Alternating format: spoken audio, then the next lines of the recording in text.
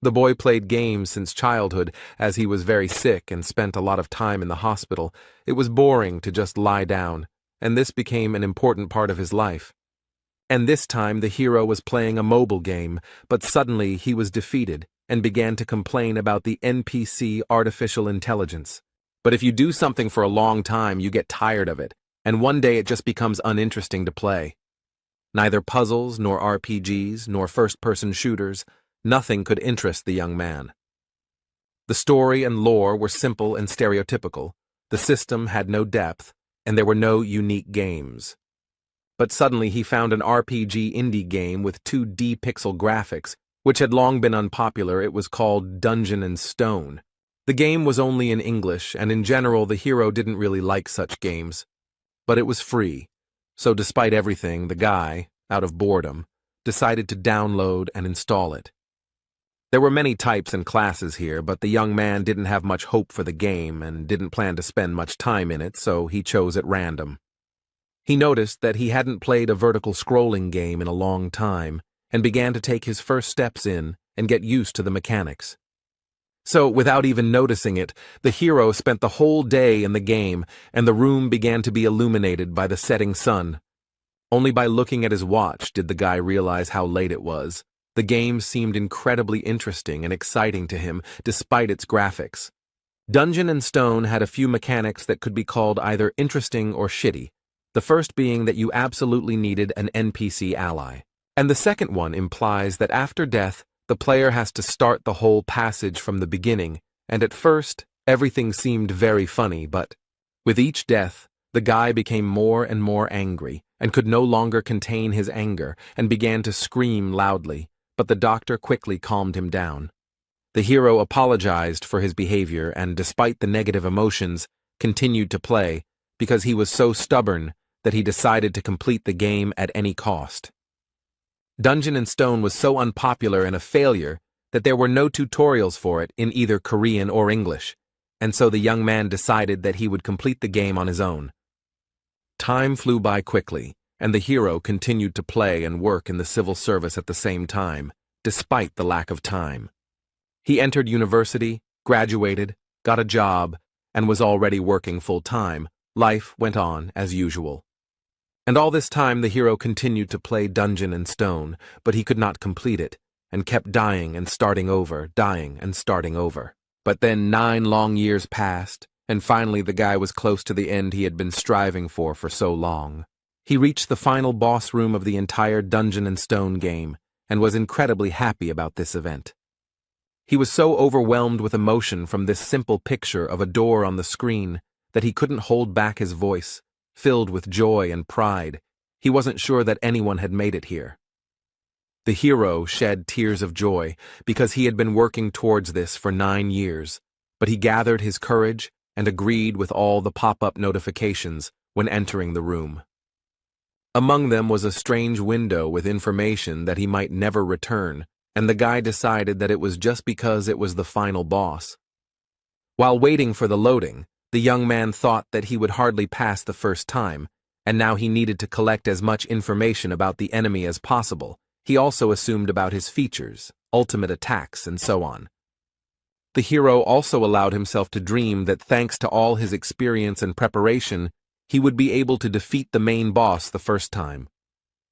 The download was complete and new notifications appeared, among which was one that made the hero surprised and even scared, and it said that the training was complete.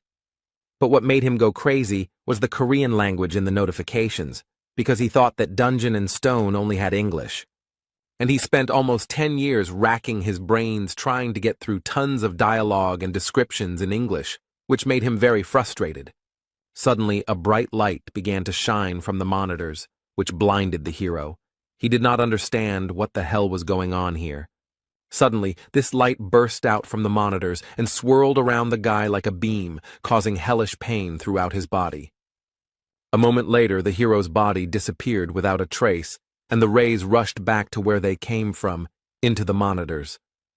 The guy lost consciousness, but through his oblivion, he heard a voice congratulating the young fighters and saying that they would soon become real warriors, and when he opened his eyes, a crowd of savages appeared before his eyes. The hero found himself in an unimaginable situation. The darkness was illuminated everywhere, not by the usual LEDs, but by real, smoking torches. There was a crowd of wild, pumped-up barbarians standing around, wearing a variety of very primitive clothes and covered in tattoos. And some strange and no longer young, judging by his gray hair, man reads out an equally strange speech, and now he called for choosing a suitable weapon for himself. The hero was completely confused. He did not understand what kind of weapon was being talked about. He did not understand where he knew the language that the leader apparently spoke, and why the young man was here at all. The guy quickly pulled himself together and decided to sort out the situation and gather information, and the first thing he noticed, remembering the recent terrible pain, was his body. And I couldn't help but be surprised again. Rough hands, powerful muscles, tattoos, all this was extremely strange. The guy couldn't believe all this, but he couldn't think forever, because the situation continued to develop, and the leader shouted out to those who would be called to come out. Despite the complete confusion and lack of understanding of what was happening, the young man began to observe the situation because a cry was heard calling a certain third son of Vanon, Karak, and the barbarian standing in front of the young man walked forward. Standing in front of the gray-haired man, he began to quickly look around, as if searching for something. It soon became clear that the young barbarian was choosing a weapon, for he picked up a double axe and raised it upward, to which the chieftain praised his choice. And with all the power of his mighty lungs he declared him a warrior, after which he shouted the next name in the same style, only now it was Fenelon's second daughter, Einar. And then a strange thought came into the hero's head. Because he remembers something like that, this is a familiar situation for him. The young fighters choose their weapons and are recognized as warriors, the boy thought, as the ceremony continued. And with the leader's words about blessing Raphonia, it was as if a city from his fantasies and memories appeared before his eyes. An incredible guess pierced the guy's head, his pupils narrowed, his breathing became intermittent, and cold sweat appeared. This is the world of the game dungeon in stone. He chose a barbarian as a starting character, and just played for this class. The hero simply couldn't comprehend how this was even possible. Heavy thoughts occupied his head. Completely focused on his thoughts, he didn't even notice how the rest of the sounds of the ceremony seemed to be muffled. But suddenly, the hero heard the barbarian standing nearby say the name of the game, which aroused serious interest in the young man. He was different from other barbarians, because he had horror on his face, his eyes were darting, and he was afraid of everything. The guy realized that he was not the only one who got into the game, and that this barbarian was the same player as he was. Suddenly, a threatening voice was heard very close by, asking who dared to open their mouth. Raising their heads, the two young barbarians saw the figure of the leader towering over them. He had a threatening look, and his very appearance inspired terror. The hero was feverishly thinking about how the chief had ended up here so quickly and unnoticed, but his occupation was interrupted by the chief's question, asking if it was he who had done it. The guy shouted out decisively, denying it and trying to hide his fear, excitement, and worries. The hero glanced sideways at the barbarian standing next to him, mentally blaming him for what was happening. The leader realized who was guilty and turned his terrifying gaze on him, to which the barbarian tried to apologize hesitantly. And he asked if this was all really dungeon and stone, and there was horror in his eyes, cold sweat running down his forehead. But the young barbarian's words were interrupted by the chieftain, who simply swung his fearsome axe without the slightest mercy. The hero looked in horror at the place where the head of someone as unfortunate as he had recently been, and could not move from the fear that gripped him.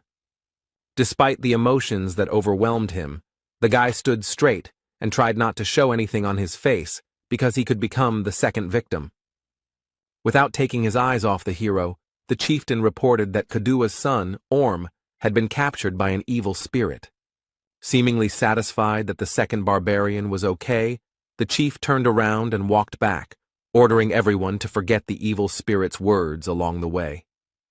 The ceremony continued, and the hero thought hard and realized several things, namely that people like him are called evil spirits. If someone finds out about them, they kill them, and that his head could be lying on the ground. The following names of the barbarians were heard, and the guy realized that he had one small problem. He didn't know his new name. There was no character screen, but the hero was able to figure out what to do. He would just wait 2 seconds after each name and then go. Of course, it could be the name of another evil spirit, but he would have to take a risk with that. After some tense anticipation, the next name was called Jandel's son, Björn. The hero quickly glanced at the crowd of barbarians, but none of them moved, which meant it was time to take a risk. 2 seconds passed, but no one came out, and if so, it was time to cast aside fear and doubt and go to the merciless leader. Gathering all his will into a fist and not showing a single emotion on his face, the hero confidently stepped towards fate, hoping that this was truly his name. The guy crossed the distance between him and the leader and stopped. Now he would decide whether to live or die. The man's menacing eyes, as if glowing with a golden color, carefully examined the guy in front of him, eventually meeting his gaze. The hero looked firmly, without showing a single emotion. This continued for some time until the leader decided something for himself.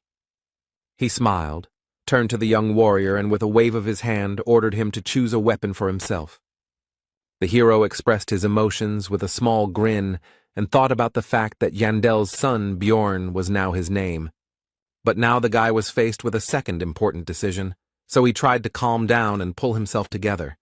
Bjorn looked at the racks of weapons, thinking along the way that barbarians had no talent for magic, but they had outstanding physical abilities. He's going to pick something that will help him as a beginner, so the weapon he chose is this. The shield, and the boy was sure that this was the best choice. The cry of the chieftain sounded, declaring Bjorn a warrior. Meanwhile, the guy's computer continued to work in the house, but not as usual, and by itself, it acquired the status of Björn Yandel. The hero went into recollections of how, during his first game as a barbarian, he chose a two-handed sword because it looked cool. But he died too much and too often, and could do almost nothing to the monsters he fought against. He couldn't figure out how to play a barbarian at all and increase his survivability because he died over and over again. Then he tried out a variety of weapons that would be suitable for a barbarian. These were double axes, huge hammers, a flail, and many others. It was a very unstable build, because every fight was like the last, and he barely survived, leaving the fight on his last breath. But one day, while browsing through the wares in a gun shop, he noticed a simple shield and an interesting idea came to his mind. And the barbarian should definitely be a damage dealer, because they are tenacious and strong, and although dwarves are better suited as tanks, his class also has everything needed for this role. The hero didn't like this fighting style because it required training, but he didn't want to waste time, so he decided to try it. And surprisingly, with such a strange build as a barbarian with a shield, the guy managed to fully implement this playstyle in a serious fight with one of the bosses, a basilisk, and defeat him. And although in reality the graphics and dry lines of what was happening on the screen were not at all impressive, in the player's head all this turned into an epic battle with a huge monster. The player realized that this was complete MBA, but in reality he summed up his thoughts and memories by saying that this was the most rational decision he could make now, and he would not regret it. Björn was brought out of his thoughts by the loud voice of the chieftain, who ordered the gates to be opened, which the adult barbarians immediately began to obey. Today, young fighters who are going through the coming-of-age ceremony are sent to the labyrinth, and among them is the hero himself. Their destination was just beyond the gates, in the city of Rafdonia, and the leader ordered the warriors to go forward, for in this city, their fate would be determined. After these words, the crowd of barbarians ran in disorganization through the gate, and with them ran the son of Jandel. The hero decided to run with them for now so as not to stand out, although he was not sure if they even knew where to run. After running around the city for some time, the barbarian who ran first reported that they were lost. At this, the rest of the crowd began to resent, and it was necessary to choose a new leader, and Bjorn thought to himself that they were no better than this leader. To which the ashamed leader lowered his shoulders calmed everyone down and was about to say that he was handing over his position. But in the middle of his speech, he was interrupted by a barbarian girl. And she said that she would be the leader, to which the others supported her, and shouted the name of Einar, the second daughter of Fenelon, and also that she was wise. The hero remembered her name and they continued their search, but very soon the girl reported that she was lost. The barbarians were outraged and began to quarrel with each other for the right to the place of the new leader, and Bjorn thought that at this rate they would never reach the labyrinth. But he did not want to attract attention and lead them himself. Then the hero turned to the former leader girl, Einar, to which she decided that he had come to condemn her. But Jandel's son explained that he wanted to tell her how to get to the labyrinth, to which the surprised girl asked how to achieve this. In response, Bjorn pointed his index finger at the group of adventurers and explained that they simply had to follow them. The adventurers looked at the group of barbarians with disdain and mocked them, and they were also sure that they would not find the way. The pair of barbarians paid no attention to this, and Einar exclaimed that she would try to do just that. The girl exclaimed that she had found the way to the labyrinth, to which the naive barbarians immediately believed and returned her role as leader, and also began to praise her wisdom, while the hero wondered if they were really that brainless. Soon, following Bjorn's advice, the group actually reached the entrance to the labyrinth, and a huge crowd of various intelligent beings had already gathered there. The hero was overcome with doubts about the advisability of sending him to the labyrinth, because in this chaos no one would notice his disappearance, and he himself had been an ordinary person all his life. He had never even fought with anyone in his entire life, and would he be able to defeat the monsters? Would he not find another way to pay Rafdonia's taxes?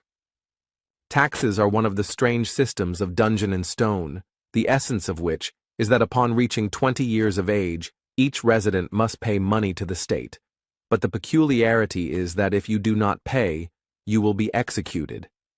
There are several ways to earn money. The first is by fighting various monsters in the labyrinth. The second is to go to work in the most ordinary positions, for example in bars or somewhere else, but the hero will have certain problems with this. He is a barbarian, and in this world, barbarians are not preferred for employment and are generally viewed extremely negatively. Because of this limitation, at the beginning of the game, the barbarian, unlike other classes, immediately receives a weapon. If not for this, Bjorn would not have to fight monsters. The entrance to the labyrinth is closing soon, and you need to think faster, because you can only get inside once a month, and if you don't go now, you'll have to survive here for another month, which, given the difficulties with earning money, will be difficult. Even if he survives this month, he will be in terrible condition, so he needs to leave right now, but his legs won't budge, because this is not a game, and his life is at stake. Suddenly the same Einar turned to Bjorn. The guy greeted her, but made a mistake in calling her the third daughter. She corrected him, saying that she was the second, and said that the others had already entered, and they needed to hurry. The last adventurers, except for a couple of barbarians, were already running through the portal, and the man next to him said that it would close in 5 minutes, while the guy noticed that the passage was getting smaller.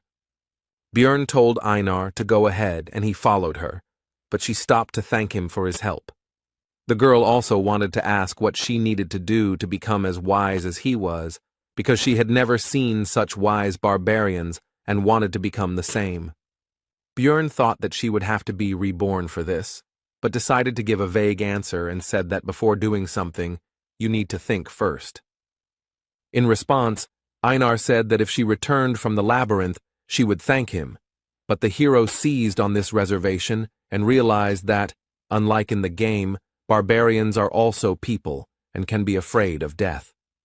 Putting on a serious face, Bjorn asked the girl if she was afraid of death, to which he received a rhetorical question about whether this was abnormal. Einar immediately continued that she was afraid, but she was born a warrior and would die if she did not fight, and the hero realized that he was in the same situation and would have to fight to live. The girl decided to say goodbye with words about how they needed to survive and meet again, and the guy thought that this is why barbarians learn to overcome their fear, and they are incredible.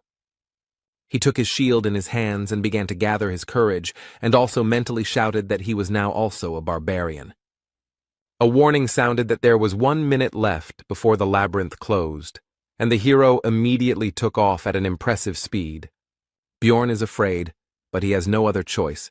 He has not only the body of a barbarian, but also the mind of a dungeon and stone player who has raised thousands of characters, and with this knowledge he will definitely survive, he thought, running into the labyrinth. Having run into the ever-shrinking passage, the hero found himself in a place completely devoid of light, and did not understand where he was at all. Standing in the darkness, Bjorn reflected that he was an expert in the world of dungeon and stone, and he came to this conclusion for a simple reason. Because the body of a mighty barbarian was combined into it, with his strength, durability, and so on, he has a good advantage, and knowledge of 9 whole years of playing for different classes and builds, which gives simply a huge amount of information. Bjorn tried to make out at least something in the pitch darkness. He hoped that his eyes would soon get used to it, and at least something would be visible. But no. In the game, on the first level, in the crystal cave, there were crystals on the walls that gave off enough light that torches were not needed. Suddenly the hero remembered that on the first level there was a location with no light called the Dark Region. But in the game, this is not the starting location. But since this is the real world, then nothing can be guaranteed. And even in such places, you can end up at the very beginning. In the meantime, you can finally try to call up the characteristics window or something similar, which is what Bjorn did, starting to pronounce various terms, from inventory to daily log. But, as expected, nothing came of it, which did not stop the hero from beginning to resent the injustice of life. There was no point in standing, the barbarian decided, and began to move, but due to the darkness, progress was extremely slow.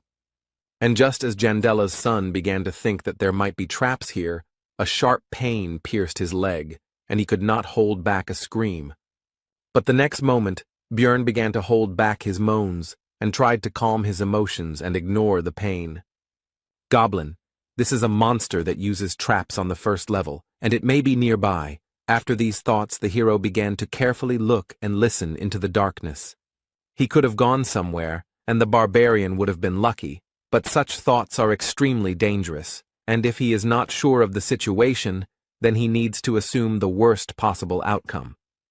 If his trap is here, then its owner is nearby, and if he hears my scream and sees that I am caught in the trap, he will wait until I weaken from blood loss. Since this is the situation, then you need to do what is necessary, Bjorn thought, and began to remove the trap from his leg. He also noticed that it was smeared with a paralyzing poison, and if he had been given normal boots and not sandals, then everything would have been easier. But in any case, it's useless to think about it now. You need to quickly get out of the trap and be ready for battle. Your leg is numb. Because of the paralyzing poison, it's not even scary. The hero began to aggressively shout at the goblin to come out, because he didn't want to leave the vile creature behind him. But everything was quiet. Suddenly the goblin really was gone. But even if he behaved like an idiot, he would be an idiot who survived, Bjorn thought, and said into the darkness to stand still, and he himself would leave. His mind was clouded by the loss of blood, but the barbarian continued walking, when suddenly he heard someone else's footsteps. Although the hero now knows that the goblin is here, he still can't see anything, and he decides to try running. After running a bit, Bjorn suddenly stopped and turned around. The goblin's steps also died down. He was pursuing, but keeping his distance. In the pitch darkness, the goblin's vile laughter was heard. He waits for the victim to bleed to death and rejoices at the imminent dinner, not even hiding his voice. Then Jandel's son decided to pretend that he was completely weak and fell on the cold floor of the labyrinth, waiting for the goblin. The goblin came a little closer and began to carefully examine his victim and, as he thought, soon food. But the goblin was careful and smart enough to check if the victim was alive by throwing a pebble at the head. The monster's intelligence surprised Bjorn quite a bit, and he even thought that he was definitely smarter than the barbarians, while the object of his thoughts continued to throw pebbles. The goblin began to approach the victim, when unexpectedly for the hunter, he himself became the prey. Bjorn tried to throw his fist straight at the green-skinned creature's face, but missed, which even amused the monster a little.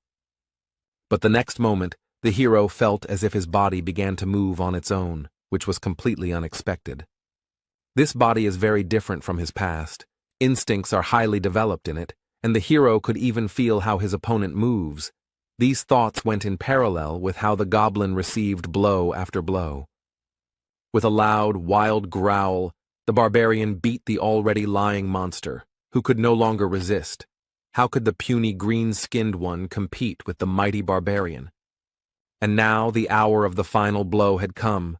Bjorn was not going to spare the monster, because what was the point? Even if it had intelligence, it was not even close to human. Besides, it would not spare the barbarian himself. A short time after death, the monster's body began to evaporate just as it happened in the game. In place of the corpse, there was only a small red object. It was the currency used in the world of Dungeon and Stone. To be more specific, it was a 9th-class magic crystal.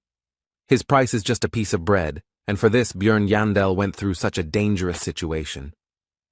This is a place where labyrinths and monsters exist that, after death, leave items and disappear. And outside the city, there are other places familiar to the guy from the game, where life goes on as usual and other races coexist.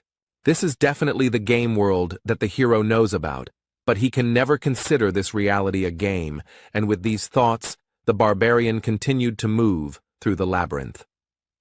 The barbarian has been crawling in complete darkness for a long time now, but the bleeding still refuses to stop. The rejection of the human method of movement begins to bear fruit, because this way the guy does not use his injured leg, and he moves faster than you might think. And the most important advantage is that it is now impossible to step into a trap, and Bjorn is ready to endure inconvenience for the sake of survival. Continuing to move, the hero thought that bleeding was very dangerous, and he couldn't stop because he needed to find someone who would help him with the wound. In such a dangerous situation, Bjorn remembered a guy like him, who was killed by the leader at the very beginning, and began to wonder if he died or woke up in his world. And he also realized that it is in such cases that faith helps. It seemed to the hero that he was coping, because light was already visible in the distance. After all, the entrance to the first floor should not be covered in darkness. The guy is sure that someone will help him there.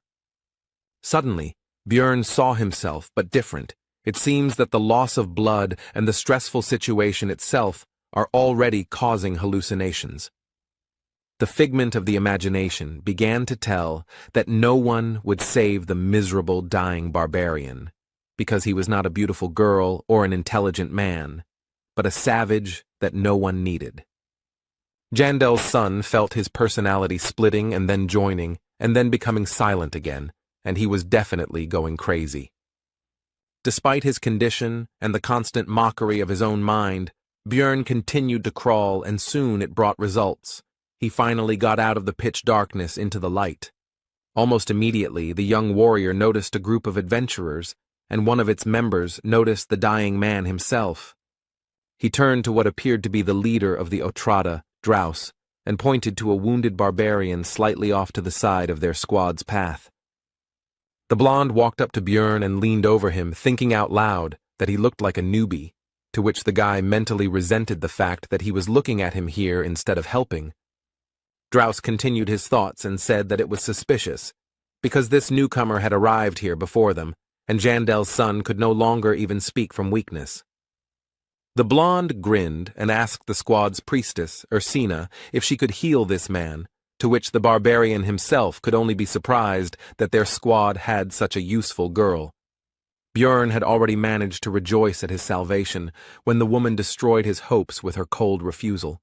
Then he asked the adventurer, Patsran, who had noticed the barbarian, if he could give him his potion, to which he pointed out the value of the potion, and the blonde added that he would pay for it later. Besides, there were quite a few of them. Having received what he wanted, the leader began to uncork the bottle and explain that this was not divine power, so it would hurt a little. After the potion hit the wound, Björn's body was pierced by such intense pain that it felt like his body itself was melting. After some time, the pain went away, and the wound on his leg was gone, the weakness almost receded, and the hero began to rise from the floor. As soon as Björn recovered, Draus began to ask about how the newcomer got here before their group, and also whether there was a secret passage, to which the barbarian explained how everything happened. The blonde began to think out loud about the fact that once every few hundred years, due to spatial instability, there is a chance to end up in the dark region. Bjorn began to rise from the ground as the adventurers passed by, and Draus informed him that he should not worry about the price of the potion. As the barbarian watched the group move away, he reflected that time in the labyrinth was extremely valuable, and it was a miracle that they had spent so much time on it. Björn should have been glad that he had survived, but he hated feeling sorry for himself. Meanwhile, the group continued on their way, and its members talked about the unexpected meeting, in particular arguing about his luck or bad luck, because on the one hand he got into an unpleasant situation, and on the other, he met them. The archer noted that his luck was to meet Draus, and not him, Patsran, because he was sorry to even give his potion. To this, the adventurer replied that there were many such worthless ones, and did not the priestess agree with him? To this, the archer said that if it were not for the rules of the temple, the barbarian could have been cured without any problems. Continuing the argument, pointing out the kindness of Draus, because he gave the dying man the opportunity to pay for help with information, and barbarians do not like to accept help from others, they also noticed that the bloody trail had been going on for a long time. The priestess noted that it was convenient to have a guide, who was the blonde man, to which the archer noted that he had memorized the map of the entire first level, which was an extreme rarity. But when the group finally reached their destination, they noticed that they were the first to arrive, and Draus came closer. And he activated the portal that leads to the second level of the labyrinth, and the adventurers began to move to the next location. But the archer made everyone pay attention to the sandals of their recent acquaintance and the trap nearby. The magician illuminated the cave, and everyone saw that the bloody trail stretched all the way from here, which surprised everyone, because they had lost him. The magician asked Draus how long it was to walk from here to the place where they met the barbarian, to which he received the answer that it was about 15 kilometers if you didn't take a shortcut. Patsran, having learned that he had crawled for so long in pitch darkness, wondered whether he could repeat it. He also remembered that the barbarian had then pulled his magic crystal towards them, which he carried with him all the time, no matter what. He simply had nothing more to thank them with, and after these thoughts he informed the group that he took back all his unflattering words about this guy. He realized that people like this barbarian never give in, no matter what, and never escape from problems through death. After his recovery, Bjorn continued to encounter green-skinned goblins in fairly large numbers. The first time, the barbarian was in pitch darkness and was also nervous, but now these monsters pose practically no threat. The traps are set randomly and not even camouflaged in any way, making it almost impossible to get caught. Their attack directions and ambush sites are extremely predictable, and they cannot pose a serious threat. But a new problem has appeared, and it is extremely simple.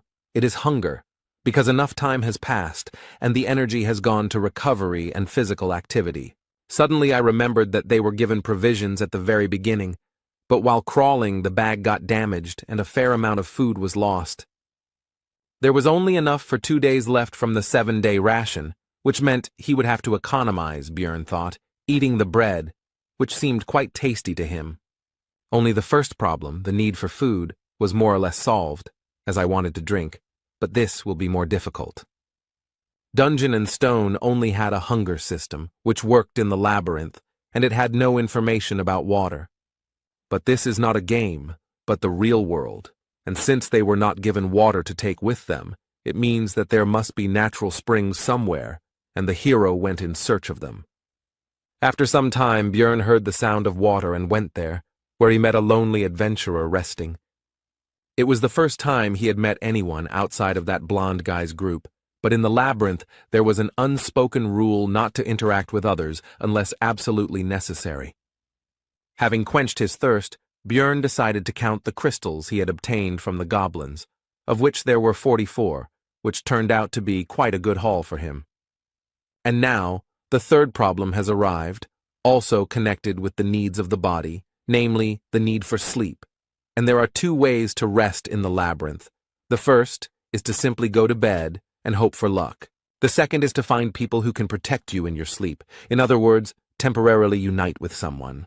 But here too the hero was in for a failure, because some were openly afraid of the barbarian covered in blood, some did not trust him, and some simply did not like people like him.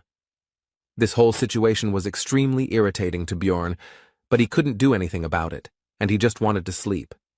But suddenly, some lonely adventurer approached him with an offer to become night companions, which at first angered Björn, but he explained that he had nothing reprehensible in mind.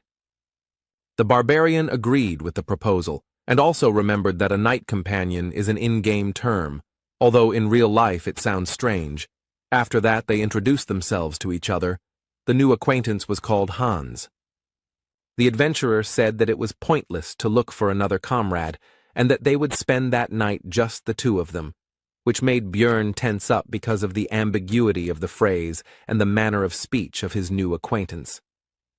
They played rock, paper, scissors to see who would be on duty first, and the barbarian lost, which didn't surprise him, since his luck had clearly deserted him lately. Hans handed Björn a mechanical watch and told him how to know when to wake him up. He clearly didn't have the best opinion of his friend's intelligence. Looking at the obviously expensive device, the hero thought that in the future he would certainly have a chance to use the prejudice about the stupidity of barbarians to his advantage. Looking at the sleeping Hans, the warrior wondered if all adventurers behaved so carelessly, and whether he would lend him his sleeping bag. And so when the right time came, Björn woke up his temporary comrade so that he could take up his post. Hans replied that it was now the barbarian's turn to sleep, and then he realized that he wouldn't be able to sleep, because he didn't trust his friend at all.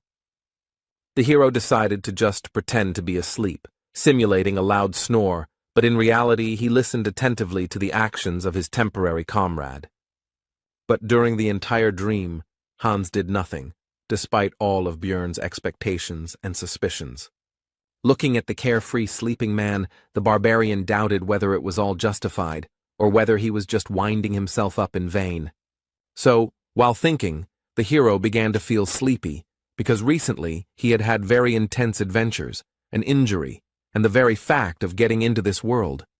Björn was brought out of his sleep by a sharp cry of his name. It was Hans. After all, 2 hours had already passed, and now it was his turn to be on duty again, and he did not argue with his night companion since nothing had happened, and sent him to sleep. And although intuition told me not to trust this man, the facts said otherwise. Because he was the first to turn to him when the barbarian was in a difficult situation, he didn't scold him for his mistake, so he could sleep. But suddenly Björn woke up and saw Hans hanging over him with his huge hammer, who was surprised at his light sleep and said that he should sleep a little longer. The next moment, the adventurer's weapon rushed straight at the barbarian's head with impressive speed. But not enough, because Björn had good enough speed and reaction to dodge and jump away from the opponent. Hans clearly did not expect such agility from the barbarian, and now he was confused and did not know what to do next. Björn was furious about the attempted murder, and Hans began to try to justify himself, which only made the big guy even more angry because he thought his people were so stupid. Quickly closing in on the enemy, the barbarian delivered a blow similar to an uppercut, but with his metal shield right at the man's chin. Hans' jaw was strong enough to continue his excuses. He tried to stop Björn, saying that he had an explanation. The hero didn't even listen to him. He was thinking that, unlike the goblin, he didn't die from the first blow, which meant that he needed to hit again. The barbarian immediately put his thoughts into action, delivering a direct attack with his shield right into Hans's face, likely knocking out a couple of his teeth. He flew away from the force of the blow, but before he could recover, the terrifying figure of Björn appeared in front of him, the mere sight of which made him lose all will to fight. Hans began to beg for mercy, but the hero was not concerned with these screams. He was interested in the reasons for this vile attack in his sleep. The man began to explain that he needed magic crystals, and the hero could not believe that they tried to kill him for this. Seeing the distrust in Björn's eyes, Hans continued that he also wanted to take the shield, since the barbarian's equipment was considered to be of very high quality and was quite expensive. The hero decided that this man was hiding something else, and decided to loosen his tongue by kicking him in the head. Putting his foot on Hans's body, Björn threatened that this was the last chance to tell the truth, but he decided that this was not all, because in the world of Dungeon and Stone, killing an adventurer is a serious crime. Then the would-be assassin confessed that he also needed his heart, the barbarian's heart. They sell for a good price, and he heard that it was an ingredient for some new spell. Then Björn realized that for this man, he was like a goblin, just a very difficult but also valuable prey. The barbarian also learned that Hans had not attacked the first time only because he also wanted to sleep, and the former knight companion asked that since he had told everything, would they forgive him. At first there was a few seconds of silence, and then Björn explained that he would probably meet more people like him later, and he was not going to forgive anyone. These were the last words that this man heard. 2 days had passed since entering the game. Despite his first kill, the hero tried to find some positives. Among them was that he received new equipment. These were shoulder pads, a backpack, a hammer, and leather boots. In his backpack he now carried a flask of water, a compass, that same watch, bandages, and potions, and he got all of this by killing a man, which did not improve his mood, but he himself was to blame. With the new weapons, it became much easier to kill goblins, and during the fight, the instincts of the body took over, which on the one hand felt like being in someone else's body. On the other hand, it made it easier to fight. It's already the second day of the labyrinth's life, so the goblins began to appear in pairs, but the hero also became stronger thanks to equipment and some experience. Also, the young warrior's progress became much faster than before, which could not but please. But there was one serious problem among this news, because he had not slept for a long time, and this threatened significant problems, and remembering the previous experience of searching for a comrade, the hero decided to sleep alone.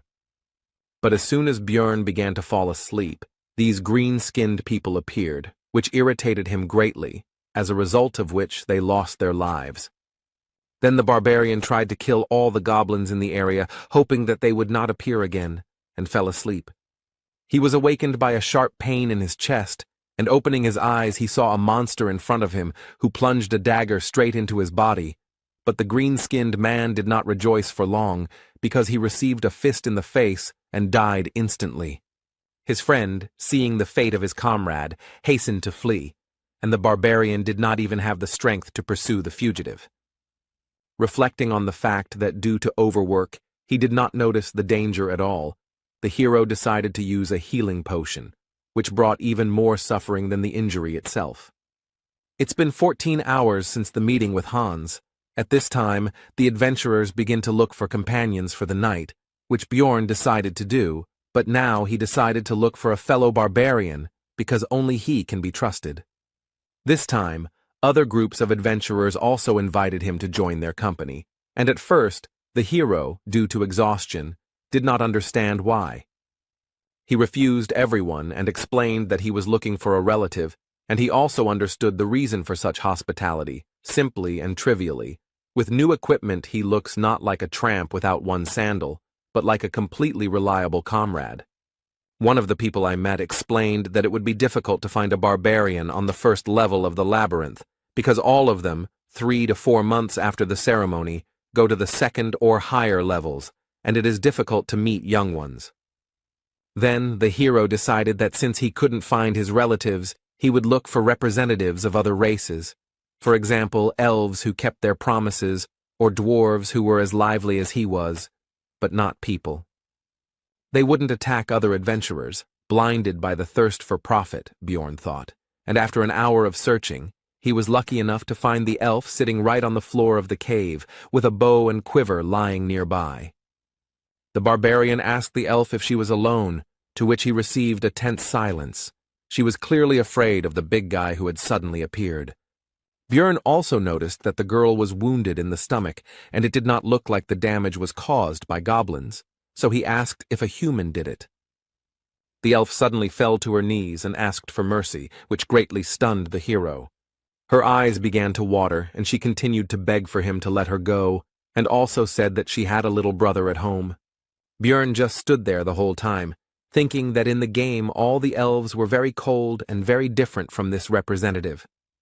In order to calm the elf down, the hero tried to smile kindly, which clearly didn't work out, and on the contrary, he scared her even more, and even added that he didn't plan to kill her, as if an even worse fate awaited her. The next moment, the girl burst into tears and began to say that she knew that the warrior opposite her was a barbarian, but he did not have to kill her. At this sight, the hero could only marvel at the bad reputation his fellow humans had, and he could only guess how they had earned it. Bjorn decided to throw the elf some bandages and some herbs that he didn't know, but the pointy-eared one recognized them. They were the healing leaves of Liko. When the girl asked why he was giving it to her, he replied that there did not necessarily have to be a reason for helping, although in fact he wanted to make as positive an impression as possible. When the elf finished bandaging the wounds, the couple decided to introduce themselves to each other. The possible friend's name was Erwin. Sitting down opposite, Björn asked the reason for her fear of him, to which she simply replied that it was because she was an elf, and he was a barbarian. And she explained in detail that their races had fought with each other about 10 years ago, which made the hero surprised and made him think about how much time had passed since the situation that was presented in the game. But then Erwin said that enough time had passed, and now there was peace between them, and she did not hate his people, and also did not want to fight with them. In response, Björn said that he also held no grudge, which made the elf happy, and then asked her if she would like to be his companion for the night. Erwin was wary of the barbarian, but remembering that people like him value their military honor, she asked him to swear by it that he would not harm her, and seeing the displeasure on the big guy's face, she assured him that she would swear by her tribe. Bjorn agreed with this, but decided to first deal with the fact that the girl constantly calls him Mr., which makes him feel old, and once again reminded him of his name. When this question was decided, the barbarian and the elf began to pronounce mutual oaths, and the full name of the pointy-eared one turned out to be Erwin Fornaci de Tercia. Björn decided that he would sleep first, and gave the girl the watch that he had gotten during his last attempt to spend the night. Lying in the sleeping bag that used to belong to Hans, the hero thought that he would never have thought that it would be so difficult to get the opportunity to sleep, and also that he needed to pretend to sleep a little. But he didn't succeed, and soon Erwin woke him up, because 2 hours had already passed, and he decided that it was the power of the pillow and the backpack as a pillow. And he decided to let the elf use these things for sleeping, because this way she would also certainly not be able to pretend and would fall asleep, and she, it seems, was no less tired than he was. This made Erwin extremely happy. She could not even imagine that such a barbarian as Björn would take care of her. As soon as the elf laid her head on the backpack, she immediately fell asleep, and the hero began to guard the sleep of his night companion. Bored, Björn sank into his thoughts. Memories of his past life began to penetrate his head, and as a result of his reflections, he came to the conclusion that even if he could return, there was nothing to do there anyway. The barbarian and the elf swapped places a few more times, and soon it would be time to go their own way. But looking at the sleeping Erwin, the hero thought that he could unite with her in a group, but would have to share the crystals. Suddenly, his thoughts were interrupted by a pair of adventurers who came out from around the corner of the cave, preventing him from seeing them in advance. As they approached, Bjorn immediately took a fighting stance, and one of the unexpected guests asked about his relationship with the elf. The barbarian replied that they were companions for the night. The adventurer asked how much time was left until the end of their cooperation, to which the hero replied that he was not obliged to answer and looked at them coldly. A very menacing appearance and chilling gaze frightened a couple of uninvited guests, and also, it must be admitted, surprised It is not often that people like him stand up for elves. Having assessed their chances of winning the battle with the mighty barbarian as negative, the adventurers hastened to move away. Björn had a bad feeling, and based on their interest and his intuition, he assumed that they needed Erwin, so he started to wake her up, but she, like a child, asked for 5 more minutes. The hero noticed that she was actually just pretending to be asleep, which was evident from the fact that she was holding the blanket near her face. Grabbing the elf by the shoulders and lifting her up, Björn asked the reason for her behavior, to which she put her hands up in a defensive gesture. Erwin replied that if she stood up, the guy would leave her alone, and the hero understood the situation because they were just temporary allies, nothing more. And as soon as the elf opens her eyes, the oath will end, the barbarian continued to think, getting ready for his further journey. He also asked about what connects her with those 2 recent guests. She answered that nothing. But Björn noticed that they knew her from somewhere, and Erwin had to admit that they were from the same clan as the people who had wounded her. This could be seen from the symbol on their clothes. They were from the Crystal Union. The hero began to think that this promised big problems, because there was a whole group of them, but looking at the worried girl, he could not leave her alone. Björn told her to get ready and that they were leaving, and the delighted elf asked if he would help, but the guy replied that first they needed to listen to her story. Erwin said that she was with their squad as companions for the night, but at night she felt something and woke up, and upon awakening she saw a man approaching her. Continuing to run away from the place where they spent the night, the girl said that only later she found out that he was the director of their clan, which operates on the first level of the labyrinth, and since then she has been persecuted. They are helped to coordinate their actions in her search by stone transmitters, magical devices that allow them to communicate at a distance of up to 300 meters, if they are synchronized. The hero began to think hard. They are the equivalent of walkie-talkies. They are a bunch of people. There is nowhere to run. If he abandons Erwin, she will die. Björn asks why they continue to pursue her if she has done nothing significant, perhaps to silence her, to which the girl hesitantly replies that there is a compelling reason. And feeling awkward, she began to tell that when she ran away, she threw her knife somewhere, and that this is what happened, and she fell silent.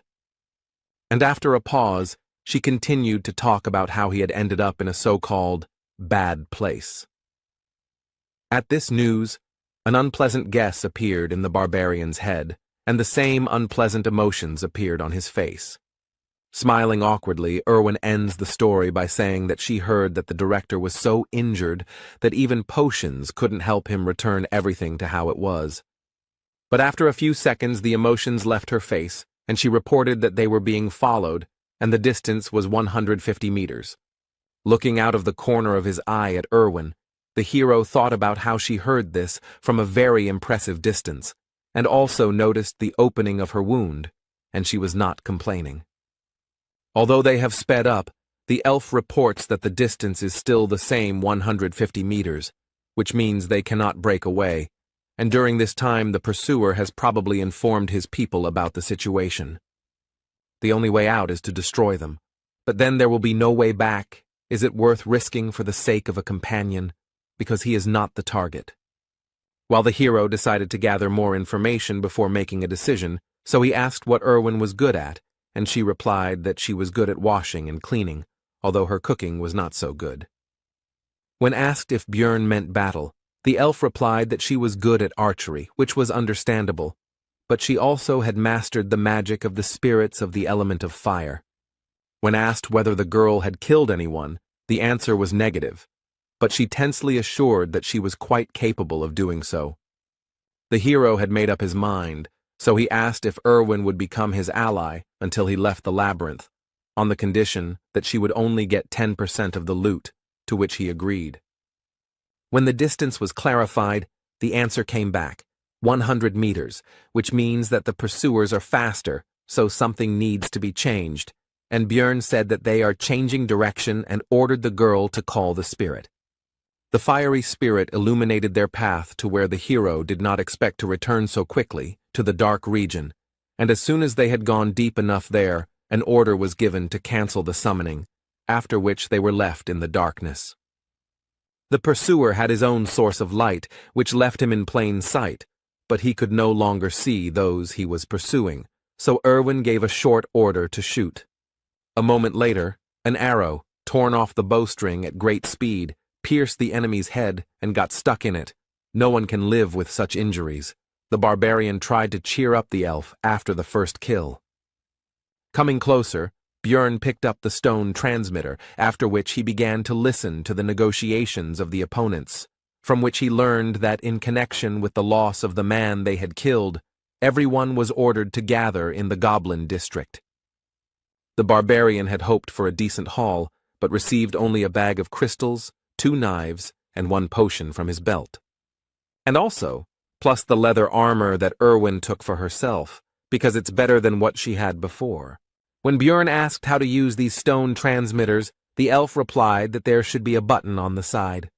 Soon a voice was heard from the magic object, telling that one of them had been killed by a barbarian and a pointy-eared one, and a reward of 1,000 gold had been announced for the latter. This news did not please Erwin at all. Rather, on the contrary, it caused feelings of fear and uncertainty. Björn, however, did not lose his head, ordering the spirit of fire to be summoned, because they would be moving through the darkness to go to the 2nd floor, which surprised his companion. Erwin hastened to clarify that the level they are at now and the next one are fundamentally different.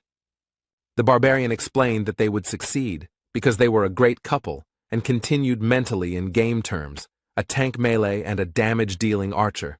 Besides, in any case, it would not be possible to earn much here. But Erwin doubted it because this was their first trip to the labyrinth, and she made a comparison that they were running from goblins to end up in an orc's lair. But the conversations coming from the stone transmitter about what the clan fighters would do to the elf if she was captured made the girl decide that it would be better to go to the 2nd floor than to stay here. While moving through the dark region, or alternatively known as the Goblin Lair, the pair talked about how to get to the 2nd level, and Björn told them that on the way north, they would definitely come someday. After all, based on his knowledge, the dungeon is designed in such a way that by continuing to walk into the darkness, you will reach the portal in any case. Soon a goblin trap appeared on the couple's path, which Erwin immediately noticed thanks to her excellent eyesight. Based on the fact that they encountered the trap quite late, Björn decided that he was unlucky to encounter it at the very beginning, and while the hero was lamenting his failure, his companion said that she would disarm the trap. The barbarian called out to her and told her not to use the fire spirit for this purpose, to which the elf agreed with an uncertain look, inwardly surprised at how he knew about her plan. As soon as the girl came closer, those who had set the trap jumped out of ambush. The monsters decided that she would be an easy target. But they were wrong, and a moment later an arrow pierced the head of one of the greenskins, causing him instant death. The 2nd goblin tried to strike with his claws, paying almost no attention to the death of his kinsman. But the attack was unsuccessful. The elf turned out to be too fast and agile, and before the monster had time to understand what was happening, his, as he thought, victim was already behind him, with a drawn bowstring. A moment later, Erwin was already relaxing, and the bodies of the goblins evaporated around her, leaving behind their prey. The elf asked the barbarian if she had done well, to which she received well-deserved praise, which made her seem to glow with joy. Erwin handed over 2 magic crystals to Björn, after which she said with shining eyes that at this rate she too could earn something. From the stone transmitter came information about the update of data regarding the elf. Now the reward had increased to 2,000, and alive or dead, and the barbarian tried to console his companion. Suddenly, Erwin noticed a new danger in the darkness ahead, ghouls, which surprised the hero, because according to his information, such monsters should live in the south, not the north. The meeting made the guy think about the strange experience system in Dungeon & Stone, which consisted in the fact that EXP is given only when a representative of a new species is defeated, and there is no reward for a repeat kill. After closing the distance, the ghouls turned their ugly heads towards the living, and in their eyes one could see only hunger and no glimmer of reason. These monsters are faster and stronger than goblins, but they are still only rank 9 monsters, so they don't pose much of a threat. Plus, he's not fighting alone now, which makes the battle even easier when you have a comrade covering you. The pair walked north until their 3rd day ended, and soon they came across a long trail of blood and a piece of bread. At first, Björn had an unpleasant guess that he did not want to believe, but soon it was confirmed, because they found the very same trap, next to which lay one sandal. And very close by there was an already open portal. Remembering what the hero went through when he could have simply crawled back a dozen meters, he was overwhelmed with emotions. Soon, all other feelings were driven out by the barbarian's rage, and Bjorn gave vent to it by hitting the floor, which frightened his companion. The girl took the guy's anger personally, so she asked what she did wrong, and moisture began to gather in the corners of her eyes. But the hero calmed her down, saying that it was not because of her. Erwin then put all the factors together in her head, including the bloody trail, the pieces of bread, the sandal, and her companion's reaction.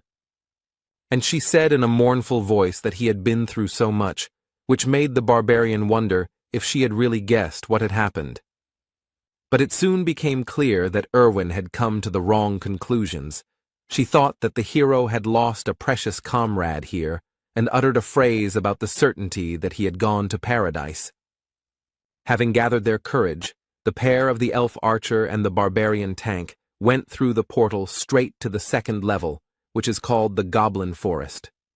The next moment they were transported to a new area, but no one could have expected that they would appear not on solid ground, but above it. Upon landing, the hero noticed that he felt as if he had been chewed and spat out by a giant frog. Erwin also said that she was surprised herself, because she had never heard of such a thing before and her friends had not told her about it. While scouting the area, Björn came to the conclusion that the lighting from the stars was so-so, but there was no point in waiting for dawn because they were in the labyrinth, and also decided that in case of a threat, they could return to the 1st floor. Erwin asked if this was really the 2nd floor, since she had never heard of this forest, to which the hero explained that from the 1st level you can go through different portals and end up in other locations. And he continued, besides the Goblin Forest, there is also the Beast's Lair, the lands of the dead, and the dark rocky mountains, and when his companion asked about their next steps, the barbarian asked if she knew how to get back. When told that they would simply be thrown out when the labyrinth closed, Björn confirmed, but added that the 1st level would close in 168 hours, and the 2nd in 240. And most likely the Crystal Union will not go to this floor, so they will wait until the 1st one is about to close, and will be transferred there through their portal, and then they will be spat out into the outside world. But the hero decided not to sit around doing nothing all this time, and the couple set off to explore the surrounding area. Erwin, walking through the forest, felt nostalgic, and also reported that this place felt just like the abode of fairies, one of the species of which she is in the world of dungeon and stone.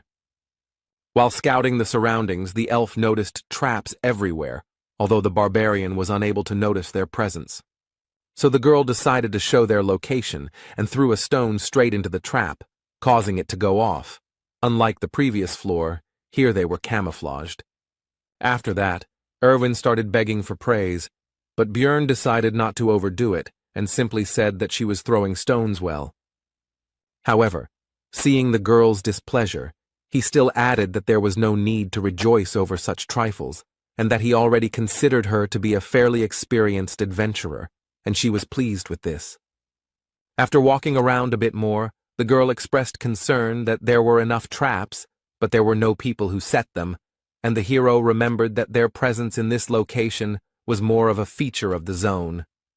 In the game, this place was also called the Goblin Forest, and in addition to the traps, there should also be many times more goblins here, and among them there should now be mutants, archers, and warriors, and the deeper, the more and more dangerous. Björn ordered to first deal with the traps in the area and then explore further, so that in case of danger, it would be possible to run to the portal without fear of getting a leg injury. After that, the couple simply searched for traps and disarmed them to secure their escape route. But they had to stop abruptly, because Erwin noticed traces of a group of goblins nearby, which she did not hesitate to tell Björn about, and also soon clarified that there were more than 10 of them, and they were about 50 meters away. The hero decided that the threat should be eliminated, so he ordered to get as close to them as possible and attack while they were unknown. The girl walked quietly and silently, and the barbarian decided that this was some kind of fairy trait. But be that as it may, a group of monsters was soon discovered. The pair decided to start the fight with Erwin's shot, so soon the sound of a bowstring being pulled was heard, and they prepared for battle. The arrow shot forward, and a moment later, the barbarian shot too, not even sure whether his companion had hit due to the distance. The boy and the goblins ran towards each other. Erwin, as an archer, stayed behind and did not rush forward. Both sides were confident of their victory. The second floor is different from the first. There are 3 times more enemies, and you can also encounter new species, and most likely the hero should have felt fear. But the barbarian did not feel it. On the contrary, the warrior's heart, which he received in his new life, trembled in anticipation of the battle. With a loud battle cry, the hero burst into the crowd of greenskins and began to scatter them in different directions. But there were too many enemies, and one of them almost cut off the barbarian's head with his dagger, but he was fast enough to dodge. And Björn jumped back, thinking about the situation, because if he had been a little less agile, his head would have flown off his shoulders. The enemy has the advantage in numbers, and injuries would be inevitable if he were here alone, but it's good that he has an ally. To prevent the goblins from running to Erwin, the hero began to shout loudly, attracting the attention of the green-skinned shorties. It was time to finish. From defeating the group of goblins, 11 magic crystals were obtained, which was quite good compared to the first floor. After all, Björn earned about 44 in a whole day, and although he wanted to take the armor or weapons, they dissolve along with their bodies. The barbarian decided to give Erwin 2 crystals, because those that fell from the goblin warriors were more valuable, which made the girl happy. After which he ordered them to move on, because he was impatient to see the results of the whole day's monster hunt. As the pair went 3 kilometers into the floor, groups of goblins began to appear every 5 minutes. This time they had a new type of enemy with them, a goblin archer, whose specialty, among other things, was camouflage, with the help of which he could disappear right before your eyes. The barbarian and the greenskins rushed towards each other, because even though the shooter would make things more difficult, he would not lose. While the battle was going on, the archer took an advantageous position in the bushes and began to aim at the hero, and now the right moment for the shot arrived. But thanks to the excellent reaction of the new body, the guy managed to notice the arrow flying straight to the target. At the last moment, Björn was able to dodge the dangerous projectile without receiving any injuries, after which he began to search for the shooter's location. The goblin realized his mistake too late and could no longer hide, so he was killed with one powerful blow of the hammer. After 15 hours of continuous fighting, both were very tired, so they finally decided to rest. This time Björn was the first to take up duty, because despite the fact that they were very well prepared, the elf could not boast of the barbarian's endurance. It seems that it has already become a tradition to reflect on duty, and this time the hero did not break it. They hunted for 15 hours and earned more than they could have dreamed of on the first floor. But the further they went, the more often they encountered other adventurers, who not only often had numerical superiority, but also included different races. Adventurers are much more dangerous than goblins, especially now that the guy has someone to worry about. Björn said out loud his thoughts that the biggest problem was that he was very beautiful, which embarrassed, in fact, only the girl who was falling asleep. In the following days, the couple actively hunted goblins to earn crystals and gain experience. Together they rested from physical activities and protected each other's sleep from monsters and other possible dangers. So the 6th day of their stay in the labyrinth passed, and the 7th came. The couple decided to get out of here because there were only 2.5 hours left before the first floor closed. They were both very tired these days, but it affected Irwin especially strongly. She already dreamed of going to bed immediately after returning. Soon they came across a group of goblins on their way, and despite their fatigue, the adventurers decided to fight their opponents. The mere sight of the stern barbarian already instilled in the green-skinned monsters a feeling of insecurity in their own strength. While scattering the enemies, Björn decided to deal with the warriors first, and Erwin would deal with the archers. After so many battles during these days, the hero became a master of such battles and gained enough experience. And Erwin also didn't stand still and now always knows exactly who and when to shoot so as not to interfere with the guy. Although there were 2 archers among the goblins, not a single arrow flew towards the barbarian, and the enemies were already defeated. The pair had already worked together perfectly. The time it took to kill goblins had been significantly reduced, and looking at Erwin and noticing how much she had grown in recent times, Björn even began to feel proud of her. Suddenly, among the evaporating corpses and magic crystals, the elf noticed something unusual, something they had never seen before. It was an essence, part of the dungeon and stone skill system. It gives passive or active skills. You can only absorb 1 per level. Skills vary greatly depending on who dropped the item. For example, the guy who chased the couple downstairs most likely had the essence of a razor wolf, which enhanced his sense of smell. When asked if the elf wanted to take the essence for herself, she answered positively, since he didn't need it anyway. But then, suddenly, a group of aggressively minded adventurers emerged from behind the trees onto the recent battlefield and began to accuse the couple of something. Erwin tried to justify herself, but Björn took her by the shoulders and told her to stop, because he had already guessed why they were here and what they wanted. After which, he simply threw the girl's light body into the essence that rose into the air, because that was exactly what these people had come for. A bright light flashed and blinded the adventurers, who realized what had happened and were extremely outraged that the valuable prey had slipped out of their hands. Björn Yandel decided to try to intimidate the adventurers by making a brutal face and saying that he was ready to fight right now. After some time, the couple was already running through the forest towards the portal to the first floor. The guy ordered his companion not to slow down until the portal itself. The 4 adventurers still did not risk encountering them, but Erwin asked if they would pursue them, to which she received the answer that they were hanging around near the portal, which meant they were going to leave this place. And also, there are only 4 of them. They have the same tactics as their couple, to which Erwin praised the guy's intelligence. Soon the girl reported that there was a group of goblins ahead, and they were running straight towards them. Björn realized that he would not be able to simply get around them. This was suspicious, because goblins usually don't behave like this, and they didn't want to run into them now, when the pair's goal was the portal, so the barbarian ordered to change direction. But before the girl could answer, a projectile flew towards her, and Björn pulled her out of the way by the collar. Rubbing her injured neck, Erwin noted that she herself would have dodged the goblin's arrow, to which the hero responded that it was a crossbow bolt, which meant it was those adventurers. Most likely it was they who lured the greenskins, and they themselves are sitting in ambush on the other side, wanting to exhaust them. Björn decided that there was no other way out. They would have to fight, but they had an advantage, the power of the essence. The goblin archer's essence, based on game knowledge, should increase stats and give 1 passive and 1 active skill. The first is arrow poisoning, and the second is camouflage.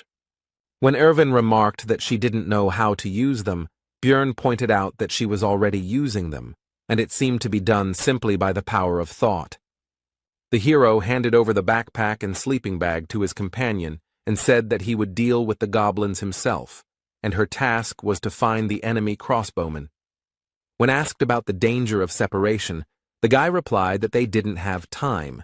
She needed to keep her head down and shoot her target after the signal. And he rushed at full speed towards the goblins, no longer hearing the question coming from behind him about what kind of signal this would be. The hero decided that if those adventurers did not show up after the shot, they would show up when he defeated the greenskins and entered the fight. There were more than 10 of them. 2 of them were warriors. It was more difficult to fight without support. There were no archers in sight. But suddenly one of the shooters showed himself by shooting at the shield, which means you also need to watch the arrows. Taking advantage of the hero's distraction, one of the goblins snuck up behind him and plunged a dagger into his body. Without Erwin's help, alone against a group of enemies, needing to watch out for goblin arrows and not forgetting about the crossbowmen, the situation is extremely lousy. More and more wounds appeared on the warrior's body, although none of them were serious, but there were more and more of them. A crossbowman suddenly intervened in the battle. At that moment, 2 projectiles, an arrow and a bolt flew at Bjorn. Both could not be blocked, and there was no way to dodge. The hero decided to defend himself from a more powerful crossbow shot, and he will have to take the goblin gift on his body. The arrow pierced right into the elbow, and it also turned out to be poisoned. Now one arm is not working, which means I will have to choose what to throw. The hero decided to leave the shield, because although it would be easier to kill goblins with a hammer, the real threat comes from the crossbowmen, and without a shield it will not be possible to defend against a bolt. The battle with the greenskins became even more ferocious and difficult, but despite the advantage they had gained, the monsters could not win. Very soon there were only a few goblins left, and they decided to run away. This man had instilled fear in their little hearts. As soon as the battle was over, how did the adventurers who had been watching the hero's battle all this time show themselves? The crossbowman was not with them, the barbarian noticed, and their leader began to ask about Erwin's whereabouts. But the hero was not going to answer and simply said to attack. There was nothing else left anyway, because he was not going to give up.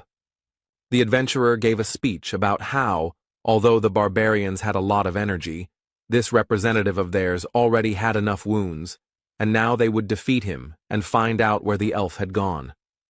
Finally, the leader said to imagine that they were fighting a huge monster. The group rushed towards the hero. Choosing a unique gesture for this world, suitable for giving a signal, the guy decided to raise his hand higher and put out his middle finger. Seeing the suspicious movements, the adventurers became wary and stopped, and the hero wondered whether Erwin had understood the signal. But in any case, it doesn't depend on him, and all that remains is to trust his companion, thought Bjorn, making a dash towards the enemy. He met his onslaught and blocked the blow, but realizing that he would not be able to compete in strength with the barbarian for long, he called his comrade for help. An elderly man with a katana named Elias intervened. He drove the hero away with a blow from which he had to move away and break the force contact. But despite the less than ideal situation, Bjorn could not retreat, because in order to help Erwin, the enemies needed to be distracted. So the son of Yandel entered the battle against the 3. But everyone had to turn away from the battle because some kind of projectile was flying towards them, and no one knew whether it would be a crossbowman's bolt or an elf's arrow. The above-mentioned projectile would have hit one of the adventurers, if not for the shieldman, from which it was concluded that it was Erwin. The warrior with the shield shouted to his comrades to focus on the barbarian, and he himself would protect them from the arrows, and the hero realized that this was his original plan, and that was why he almost did not interfere in the battle. And since you can no longer count on help from Erwin, it's enough that she practically took one of the 3 enemies out of the battle. You need to win yourself. But despite the barbarian's strength, the battle was not in his favor. His opponents were noticeably stronger, more skilled, and more cunning than some goblins. The hero decided that in order to win, he would have to sacrifice something, and perhaps by exposing his non-working hand to the blow, he would be able to incapacitate the red-haired leader of the squad. He succeeded. Elias's blow failed to penetrate deeply into the barbarian's muscles, but the guy's target received a powerful blow to the face from the shield. Taking advantage of the moment of vulnerability after the blow, the older man attempted to cut the hero in half with a downward swing of his katana, but Bjorn was able to dodge. Elias was extremely surprised that such a mass of muscles could move so quickly, although he seemed like a clumsy brute, and froze in surprise. Erwin tried to take advantage of this, but the shield man covered his comrade and urged him to be more attentive and not get distracted. But this arrow turned out to be a trick.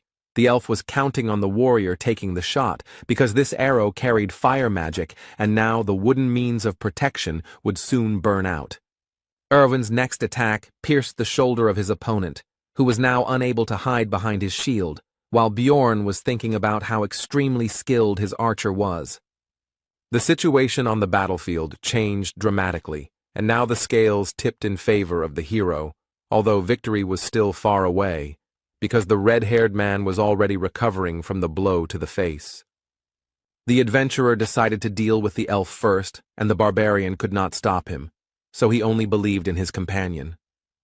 The fight continued, and in an instant Elias opened himself up for a strike, which Bjorn couldn't help but take advantage of and tried to strike.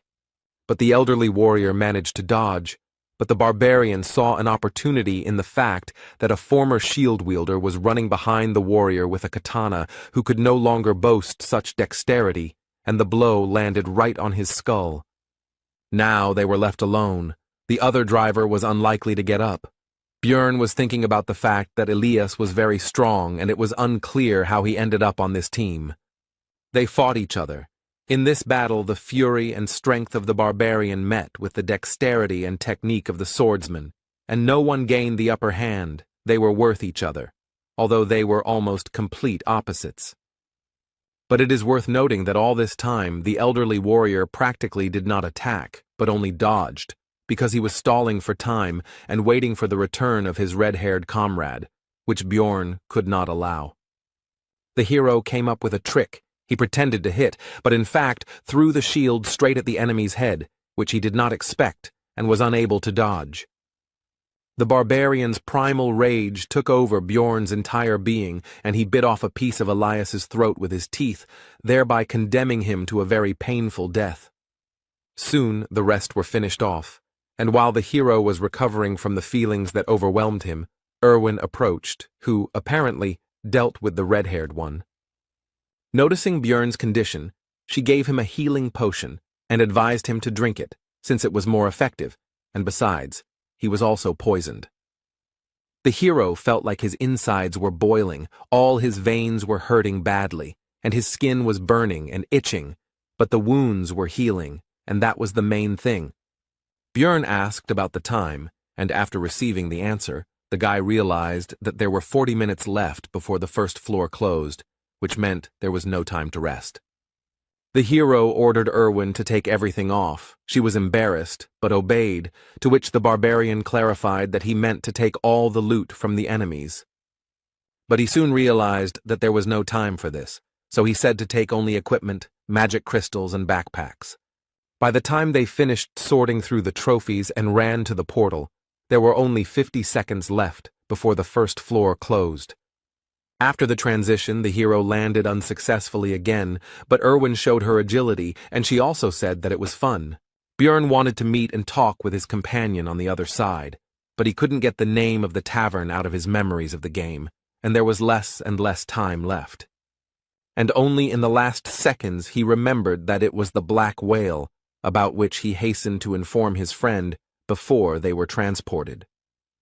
And finally, after going through many dangerous situations, the hero finally returned to the city, to Rafdonia. Although it was expected, since all the adventurers appeared here at that moment, Bjorn was still surprised by their number. In the labyrinth, time does not pass like in the city. No matter how much time you spend there, you still return at noon the next day, so the hero immediately moved the hands of his pocket watch to the correct position. Making his way through the crowd, one of the barbarian comrades, Karak, son of Vannin, hurried towards Bjorn and shouted his name along the way. Soon the rest of the relatives began to gather nearby, and the one who found the hero was very popular in their circle. The entire disorganized crowd of savages headed out of the square, and Bjorn decided not to lag behind and not stand out from the group. Soon all the barbarians began to take turns exchanging magic crystals of various values for money, while simultaneously finding out who had managed to earn more. The woman behind the counter worked extremely quickly and professionally. Her vast experience was clearly visible. It turned out that the hero had earned significantly more than the others. The amount was over 180,000, which was significantly better than the others, in connection with which the relatives began to congratulate one of their own. The barbarian did not hesitate and accepted the praise, and also raised his hammer and shouted that he really was the best warrior. Others also noticed that he returned with better equipment, which only added to the joy. The savages began to throw Björn up in the air and chant his name, but the workers of the establishment did not like this noise, so they were soon calmed down. Soon the group of barbarians left the building and sat on the stone steps, waiting for everyone to receive their money, and the hero decided that he would follow the others, because he did not yet know the local layout. While examining the city, Jandel's son noticed a small detachment of elves, and among them he managed to discern Erwin. The girl also noticed her friend and waved awkwardly to him. Björn also greeted his friend and quietly asked to meet tonight, and despite the distance, the sharp ears heard everything. But the attentive elven eyes of one of the group of adventurers noticed the couple exchanging glances, so the attentive person asked if Erwin knew this barbarian.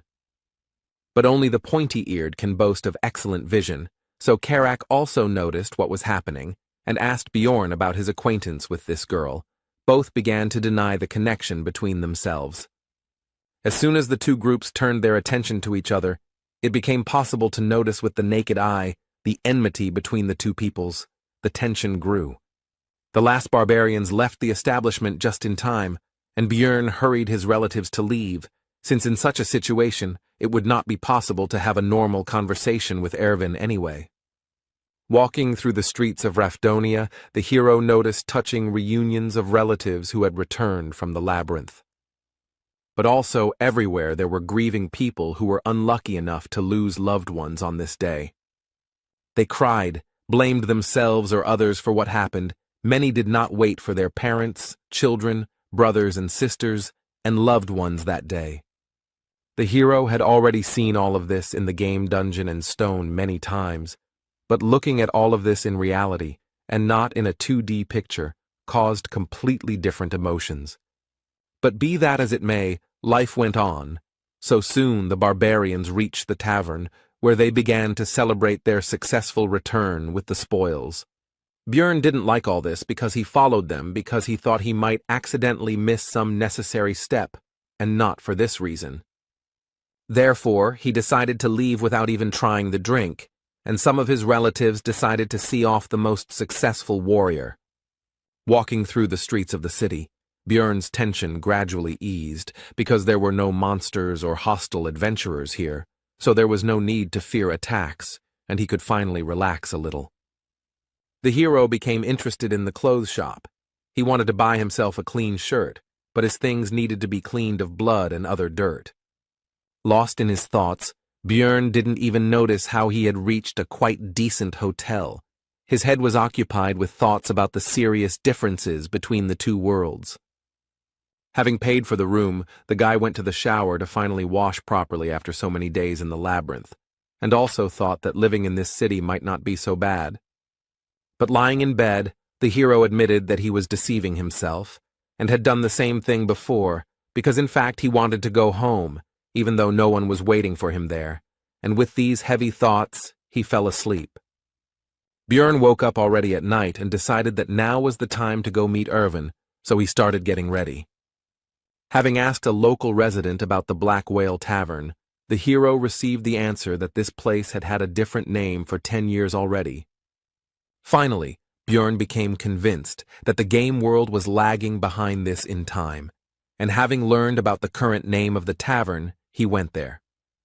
Nowadays it was called Python's Paths, and the hero noticed that he could read the local language because he understood what was written on the sign, which meant that he should visit the library soon, but now he needed to go inside. The tavern had a good atmosphere, there were many customers, and finding Erwin here would certainly not be an easy task. But the hero was lucky. The girl was the first to notice and call the guy, but there was another elf sitting next to her. He had seen her during the day. She was clearly in a negative mood, and when asked who she was, the answer was that the pointy-eared one was Erwin's older sister. When the guy asked if she had a name, He answered Tessia, which was part of his girlfriend's full name, from which it was concluded that she simply did not want to introduce herself normally. The hero asked why she was here, to which the girl flared up and said that it was because the barbarian invited such a young elf to such a tavern. And she continued that the meeting was scheduled for last night, but the guy never showed up. He's just an insensitive barbarian. The hero was surprised why it was last night, and Tessia thought that he was just making a fool of himself. Björn decided to make sure, so he asked Erwin how many hours had passed since leaving the labyrinth and received the answer 30 hours. The hero thought that only 4 had passed, but it turns out that he had slept for more than a day, which made him feel guilty. Jandel's son decided to apologize and explained the situation he found himself in. He didn't think it would turn out like this. Erwin's elder sister was shocked. She couldn't even keep her face. It seemed like she had never seen barbarians apologize. After this, Tessia asked about the reason for the meeting, but the hero did not want to talk in front of her, so he said that she could find out everything from her sister after the meeting. Further dialogue did not take place. Sparks seemed to fly between the two of them, and Erwin was torn, trying to calm her friend and relative. During the argument, Tessia suddenly slammed down a heavy bag and said that these 350,000 magic stones were payment for the essence. Björn began to explain that he would like to continue hunting in the labyrinth with Erwin, and she could earn the necessary amount with him, and they would divide the spoils in half. At first the girl was happy about this, but a moment later she became gloomy and refused, and the hero could not understand the reason because they made a good team. Tessia explained that now Erwin would be on the same team with her, and before that he was alone, due to the tradition that the first entrance to the labyrinth should be solo. The hero realized that now his girlfriend had people who would take care of her and decided to take the money, but noticed that based on the agreement he had made with his girlfriend about dividing the spoils 1 to 9, there was still 280,000 missing. To this Tessia responded with a bag she had prepared in advance, and Björn realized that she was simply trying to trick him, but he kept it all to himself and asked her to leave, because he still wanted to talk about something with his friend. But she didn't want to leave her little sister here, and was about to start objecting when Erwin herself intervened. She really appreciates her sister's concern and is glad that she came here with her, but she needs to thank Björn and say goodbye to him. Tessia agreed, but only on the condition that the barbarian swear that he would not sleep with Erwin, which embarrassed her sister. Björn calmly swore an oath on his military honor, because he didn't give a damn about it anyway, just like he didn't give a damn about the oath itself in principle. Tessia was satisfied with this and was already heading for the exit, but halfway there she turned around and thanked the hero for saving Erwin's life. Left alone, the friend said that she had never contradicted her sister before and asked if she would be angry about this. The hero calmed Erwin down because Tessia didn't look angry when she left and even thanked him with a smile. The girl tried to apologize for having already decided to be on a team with her sister, but Björn stopped her, and also thought that he himself would not have refused if a high-level elf had invited him. After that, Erwin handed the hero a bag with the red-haired man's and the crossbowman's magic crystals, and she had already taken her share. She also left the rest of the equipment in her house, and tomorrow they should sort it out and decide what to do with it. Erwin said that she wanted to somehow thank Björn for saving her, and he realized that this was precisely why Tessia had demanded an oath, but nothing had come to his mind yet, and the guy suggested ordering something. The girl's eyes lit up, and she said that she had deliberately not drunk anything yesterday so that she could share her first return drink with the hero. It is a special drinking tradition that involves having something to drink upon returning from the labyrinth, and for young elves it is quite important. Erwin was a little worried that this wouldn't be Bjorn's first return drink, but the hero said that this would actually be his first as well. The girl was very surprised by this, to which the hero replied that he had already said that he was only 20, and she thought it was a joke. Soon the table was covered with all sorts of dishes, because Björn had slept all day and was terribly hungry. The couple spent their time culturally drinking the first return drink, and it didn't take long before the table was almost down. Björn decided it was time to take a break, and announced that he had come up with a way for Erwin to repay him for saving him. The elf decided that she already guessed what the guy would ask for, so she suggested going to his room.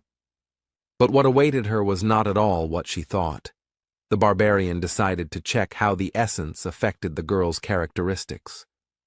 And in real life, an increase in the flexibility parameter by +4 is not particularly noticeable, the hero thought, watching the elf check her hand. Erwin asked if he really thought she came to the room to check her stats, to which the guy replied that you can't check your skills in the city, and some people were clearly disappointed with this development. Although the game Dungeon in Stone had only 3 main characteristics, these are strength, spirit, and abilities, but each of them had hundreds of other parameters. The guy spent thousands of hours studying them, but still couldn't understand the effects of some parameters. Looking closely at Erwin, the hero thought that the goblin essence should have increased her obsession parameter, and he didn't know what it was doing. When asked whether she had felt any obsessive thoughts or lack of restraint, the girl replied that she suddenly really wanted cookies, although she had never liked them before.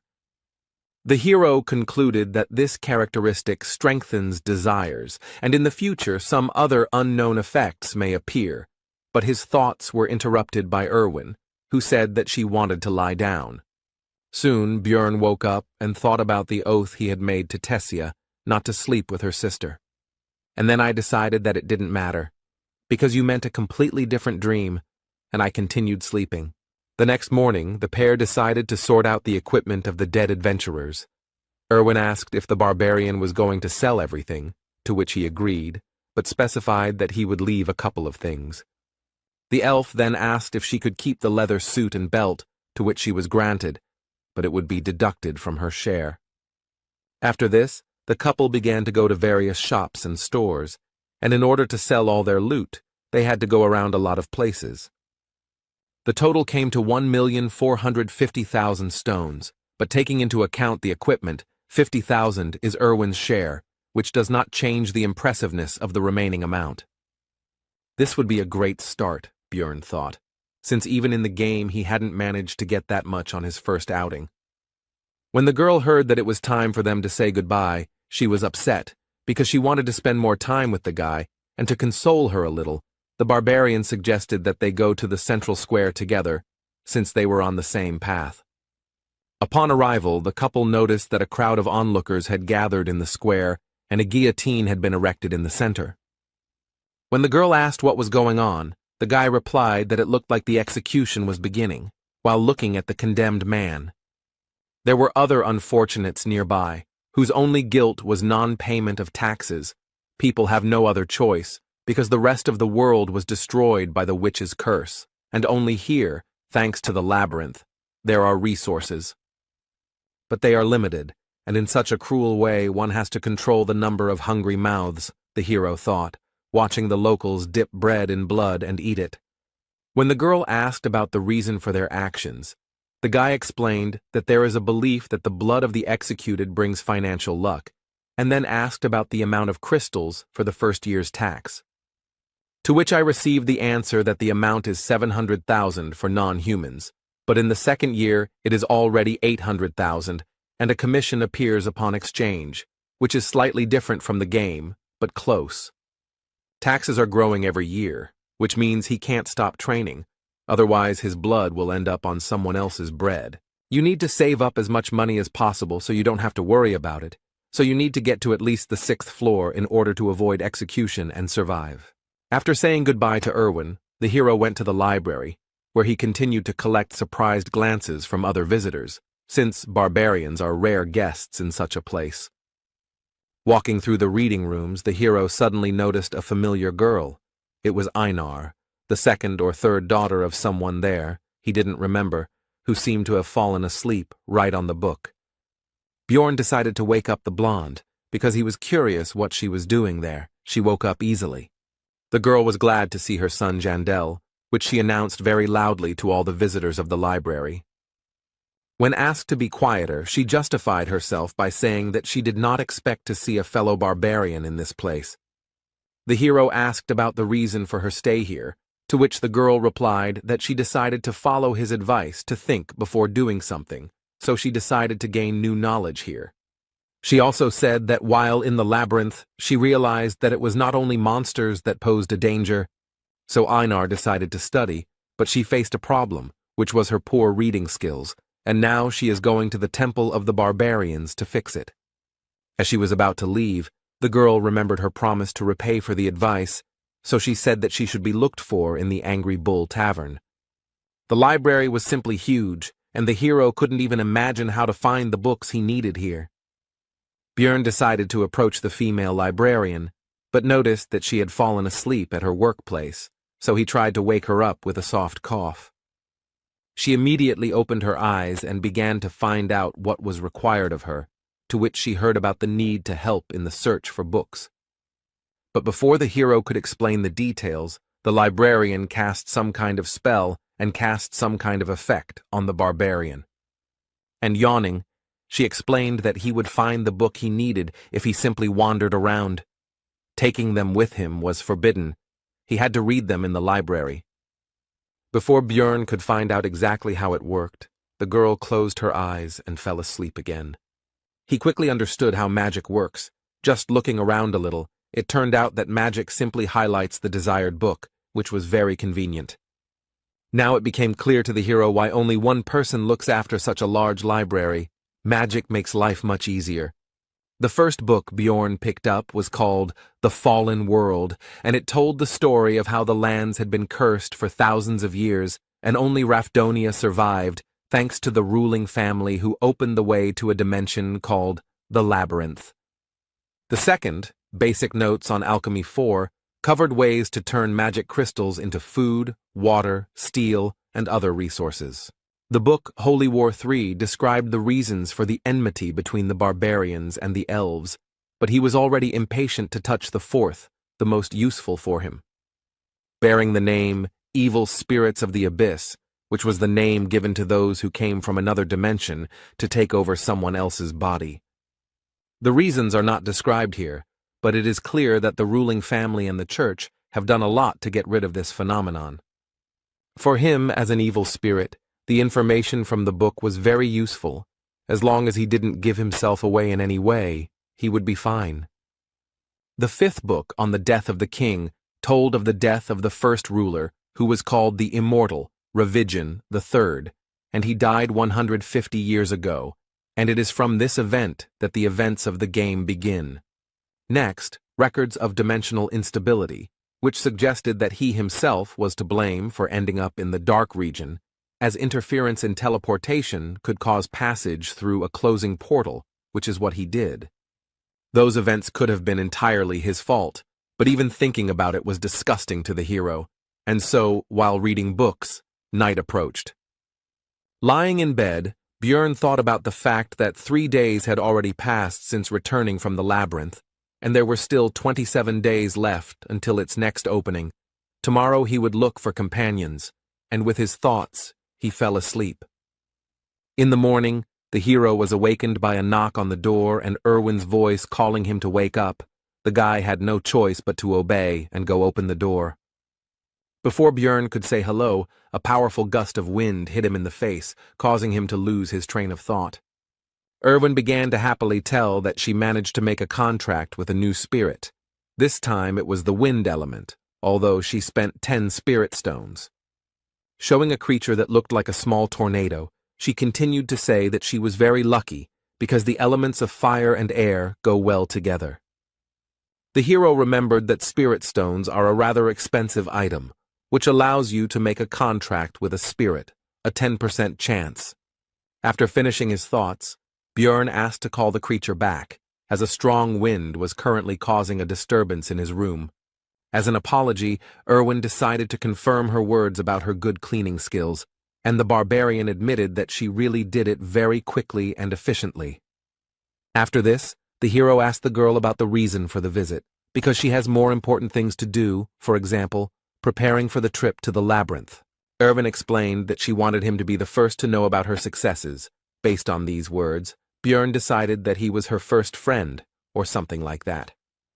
The barbarian said that he would live here for a long time, so if the girl had problems, she could come, and he himself thought that they could very well remain friends, despite the fact that they would be on different teams.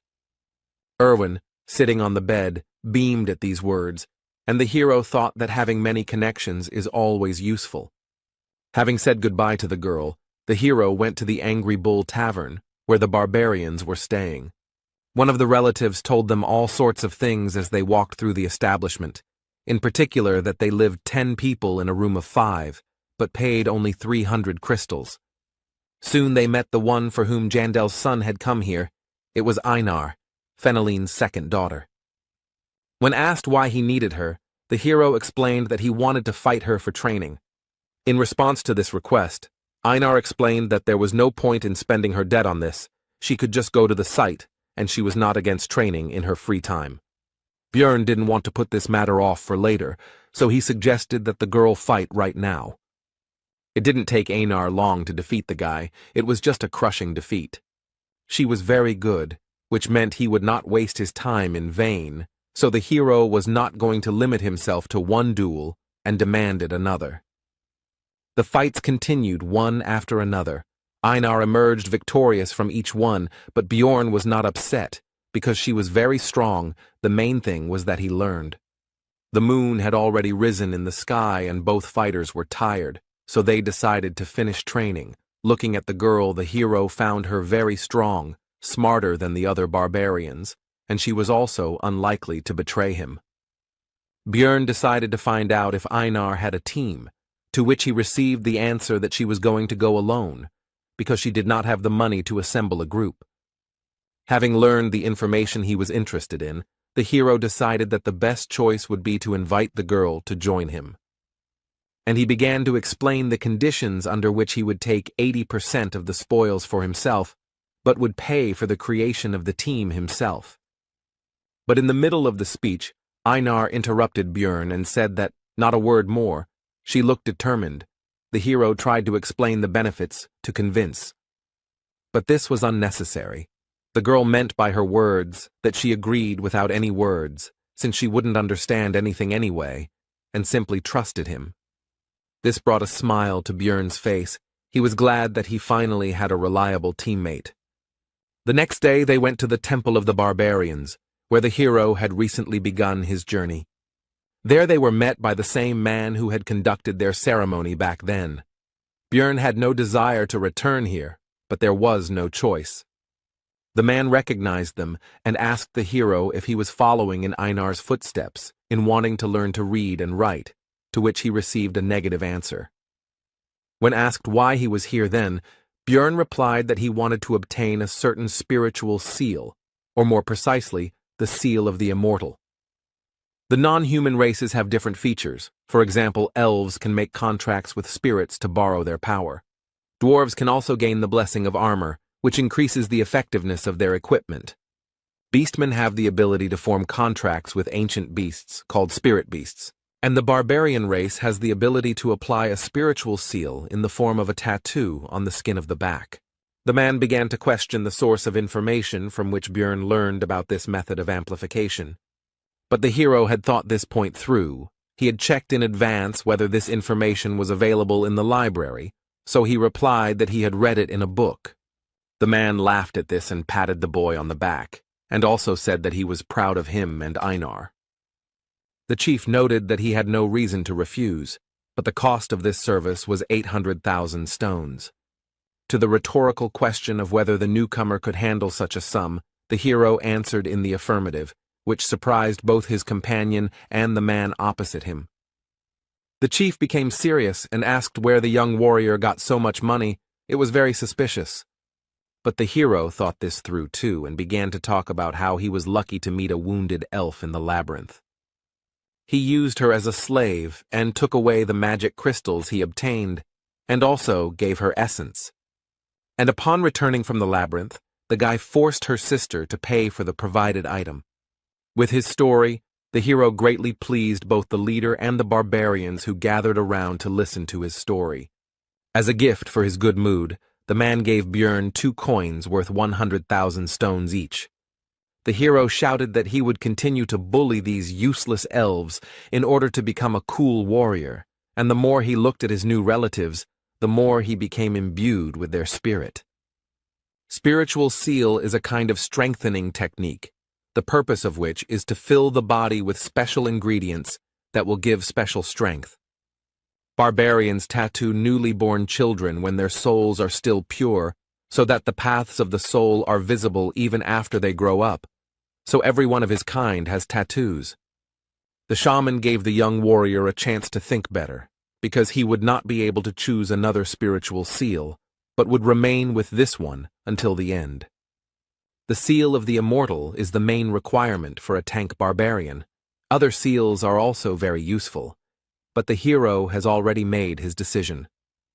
Getting the tattoo was excruciatingly painful, and Björn was already shuddering at the thought of having to go through that again in the future to level it up. Its effect was a significant increase in natural regeneration and physical characteristics. At parting, the guy thanked the shaman, which surprised the latter because for the first time he saw a warrior who thanks people like him. At this news, Björn hurried away as quickly as possible, hoping that his unusual behavior would not reveal his nature. The next morning, the hero went to the shopping district to buy the necessary equipment, thinking along the way that thanks to training with Einar, it became clear that the sword would not suit him. Björn plans to focus on learning shield techniques, so the weapon should be easy to handle. The hero's choice fell on a medium-sized mace, the cost of which is 220,000 magic stones. The barbarian also took half armor for 360,000 and a custom helmet, since he couldn't fit into the usual ones, for 170,000. After that, time flew by.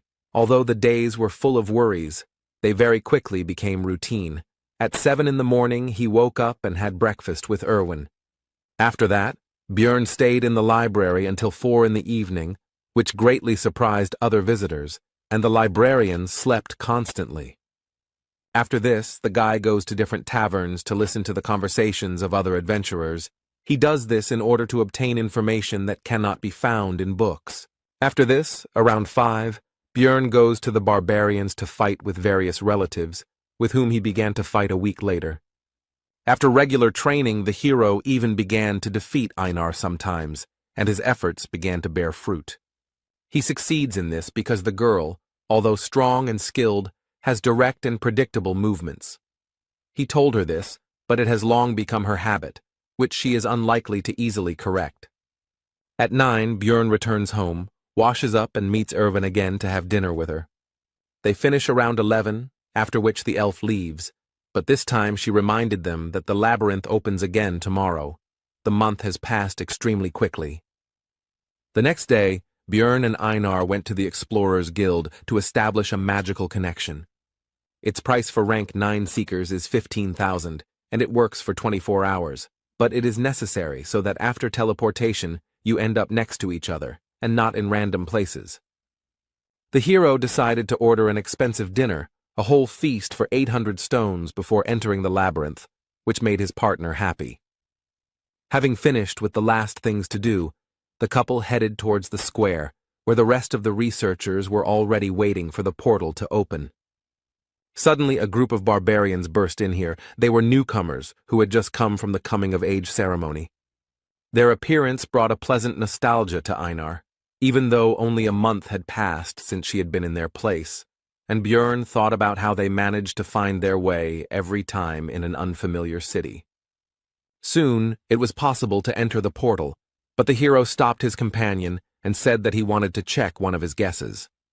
The portal became smaller and smaller. Einar began to worry, but Björn was still waiting for the right moment.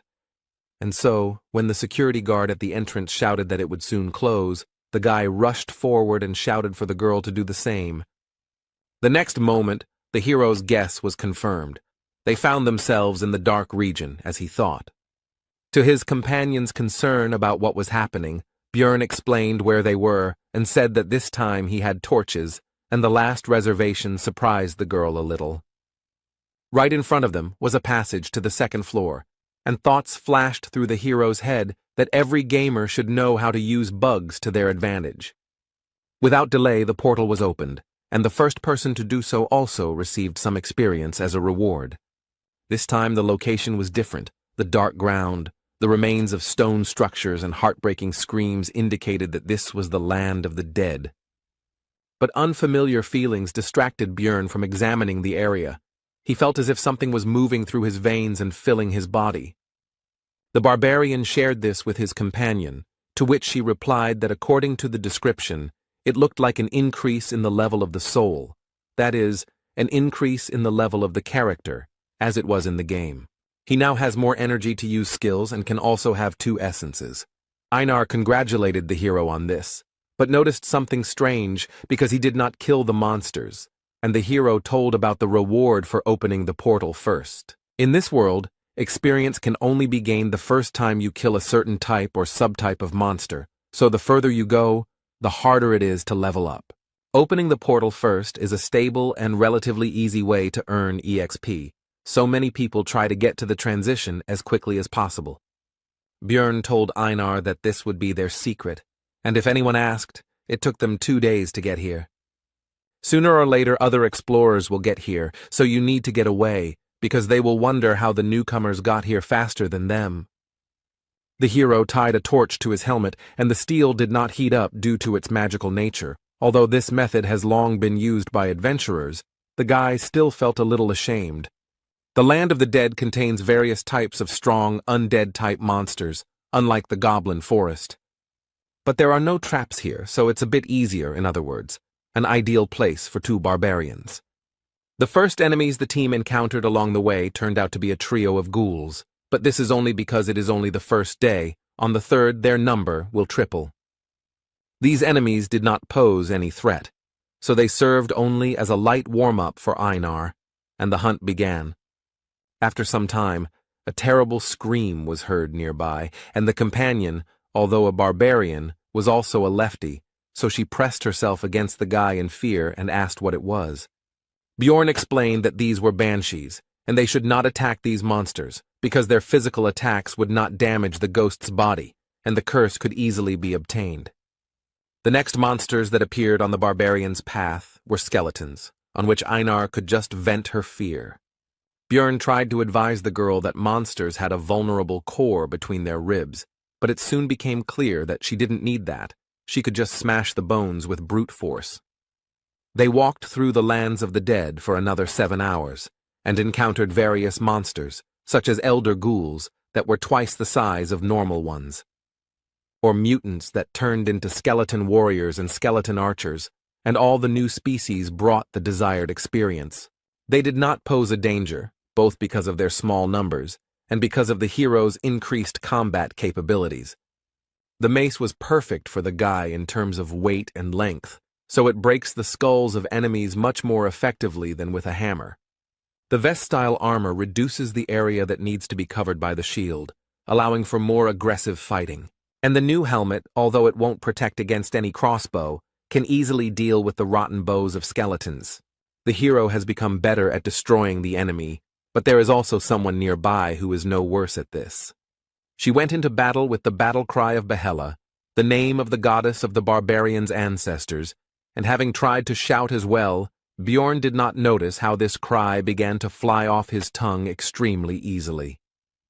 It was a refreshing feeling. Compared to fighting with Erwin, having a fellow barbarian's shoulder next to him felt completely different. During the fight, Bjorn received a small wound on his arm, but it closed very quickly, causing delight in Einar. The seal of the immortal improves natural regeneration. Healing a wound half a centimeter deep takes only a minute, and stamina is restored faster, although the pain is terrible.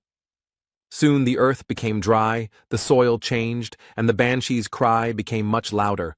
All this meant only one thing: monsters of the 8th rank would appear soon. And he didn't keep us waiting long. It was the demon of death, who somehow miraculously managed to quietly approach the couple almost right next to each other. The monster looked more terrible than Bjorn had imagined, but fear did not stop the barbarians, and they rushed into battle. Einar attacked first, and while the monster blocked the blow, the hero slipped past and found himself behind the enemy. But the maneuver was useless, because the creature's body was so hard that the blow felt as if it were a stone and not the flesh of a living creature.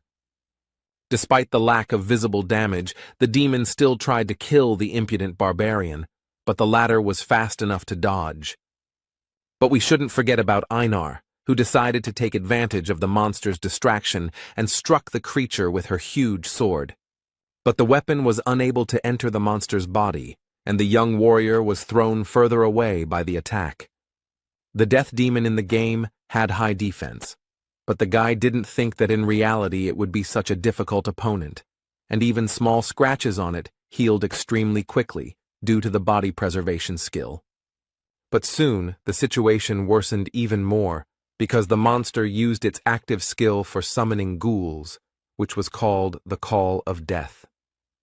Björn ordered Einar to deal with the dead first, while he would distract the monster.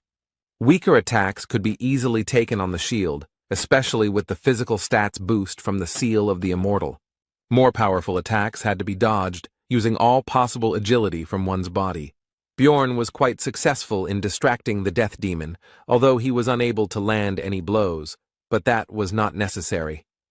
Soon Einar was able to deal with all the ghouls and immediately went to help her partner. She slipped behind the monster's back and prepared to deliver a devastating attack with her monstrous weapon. The next moment, the warrior struck the death demon with her sword, but the strong skin withstood it. When the monster was distracted by a new target, Björn had the opportunity to attack in the same place where Einar had hit, which he took advantage of. Finally, the battle began to turn in favor of the barbarians, and they finally managed to inflict serious damage. But, not paying attention to the pain or possible problems from a head injury, the demon drove his opponents away from himself. The team couldn't keep up with the monster's regeneration. It recovers too quickly thanks to its passive skill of body preservation.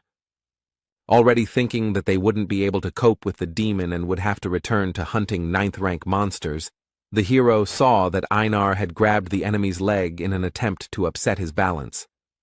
This seemed like a great idea to Björn, and he hastened to support his companion in the attack on the monster.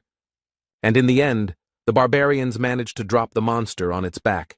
Now it's time to quickly take advantage of this. But it turned out that there was no hurry, because nature, or whoever created the demon of death, did not think of a way for him to get back on his feet after falling. Now the barbarians can take advantage of their advantage, and the monster began to feel like a victim. The pair of researchers began to joyfully beat and cut the helpless enemy, who not long ago seemed to them, if not invincible, then at least an extremely difficult opponent. After defeating the demon, a very large magic crystal remained in its place, which made Einar happy. But Bjorn hastened to explain to her that the cost of extraction was actually only 100 stones. But it turned out that for the girl, this sum was quite good, because for this price she would be able to buy the delicious bread that she ate at the feast before leaving for the labyrinth. The hero decided that it was not right to limit himself to one demon, so it was time to go and continue hunting, and also realized that hunting with barbarians was quite good, and Erwin was a little passive. In this battle they managed to find an excellent tactic, so the barbarians first threw the monster on its back as soon as they discovered it. After which they joyfully beat him on the head until he died, and as a result, they finished off 70 of these big guys. It was time to set up camp, and the hero again fell into thoughtfulness. He thought about the fact that it was extremely profitable for him to hunt death demons, because there was, albeit a low chance, but a chance to get an essence that would suit him very well. The next day, the number of monsters doubled, but this caused practically no problems. The barbarians simply felled them one by one, and then finished them off. True, if the demons could not be neutralized before they used the Call of Death, then they had to run away, because the creatures do not pursue prey outside their territory. After midday, the monsters began to appear in threes, which was already too difficult, so the barbarians wisely decided to give up the hunt and not take such risks. Soon the couple began to look for a place to stop, but when they had already succeeded, they met a group of searchers. With a threatening expression on her face, Einar informed the uninvited guests that since they had no business here, they should get lost. The group decided not to mess with the terrible barbarians and decided to leave quickly, and the girl watched them go. Einar said that now they would have to change their camp location, because these guys now knew their location, and people cannot be trusted. Walking after the girl, the hero recalled that she had previously disliked them, and also came to the conclusion that some story had happened to her during her first exploration of the labyrinth. Björn decided to ask Einar about this another time, and in the meantime his companion complained that they most likely would not be able to find such a good place for a camp. But their conversation was suddenly interrupted by desperate cries for help, and such sounds are not made by those who are attacked by monsters, which means that the seekers are cutting each other. The couple was about to get away, but it turned out that someone had heard their conversation and fired an illuminating spell into the sky. Now it was possible to examine the situation, and it was not rosy. There were 4 bodies lying on the ground. There were no monsters nearby, but there were traces of a camp and poisoning. And in the middle of this picture stood a woman clutching a bloody dagger in her hand. Most likely, she was a marauder. Marauders are people who hunt other explorers instead of collecting magic crystals from monsters. They collect equipment from others. Naturally, in Rafdonia this is punishable by death, although if you think about it, no one convicted him of killing his colleagues, which means no one will know anything if there is no one to tell. Looking at the girl, the hero realized that she was very strong and professional, and also had a noticeable appearance, but nothing was known about her, which meant that she did not leave witnesses of her work. Looking over the dead people, Björn noted that they had very high-quality equipment. The mage seemed to have reached the 5th floor. 3 apparently died from poison, and the 4th seemed to have resistance. Without any concern at all, the woman began to search the bodies. She was not at all afraid of the 2 new barbarians. Judging by how that huge sword fits, she must have an expensive spatial traveler's bag. Most likely the marauder was much stronger than them, which means the only chance to survive was to escape. Along the way, Björn left marks on the trees, just in case if they followed them, they would soon reach the portal to the 1st floor. On the way, the barbarians met a group of other labyrinth explorers, among whom there were no representatives of non-human races. People were hard to trust. Einar was especially sure of that, but they had no choice, so they reported that a marauder was chasing them. At first, the researchers didn't believe it, but Bjorn used the warrior's oath again. Then they said that they would take the things for themselves, and would also now use the camouflage skill. Everyone within a radius of 3 meters merges with the surroundings. This is very useful. But there is a drawback, which is the inability to move, otherwise the haze will dissipate. The barbarians came closer, but instead of using camouflage, a suppression skill was used, which paralyzed the couple.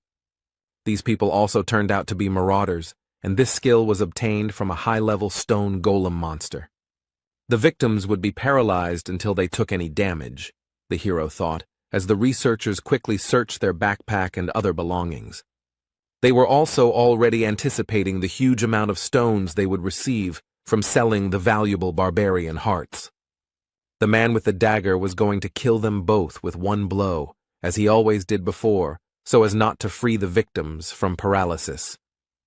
The next second, the blade rushed straight at the hero's neck, but he already had an idea about how to get a chance to survive. As soon as the dagger penetrated Bjorn's flesh, he took enough damage and began to tilt his head back before it could penetrate deep enough. Now the paralysis had lifted from the barbarian, allowing him to grab his mace and kill the man who had just recently been about to take his own life. The searchers were shocked and even slightly horrified.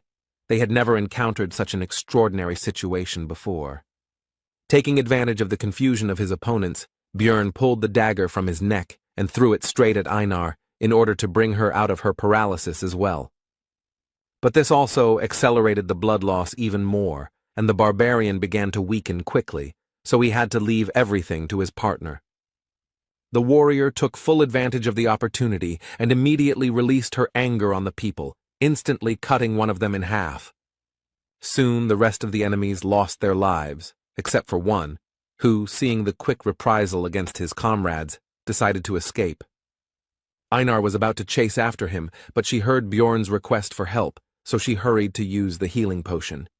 The hero was able to survive thanks to the seal of the immortal, but now there will be a scar on his neck that is unlikely to heal.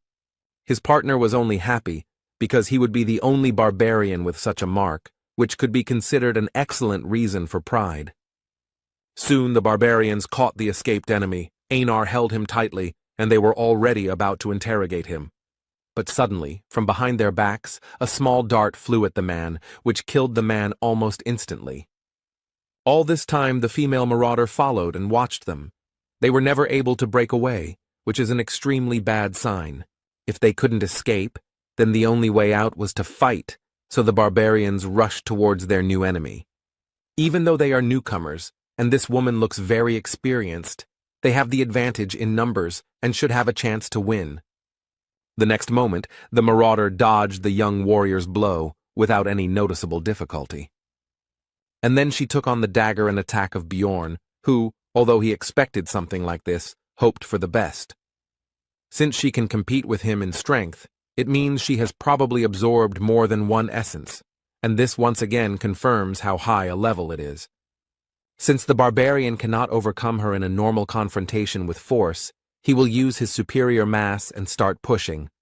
But the marauder did not expect that the enemy would pierce his armor with a simple, albeit poisonous dagger, which indicates that the woman knows how to use aura, which means there was no chance from the very beginning.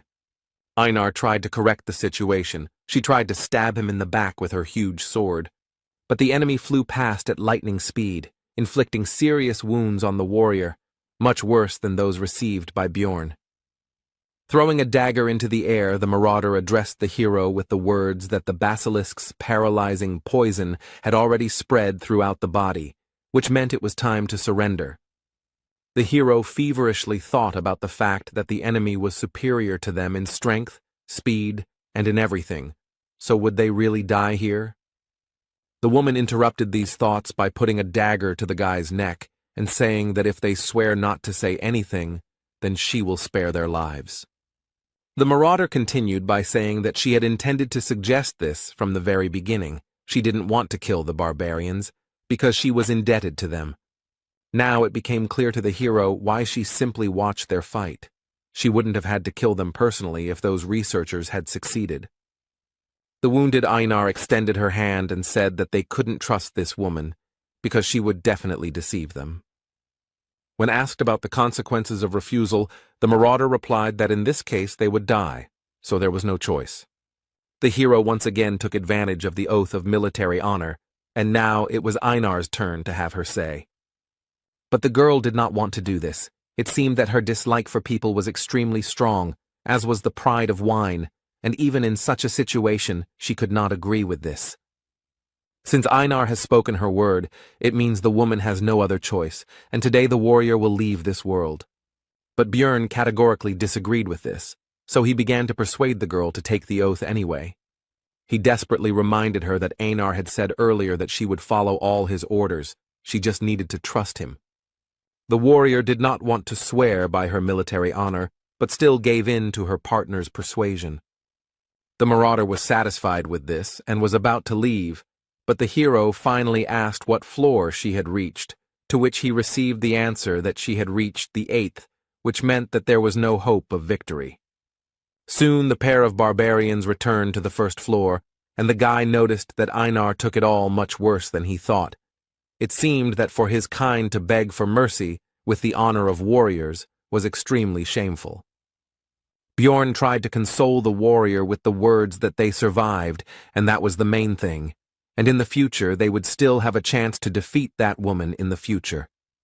Einar responded to this by saying that she would endure the shame and the desire to kill herself in order to become as strong a warrior as the hero. Seeing his partner's attitude towards this situation, the hero understood that he would hardly ever understand her feelings, and the reason for this is simple. He is not a real barbarian. They began to rest, and Bjorn again plunged into thought. After these events he was morally destroyed, although Einar was even worse. The guy felt about the same as he did on his first trip to the labyrinth when he hoped for help from that blonde guy's group. When the priestess refused to heal him, and the swordsman threw the potion as if his life was worth nothing, as if he were a wounded dog, although he was happy to survive, he cannot forget that feeling. Björn believed he was making the best choices in the situations he faced, focusing on survival, and he didn't understand what he could have done wrong. As soon as the hero got into this world, a man was beheaded before his eyes, and then unpleasant things continued to happen, and the barbarian decided that something needed to be changed. He had a new plan. Björn woke up Einar and asked her if she would agree to try to become stronger if it involved great risk. The warrior agreed, because if they didn't achieve this, they would most likely die anyway. This life will always be filled with chaos, no matter which path you choose, so it is better to attack first, Björn thought, and told his companion that they would go into the rift. The team headed to an area that was also shrouded in darkness, but there were 4 types of monsters there. In addition to the goblins and ghouls they had already encountered, there were gnomes and razor-maned wolves. Soon, an ancient monument appeared before them, and when Einar asked what it was, Björn told them about the memorial to the man who first found the labyrinth, dedicated to Deflon Grandel Gabrielius. The hero said that he was going to open the rift and asked to keep it a secret. His partner agreed, but asked to tell what it was. Roughly speaking, it is a labyrinth within a labyrinth. In the game it was called an instanced dungeon, which was cleared by a selected number of characters. To open the rift on the first floor, you need to place the magic crystals of 4 types of monsters on the memorial, and with the stone of the death demon, 1 specific instance for 5 people will be opened. The difficulty depends on the number of participants, and the hero was interested in who else would be included in their temporary cleanup group. The rift is a passage to another reality that appears randomly on each floor, and they also have a recovery time, and the passage on the first floor opens once every 3 months according to city time. On the first level there are 4 rifts. The one they are going to has a red sky, clouds of crows flying across it, and a dark castle rises up ahead. This place is called the Bloody Citadel. Björn knew where they would end up because he used the Death Demon's magic crystal, but in real life it all looks much scarier. The most important thing now is who will appear here next, because the rest of the group members will be chosen randomly. Meanwhile, Erwin and his sister were on the first floor, and the elder was teaching the younger that she needed to be able to defend herself without a bow and spirit, but with just a dagger. To this, the girl replied that Björn told her that you need to concentrate on what you are good at and leave the rest to the team. Everyone should do their part. Tessia explained to her sister that he was also right in his own way, but you can't always trust your companions because this world is not particularly welcoming. Walking through the labyrinth, the elder elf told them that before heading to the second floor, they should look for a rift, because although it was difficult to find them, 8 months had already passed since the last one, so they had a chance. Erwin said that it was interesting. Björn didn't tell her about it, to which Tessia thought that it was natural. After all, he was just a barbarian, and a newbie at that. He probably got to the top in the most ineffective way. Their conversation was interrupted by some suspicious sound, and when they followed it, they realized that this was exactly what they were looking for, a rift. This was their chance to become stronger and make some good money, so the elves immediately rushed into the rift before anyone else got there. The girls had almost reached it when the entrance to the rift closed right in front of their noses. It looked like some researchers in other places had managed to get into other entrances earlier. Meanwhile, in the Bloody Citadel, the barbarians waited for the first comrade to appear. It turned out to be a dwarf. And after him, a sorceress and a guy with a backpack stepped into the passage. The hero was surprised and glad about the presence of a magician. Einar noticed this and asked about it, and learned that magicians are valuable for the city, and only the strong can go to the labyrinth. In other words, she was strong enough to be here. The blonde heard this, so she praised the barbarian's intelligence. After which, she introduced herself. Her name was Aloa Raven, and she was a 6th-rank mage. The hero noted that she looked a little arrogant, but in the game all the mages were crazy, so the girl looked almost like a saint. The sorceress meanwhile introduced her companion. He turned out to be a professional porter whom she hired. His name is Tarjin. The explorers continued their acquaintance. The next one was a dwarf. His name is Hikuro Murad. He has been exploring the labyrinth for 3 years. After the introduction of the barbarians, the hero asked about the fact that they were not like those who would work on the first floor, since they ended up here. They decided not to reveal the details. They both just heard that a rift was about to open, so they were here.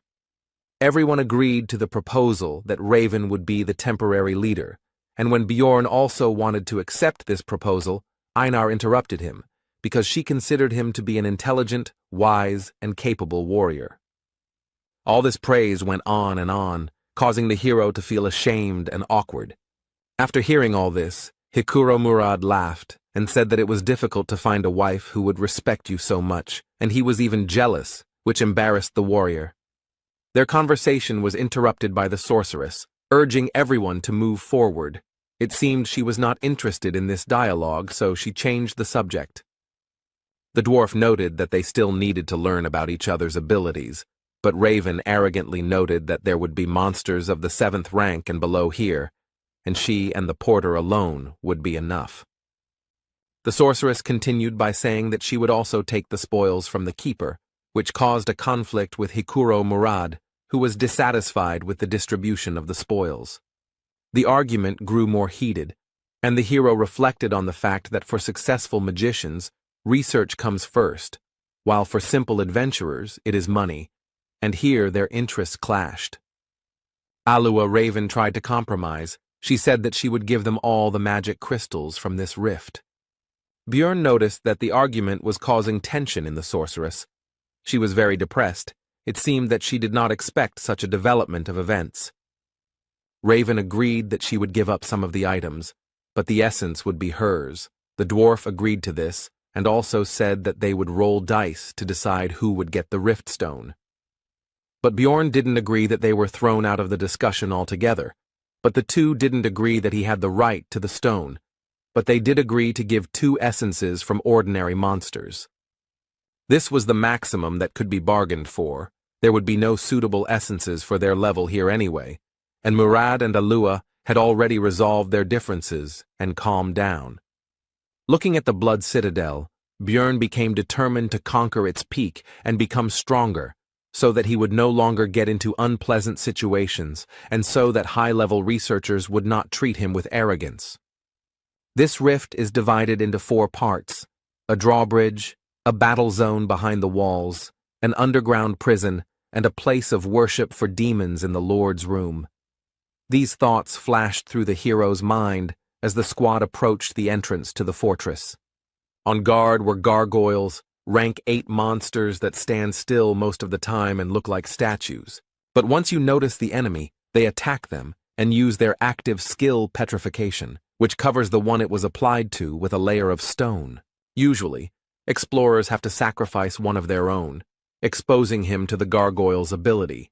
But if there is a mage in the team who knows the magic of removing curses, then everything changes. And without their skill, these monsters turn into very simple opponents that can be dealt with without any problems.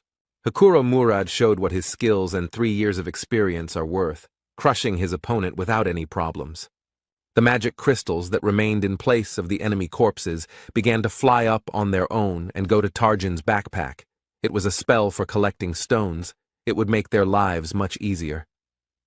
Now that the guards were down, the team could enter the citadel, which was quite dark, and magic helped with that as well.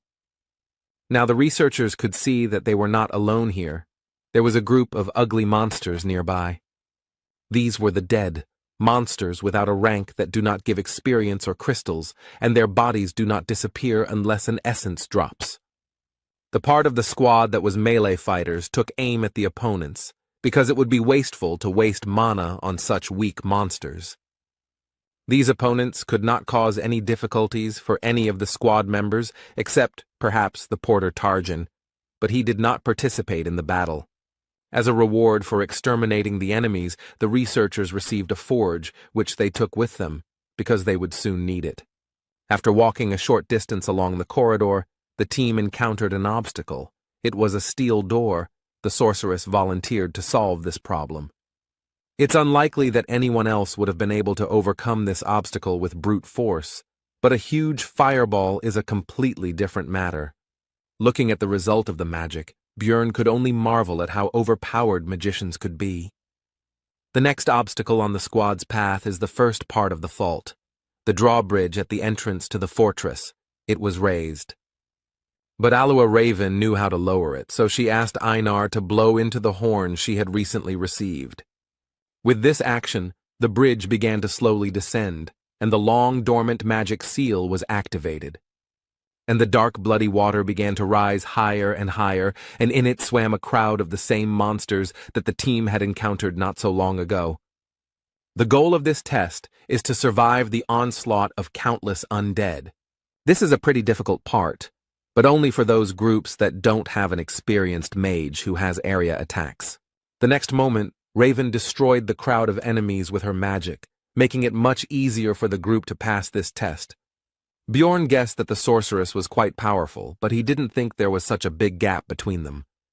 The first part of the Blood Citadel was completed, the bridge was lowered, and the team was about to move on. But Bjorn was tense, because it had been ridiculously easy to deal with, which, given his luck, was highly suspicious, and there was certainly trouble ahead. The group of explorers easily crossed the drawbridge of the outer wall and headed towards the inner castle. Normally, they would have had to fight their way through a lot of monsters, but they had Raven, which was a big help in conquering this rift. Soon, she was no longer destroying all the enemies with one blow. This time, there were about 10% of the enemies left. Among them, the most dangerous were the death demons, who survived thanks to their durability and regeneration. Einar and Björn had already worked out their tactics for fighting these monsters on the second floor very well. This sight greatly surprised and discouraged Hikuro Murata, but the barbarians seemed to be having fun. Raven also decided to contribute to the victory over the monsters by hitting them with the spell Worsening Wounds, which negated the monsters' regeneration. Without one of their greatest strengths, the death demons have been reduced from fearsome foes to mere lumps of meat. Having seen the possibilities of magic, Einar understood why wizards are treated specially, which she told Bjorn. The dwarf supported her in this matter. Hearing the praise directed at her, Raven simply beamed and said that they study hard for this, but talent is also essential. Now the hero began to better understand her character. She pretends to be modest, but loves to brag and conduct research. The sorceress asked for help in collecting some materials, which no one refused her, and soon Targan's backpack became almost full. Björn noticed that she had examined the entire area, but had not paid attention to the statue.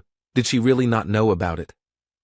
Some gamers have a habit of pressing the interaction button when they see a unique object or a suspicious wall, and the hero was one of them, so he discovered a lot during 9 years of playing Dungeon and Stone. But it might hurt the sorceress's ego if a common barbarian knew something that she hadn't discovered, even though she had spent her entire life researching, so she would avoid things that might arouse suspicion. Soon, the group of adventurers entered the inner castle, which lay in ruins, and there were no monsters or possible prey nearby. So they did not stay here long, and quickly found the steps leading down and went under the thickness of the earth. The group fearlessly entered the first floor of the underground prison, the third part of the Blood Citadel, and began to explore it. Hikuro began to ask Raven about the monsters encountered in this location, to which he received the answer that they were a skull rat, a banshee, a death demon, a ghoul lord, and a corpse golem. To this, the dwarf noted that he had fought with all of these species except the last one, since it was found only here in the Bloody Citadel, after which the sorceress began to talk about its features. Soon the terrifying cry of a banshee echoed through the dungeon, and Einar again showed that she was not only a barbarian, but also a girl. She was afraid of these ghosts, and pressed herself against Bjorn. Raven couldn't help but scare the warrior, and began to ominously talk about how meeting these monsters would be terrible and indescribable. But Bjorn reassured his friend that magicians actually have ways to fight banshees, so there is nothing to be afraid of. The sorceress was surprised out loud at the barbarian's knowledge, after which she decided to stop joking and lured a group of ghostly monsters with her spell. And as soon as all the banshees gathered next to her, Raven used fire magic and incinerated all the opponents. Even their intangibility did not help them. and standing right in the middle of a branch of the fiery hell, she invited her companions to follow her, as if she did this every day. This display of strength, coupled with her behavior, caused surprise and even fear among the rest of the team, except for Targan, who seemed to have long known what his employer was capable of. Soon, the researchers found themselves on the second floor of the underground prison, where they encountered new monsters, such as a chimera wolf, or the Lord of Ghouls, and the interior of the environment began to resemble the laboratory of an evil scientist, since there were ugly monsters and objects everywhere. The sorceress did not feel fear, because she herself carried out autopsies. Aloha Raven had previously researched the first floor's rift maps, so she knew where to go and had no problem finding the secret door behind which the corpse golem's lair should be. Having prepared themselves, the group opened a passage, behind which they were met by endless piles of corpses, and a terrible smell instantly filled their nostrils. In the past, the hero would have definitely lost consciousness from all this, but the effect on the barbarian's strong body is not so strong. The first to succumb to the nauseating smell of rotting bodies was the porter Tarjin, and he parted with his breakfast. Next was Raven. She was used to looking at something like this during autopsies, but it didn't change the disgusting smell. Björn, Einar, and Hikuro were more resilient, so the squad moved on, with the melee fighters in front and the rest behind them. Soon, they reached the largest pile of corpses, and suddenly began to hear strange voices that became louder and louder with each passing second, and soon it became clear that these were the bodies talking to them. It turned out that this pile was the monster that the group came here for. The first boss, the corpse golem, awakened. The terrifying appearance coupled with the human-like voices caused fear in Hikuro, and he froze in place, as did Raven and Targan. The hero had thoughts about how they had always pretended to be tough, but now they were useless, which meant he would have to sort things out together with Einar. Dungeon and Stone is a niche game, but it has details that could appeal to anyone. One of them is the terribly realistic illustrations that look like photographs. They often flashed on the internet. The hero was once again faced with the fact that no matter how plausible the pictures were, reality was on a completely different level. Aloha Raven still couldn't recover from her dissection experience, so she wasn't just useless, but also a burden that needed to be protected. Hikuro Murad, a dwarf who had seen many terrible monsters during his 3 years of exploring the labyrinth, was no better. Tarjan, the porter, who looked quite stoic, especially for his role, was also of no help, which was to be expected. They all treated Björn and Einar like trash because they were newbies, and in the end, they, the barbarians, were the only ones left sane. And the corpse golem was not going to wait for the researchers to come to their senses, so it attacked them, releasing acid mixed with corpse poison from its body, from which the warrior protected herself with a broad sword. But Hikuro didn't defend himself in any way, and the splashes hit him right in the eyes, taking him out of the fight in an instant. Raven couldn't recover and was still vomiting. She couldn't even stand on her feet while Targan tried to help her with something. Seeing the dire situation, Bjorn ordered Einar to take the dwarf with him and go protect the magician, and he would try to distract the monster until the others came to their senses. The hero knew the boss's attack sequences from the game. He preferred to throw a corpse bomb at distant targets.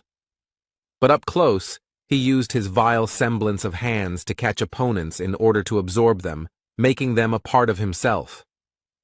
The vile corpses that made up his body stretched out their arms in an attempt to grab the living one, shouting out various phrases along the way, which instilled fear in the hearts of the researchers.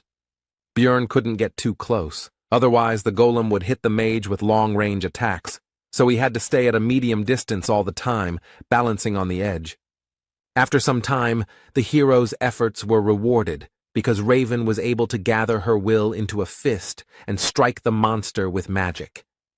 Watching the huge wall of flames, from behind which came the screams of the undead bodies being burned, Björn was impressed by the power of the spell, as it alone ended the first phase of the boss fight.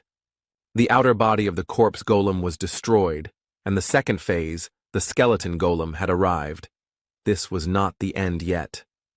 Einar and Bjorn rushed forward, because now the monster had no long-range poison attacks, and the two barbarians had every chance of destroying it.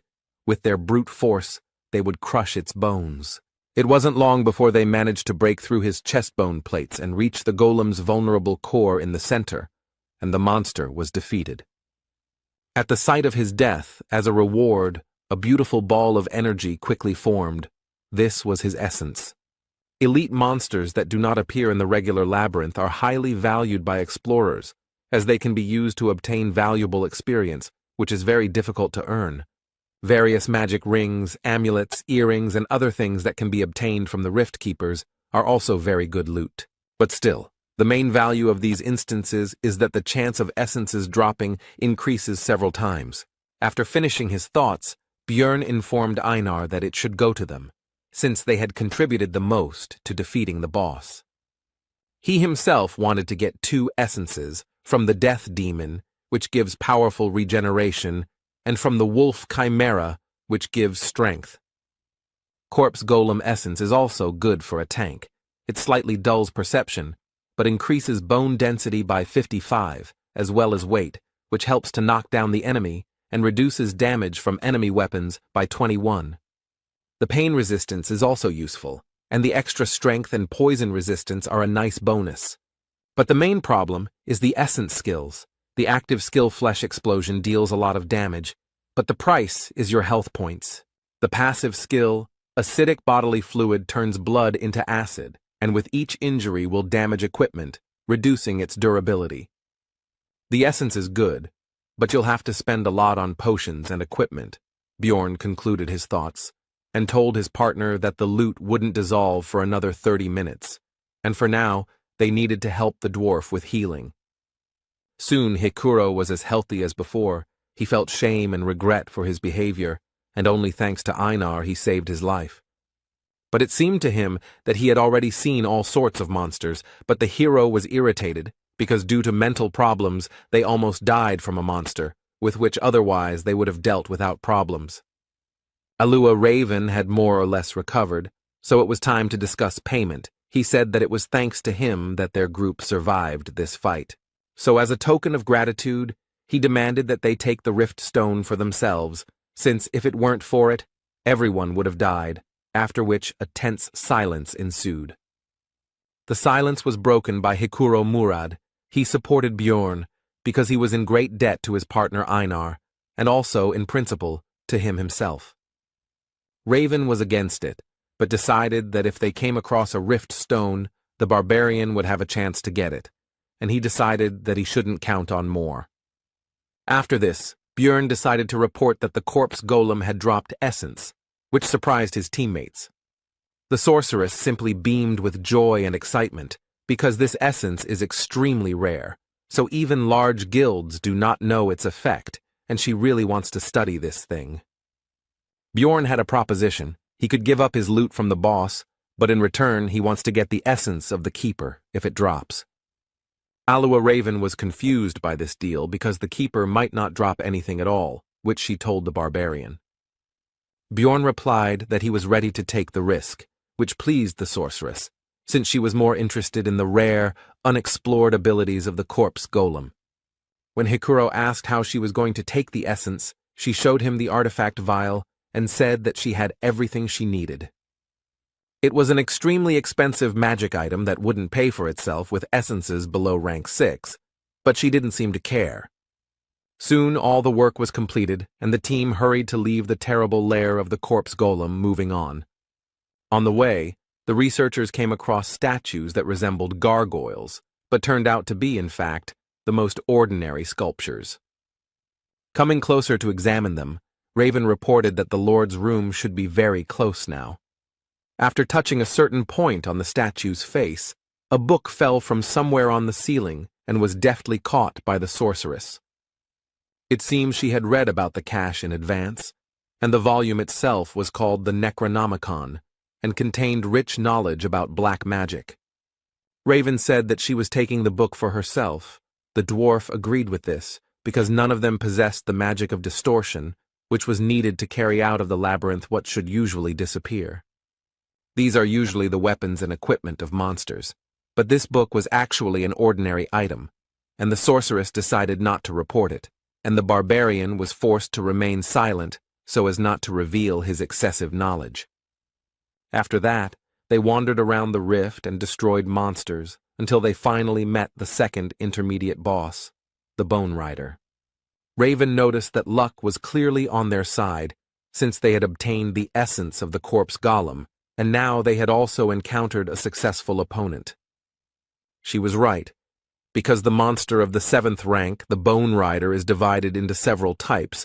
The first one is called Sadness and uses fog, which causes psychosis, annoying the enemy. The second is Hatred. He uses the Soul Kill skill, which lowers the target's level, the hardest enemy. The team encountered a Desire type that could regenerate using the Life Force Absorption ability. Normally this would cause some problems, but the party's mage knew the spell Worsening Wounds, which could negate the effect of his skill. Without his main advantage, the boss was unable to cause any problems and was soon defeated by the researchers. And they were lucky again. The second elite enemy dropped Essence, which happens very rarely. By agreement, this was the spoils of the barbarians, and Björn decided to give it to Einar, since it did not suit him very well. Since the life absorption skill is only fully revealed with swords, and he is not going to change weapons, it is better to try to get another essence with the help of the enhanced warrior. And during the adventures, the hero realized that Einar could be trusted, and the girl herself, meanwhile, beamed with joy and hurried to devour the prey. The only thing the hero forgot to do was to tell about the side effect of the Bone Rider's essence. At first, Einar did not understand what had happened, and why all her companions began to seem larger to her, but Björn explained that it was she who had become smaller. Raven explained in more detail that this is a standard effect for the essence of the Bone Rider. The density of the bones increases, but they shorten, and the hero already knew all this from the game. Einar was very upset about this, because her relatives already looked down on her because she was a woman, and now no one would see her as a warrior at all. The sorceress tried to console her by saying that she had become more beautiful, her facial features were softer, and now her appearance would impress even aristocrats. But this only upset Raven even more, because she no longer looked like a warrior at all. Bjorn told her that everyone already knew about her excellent fighting abilities, and he himself thought that if it weren't for the tattoos, she would look like a very ordinary girl, while the dwarf joked that if he took this essence, then everyone would stop noticing him. Soon a death demon appeared in the corridor, and Bjorn told Einar to stop being sad and try out her new powers. The girl didn't seem to be particularly excited about what had happened and didn't expect much, but she still had a duty, even though she didn't look like a warrior. After which, without burning with enthusiasm, she approached the monster and swung her sword, as a result of which she divided the monster into 2 unequal halves. Björn immediately pointed out her new power, and the girl looked in disbelief at the demon's dissolving body and quickly came to her senses. The hero encouraged the girl by saying that she was now not a simple warrior, but a great warrior, and Einar finally regained her good mood. Soon the team came to the door behind which the Rift Guardian should be. Their adventure was coming to an end. The hero thought that they had been lucky throughout their journey, since Einar had absorbed a good essence, and they had also received a large share for the corpse golem. But there was one thing. Has there ever been a time in his life when everything went easy and simple? What could be the worst-case scenario in this situation? After all, it was always like this for the hero. It just seemed that everything was fine, but then he would receive a new blow from fate, as happened, for example, with his personal life. And his arrival in this world, maybe someone would call it luck, but not him. For the guy it was the same trouble, only even worse. He was brought out of his thoughts by Hikuro, who was about to open the doors, and Björn finally noticed one peculiarity. The handle was red, so he tried to stop his comrade. But the danger was discovered too late. The door itself opened all the way. The master of the bloody citadel woke up from a deep sleep. And it was not the Death Rider that was usually found here, but a vampire, a monster that only appears after the 6th floor, who greeted them with the words that he had not seen living beings for a long time, and also an advanced mutated version, with intelligence and a named monster, the Vampire Duke Cambermere. In general, monsters are divided into 4 categories. The first is mutants, which do not change race or characteristics, but receive a new class, such as goblin swordsmen or goblin archers. Advanced monsters, the rank significantly higher than the average for the floor. These include, for example, the Death Demon, a rare category like the Corpse Golem which can only be found in rifts, or the Mimics, which are very difficult to find on normal levels. And the last ones, those with an individual character and name, are advanced mutants, named monsters, which is exactly what their group met. The researchers sensibly assessed their chances now, so they immediately decided to run, and the hero shouted not to be distracted by conversations when Hikuro tried to ask about what happened. While running, the hero thought about the essence of the monster. This is a 5th-rank boss that can act in an unconventional way. He is strong both in close combat and in black magic. The conversation was brought up again by Raven, who was surprised that the Guardian had become an advanced mutant, since this had never happened before, and the hero could understand her surprise. After all, even he, having spent thousands of hours in the game, had never met the Vampire Duke, and only knew about him because he saw him on the stream. Even in such a situation, the sorceress could not suppress her curiosity, so she asked how he guessed about the trouble, because he said to close the door in advance. Björn couldn't come up with an explanation for his gaming knowledge, so he blamed it all on his well-developed intuition. And he understood everything thanks to the red pen, because he had tried many times to find the Vampire Duke himself, and when he watched the recording of his appearance again, he was able to notice this small difference from the usual rifts. Björn partly blamed himself, because if he hadn't been distracted by his own thoughts, he could have noticed this in advance and changed something, but now it was useless to think about it. Hikuro noted that they wouldn't be able to leave without finishing off the Guardian anyway, so shouldn't they turn around and fight, to which he responded that they needed to get to a place with sunlight. But their conversation was suddenly interrupted by the voice of the vampire in front, who said a phrase about ill-mannered guests. It was one of the spells of black magic, spiritual form. A frightened Raven began to prepare some kind of spell, and before using it, she called on everyone to close their eyes. After using magic, the vampire disappeared, which surprised Einar greatly, but it was clear to everyone that everything could not end so simply. Spiritual form is one of the spells available to vampires. It allows them to move quickly, but their real body remains in place. Only with the help of release he can switch the real and spiritual bodies, and they would have been in huge trouble if Raven hadn't reacted in time, but they gained about 3 minutes. But it seems that the meeting with Cambermere did not pass without a trace for the group. He somehow managed to cause internal bleeding to the sorceress, which surprised the hero because vampires do not have such an ability. This means that the boss has the essence of another monster, which the hero does not know about, because in the video, the player did not have time to not only win, but even do anything, so he could not show his techniques. Bjorn interrupted his thoughts and urged everyone to continue running towards the exit, to which the dwarf noted that only Raven knew where to go, as she was studying the map of the Blood Citadel. The hero shouted that he also knew, which surprised Hikuro, and the latter asked how he knew this, since this was the barbarian's first trip to this rift.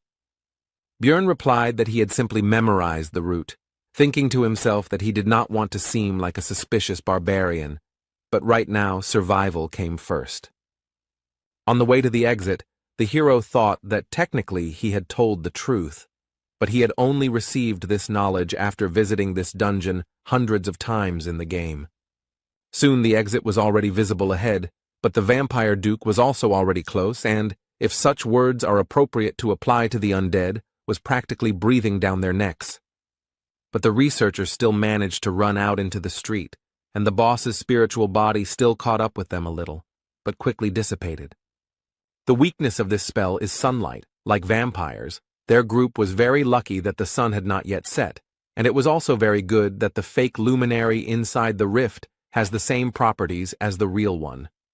Now that they were temporarily safe, Hikuro noticed that Björn had indeed remembered the entire route the first time, and asked if he had really completed the ceremony just a month ago, causing the barbarian to tense up. The situation was defused by Einar, who began to praise the hero, saying that he was a great warrior who was capable of more, which amused the dwarf, and he said that in the future he would truly become one. Putting aside idle talk, the group began to think about further actions, because the sun would soon set and the monster would emerge from the dungeon in search of prey. Although Raven was wounded and needed rest, Bjorn said that they needed to find at least some cover, so they needed to retreat to the outer wall. Soon a place for a camp was found, and the hero decided to temporarily leave his companions to take something that could help in their situation. He went to the statue that was located near the fountain, where he knew there was a hiding place that Raven had not discovered. Inside was the so-called tear of the goddess, a disposable item that heals well and is also useful in fighting monsters that have the attribute of evil.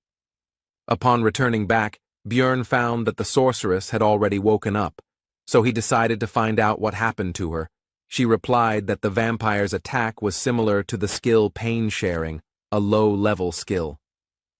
The hero asked how much time she needed to heal, and received an answer about 20 minutes, after which she would be able to use a 7th rank spell 5 times, which was not enough to fight the boss. Then Björn asked about the presence of solar-type magic, and although in this world it was rude to ask a mage about his arsenal of spells, he took advantage of the reputation of barbarians.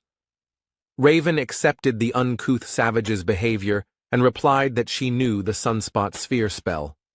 This is a 6th tier magic that is similar to a normal fire sphere, but instead of fire, it has a solar attribute. When asked if she could use the attribute strengthening spell at the same time, the hero received the answer that only if she had enough mana, which needed to be pumped up for 10 minutes.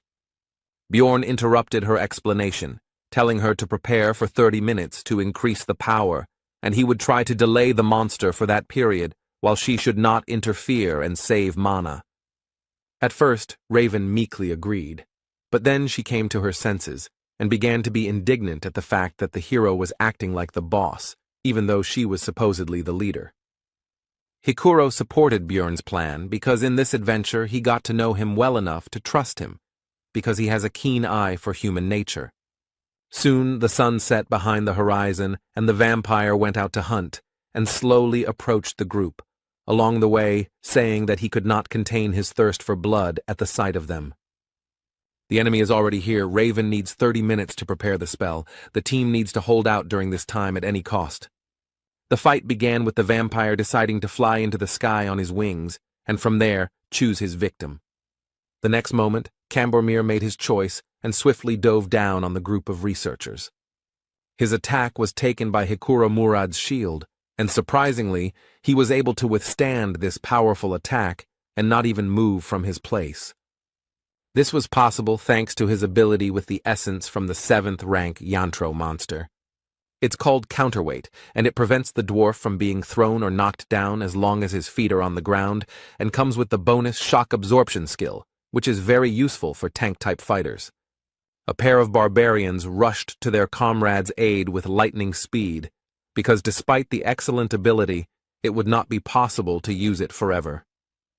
Einar came from the left and tried to hit the monster with her huge sword, but the enemy was too fast and cautious to fall for this attack. The truth is, what he didn't expect was that Bjorn would already be waiting for him behind him, and the vampire flew his body straight into his shield. The hero struck with his mace and Cambormir no longer had time to dodge, so he took the attack with his crossed arms. The force of the blow dragged the monster along the ground for several meters, but it did not appear that it had sustained any significant damage. But the hero experienced the use of the pain-sharing skill, and the vampire was not even embarrassed by this attack. The next moment, the entire body of the Rift Guardian began to transform into terrible six-eyed crows. Soon, a large flock of birds appeared in the place of the enemy, heading straight for the research team. The dwarf used his second essence from the living armor, emergency restoration, and the barbarians defended themselves without any special abilities. When hit, the crows were torn to pieces, blood splashed everywhere, which allowed the enemy to use another of his skills. It was a sacrificial seal that enhanced the vampire's physical abilities, depending on the number of victims within 100 meters. Cambermere also had skills such as Eternal Life, which increases regeneration proportionally to lost health points, and Bloodmaster, which allows you to obtain a skill from the victim's blood. Vampires rely on these three skills to make them very strong, but they also have black magic, which allows them to, for example, turn into mist to avoid physical attacks, transform into crows that cause an explosion upon impact, as well as splatter blood, which helps the monster in applying the seal, as happened recently. They can also use blood to summon various disgusting creatures to help them. In short, a vampire is a high-ranking monster with frightening characteristics and abilities. While the hero was thinking, the world did not stop in place. The battle continued all this time, and now Hikuro missed the monster's blow. And he immediately tried to develop his success by attacking Bjorn, but he managed to put his trusty shield under attack, and looking at the enemy's strength, the hero remembered that this was exactly why everyone abandoned the game when they reached the 6th floor. There were still 5 minutes to wait, and the dwarf, who was the main force in the battle, was defeated. Einar and he himself were exhausted.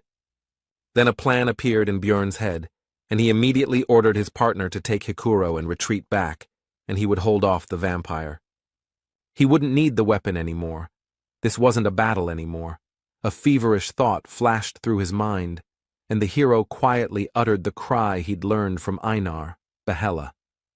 After this, the vampire duke pierced the barbarian's body with his long claws right through the armor, and the hero began to drink the health potion, healing the wound right in the fight, mentally urging the enemy to continue.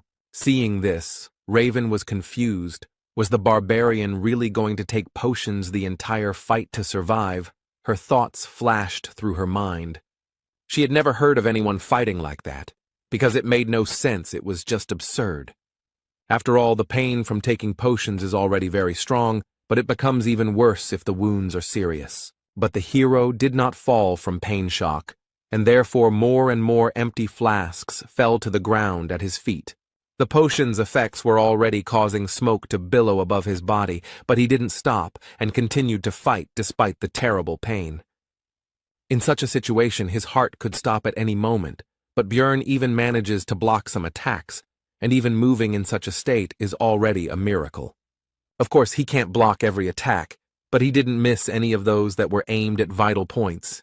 It was now, looking at what was happening, that Raven understood the expression she had once read in a book about how the real value of a barbarian was not in his physical strength, but in his strong mind. Tarjin said that the situation was becoming too dangerous, so it made sense to get out of here, but the sorceress responded sharply negatively because there was nowhere to run. They were locked here until they killed the monster.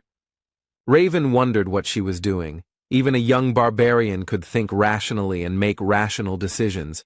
But what was she, a wise sorceress, doing? She made a decision, so she sent Tarjin to help Einar with healing the dwarf, so that the warrior could quickly return to the battle.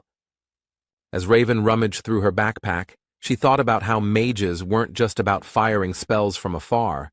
They were also supposed to analyze the situation based on their knowledge and choose the best path for the team. She found what she was looking for, that very test tube, and made the best decision in this situation, in her opinion, because she wants to live. Raven conjured a number of magic circles that increased accuracy, helped with range projection, and performed automatic targeting. And when everything was completed, she threw a vessel with essence at Bjorn with magical telekinesis. This should help in defeating the Keeper. The test tube shattered on the barbarian's armor, and he instantly absorbed the loot from the corpse golem, which instantly increased many of his stats. When fighting the vampire, the hero's head became empty and his vision became clouded. He had to choose what to sacrifice and what to save. He forcibly threw away his weak heart and fought with all his might. He had to ignore such insignificant things as his arms and legs and protect only his vital points. But suddenly something changed. The picture of the battle changed. The vampire duke's claws couldn't cut through the bones. Could it be that he was fed essence? The hero thought. It was painful for Björn to think about how he would have to change his training and development plan because of this, but if we look at the current situation, it is a very fortunate development. After all, the doll that was beaten one-sidedly can now move, and even such a small thing increased the guy's chances of survival by an order of magnitude. The thought flashed through the barbarian's mind that he couldn't just keep taking damage, and suddenly someone seemed to hear it, and a restoration potion hit him in the back, increasing his regeneration. It was Raven, who had already come to her senses and seemed determined to use up her potion reserves in this life-or-death battle. If he can regenerate at the same level, then there is still a chance the immortal barbarian mode is activated. Björn no longer cared how his muscles were being cut, because the main thing was that his acidic blood from the essence of the corpse golem would cause damage to the vampire. And the damage will be immediately healed with the help of Raven's potions, so he doesn't care about his own wounds, he just needs to keep fighting. Finally, Einar was freed and immediately rushed to help her relative, which distracted the monster's attention. Björn dropped his weapon when the enemy began to hold him back, so now he had to attack the enemy with just his bare hands. The fight went on, and for the two barbarians the battle lasted for hours, although in reality it had not even lasted 5 minutes. And then Raven's voice was heard, saying that the spell was ready, and the hero realized that the time had come. The barbarian lunged at the vampire and grabbed him, briefly stunning him, and then tensed his entire body. And with a cry, Yahello threw the body of the monster high into the sky. Although Cambormir had enormous strength, he was still quite light. After this, Björn shouted at the liked Murad to use another of his skills to hit the vampire. The dwarf began to charge the lightning. Discharges gathered around him, hitting his shield, and the power grew. To strike the airborne Rift Guardian with full force in the next instant, inflicting a stun effect on him. After this, Björn decided to use his trump card. These were the very tears of the goddess that he pulled out of the statue. In the confusion of the battle, he was able to save this item no matter what. Running up to the vampire, the barbarian shoved the flask into his mouth without even opening it. But that was not necessary. After all, immediately after this, the hero delivered a powerful uppercut to the monster's jaw, which damaged the flask, and the liquid was released. At the place where the item was destroyed, grace was formed, which temporarily sealed all of Duke Cambormir's resistances and increased the damage dealt to him.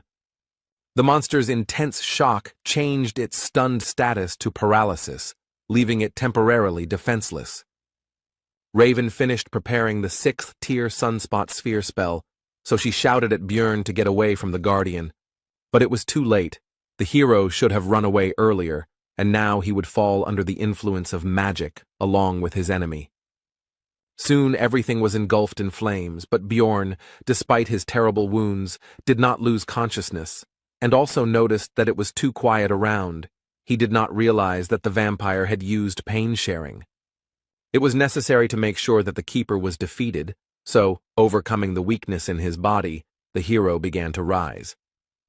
What he saw did not leave him indifferent, because the vampire was still alive, despite the terrible wounds and the fact that most of his bones could be easily seen, which began to quickly grow flesh thanks to the eternal life skill, and the hero remembered another skill of his, Source of Darkness, which allowed him to live until the heart was destroyed.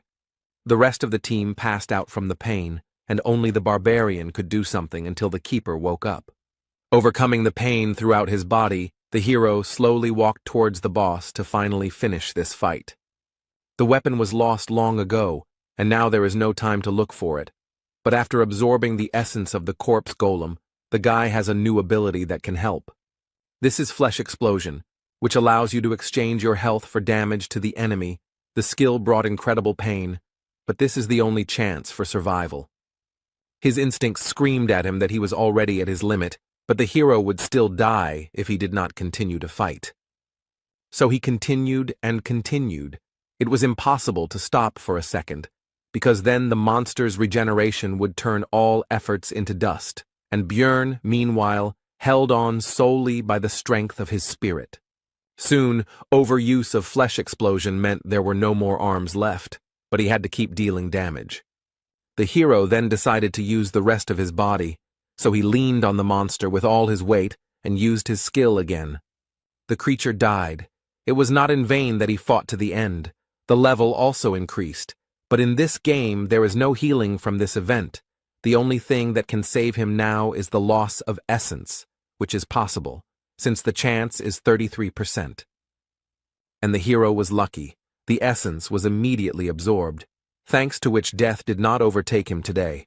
And in the meantime, a line about an abnormal growth rate appeared on the guy's monitor in his world. The manager is watching him. The first thing Björn saw when he woke up was Einar's face, and he also realized that his head was lying on her lap. The first thing the hero did was ask about the whereabouts of the rest of the team, to which he received the answer that they had left 3 days ago. But now it was more important whether he himself was okay, since the barbarian had been unconscious for 4 days. Björn immediately rose to his feet with alarm, because it turned out that this was already the 7th day in the labyrinth. And only after that did he pay attention to his body, surprised that he did not feel any changes or injuries. He also noticed that something was missing, so he asked Einar where his pants were, to which he received the answer that they were too damaged and had to be torn off. And his partner also encouraged the barbarian by saying that he had nothing to be embarrassed about, because she already knew that Björn was a great warrior, and he himself mentally asked her to stop. The hero cast aside his embarrassment and asked about what had happened during these days. Einar replied that Hikuro Murad had taken the numbered item, and Raven Alua had taken the rift stone. Björn thought about the fact that since he survived, it meant he absorbed the essence of the enemy, and this meant that they had all 3 items of the keeper, and the warrior was indignant that they had actually agreed on something else. But Raven was very insistent on her right to possess the rift stone because she had huge expenses, and the dwarf withdrew from the discussion, leaving them to sort it out themselves. And then the sorceress said that Björn had already taken the best thing, so he would not complain that this thing did not go to him.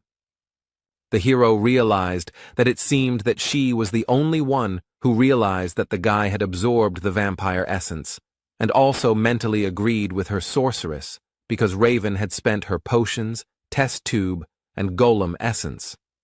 Einar continued the story by saying that the sorceress then walked along the rift and collected various items and then simply walked through the portal without even waiting for the barbarian to wake up. After that, Björn thanked the girl, saying that he was glad to rely on her, and she replied that they were partners, so it was natural. The hero decided that even if Raven had gutted the place, some items should still have remained, but before starting the search, he decided to dress up, so he asked the warrior if she had any extra clothes. Soon all the business was completed and the barbarians returned to the city. There were a lot of problems this time, and the guy hoped that at least the profit would balance it out. This time, a little more than 230,000 stones were earned, but the hero did not complain, because he was able to absorb 2 essences. But suddenly, the girl behind the counter said that this was somehow too much for a 9th-rank researcher, and that it was in his backpack. The barbarian asked why he should answer, and suddenly a detachment of guards appeared behind him. Björn did not understand what was happening, and in the meantime he was informed that they would speak in the interrogation room. Meanwhile, Erwin, who went there with her sister, also returned from the labyrinth. She didn't think that it would be so hard on the 3rd floor. The strength of the 7th-rank monsters was astounding, and the senior elf was able to handle the 6th-rank monsters.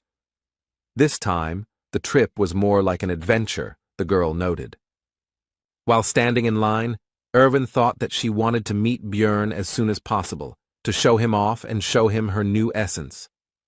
She managed to earn 184,000 stones, and the guy behind the counter remarked that it was a bit too much for a researcher of her rank, to which he received the answer that she went to the labyrinth with her sister.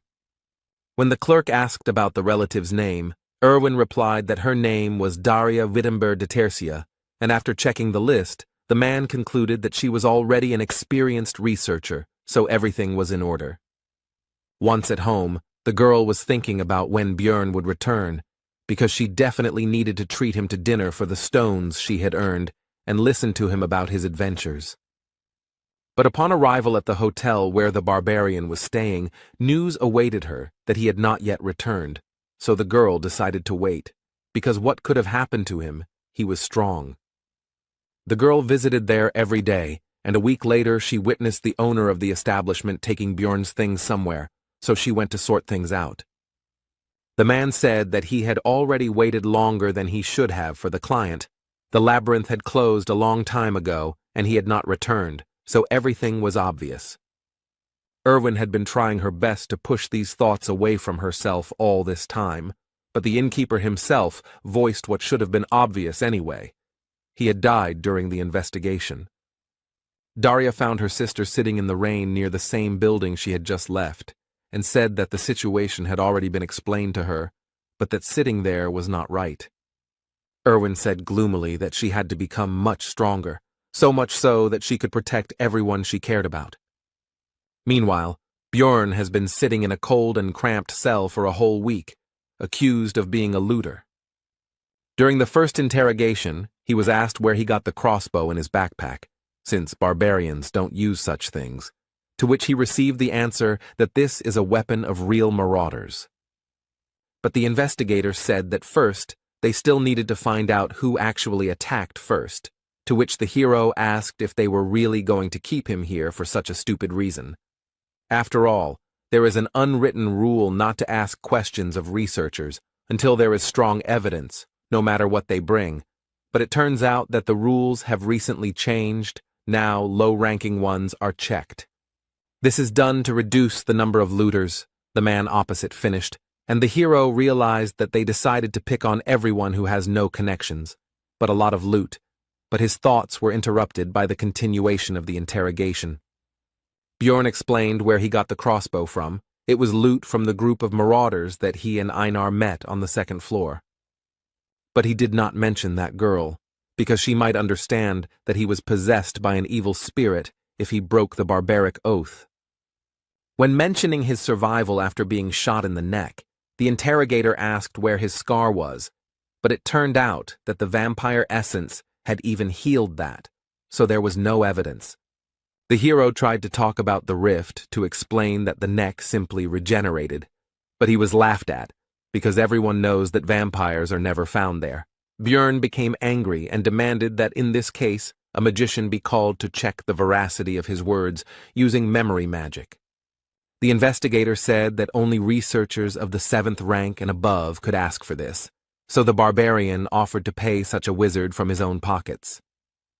The man replied that they would take the money after his death anyway, so spending it on something so useless was pointless, but he still deigned to call a low-ranking mage from the guild.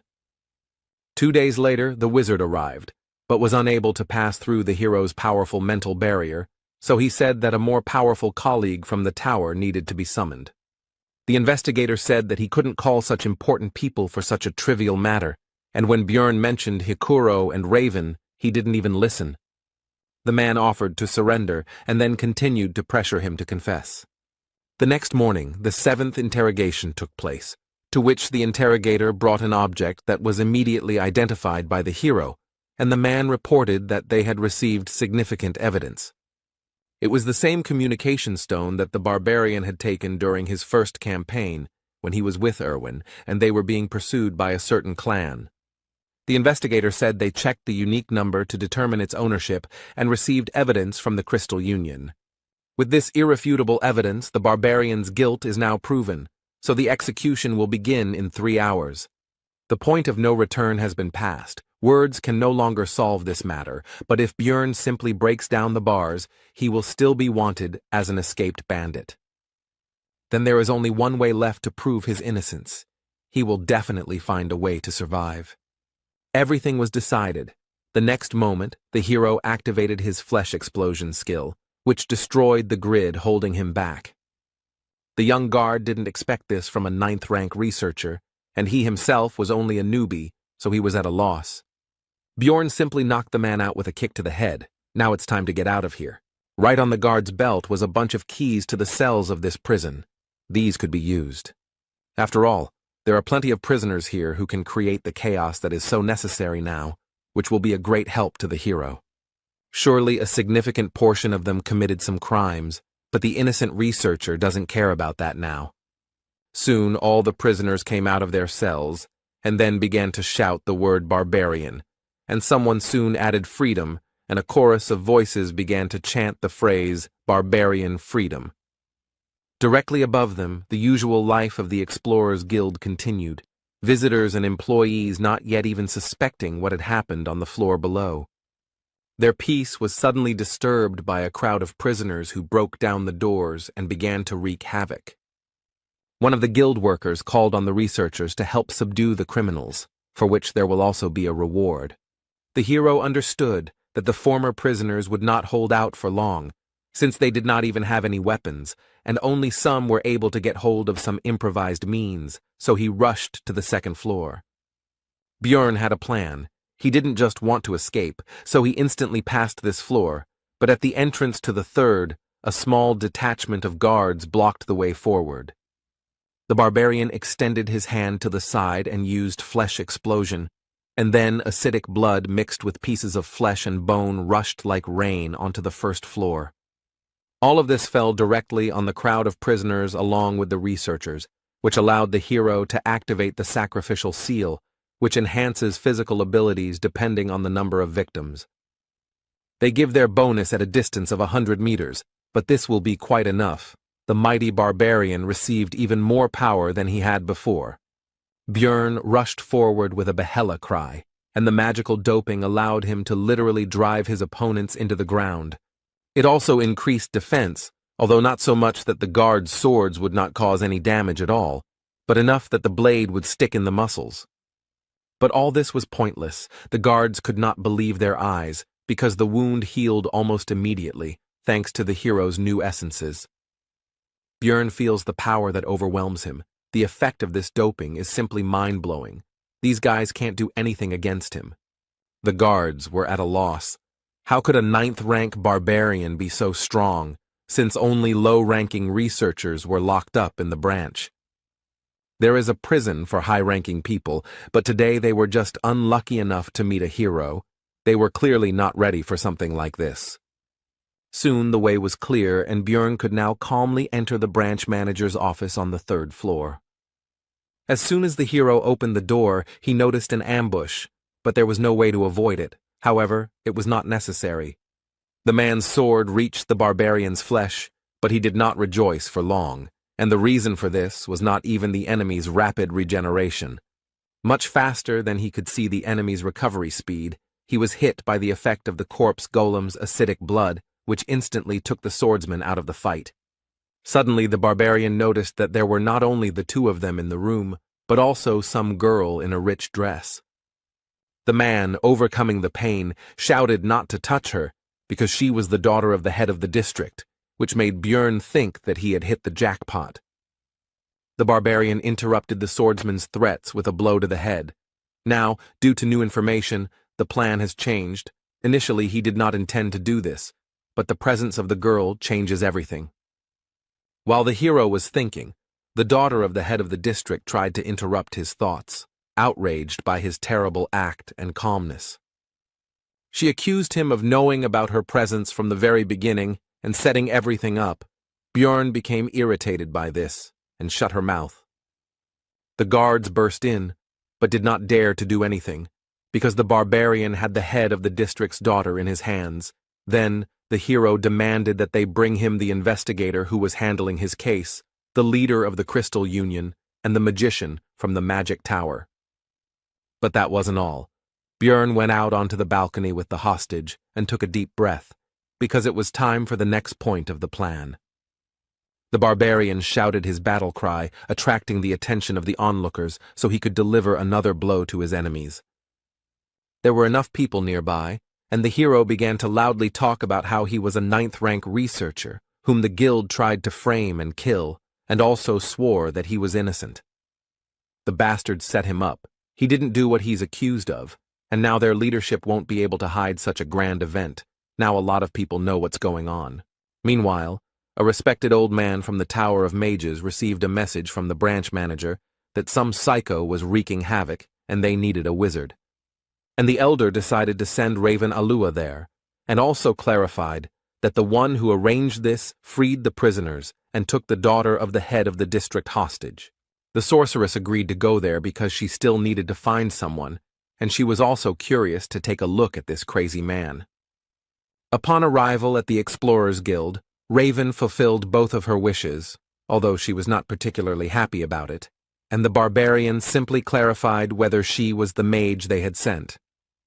The sorceress was confused, so she shouted out what Bjorn Yandel was thinking when he did all this. And she continued to be indignant about whether he really thought he had several lives, and she was also curious who it was, and it was the hero again. But Bjorn interrupted her, asking her to use the memory check magic faster. The sorceress agreed. Only if in the future the barbarian fulfilled one of her requests, he accepted the conditions. But the spell didn't work. Then Raven asked if he had any equipment against psychological spells. The hero answered negatively, and the hostage meanwhile tried to understand what was happening. Their dialogue was interrupted by an investigator who ran into the room and immediately rushed towards the branch manager, apparently not even noticing the others present. He asked what could have happened here, since they had taken care of most of the prisoners on the first floor. And only after that did the investigator notice the others, and immediately pointed at Bjorn and shouted that it was he who had caused the disturbance, to which the manager replied that he was already aware of this.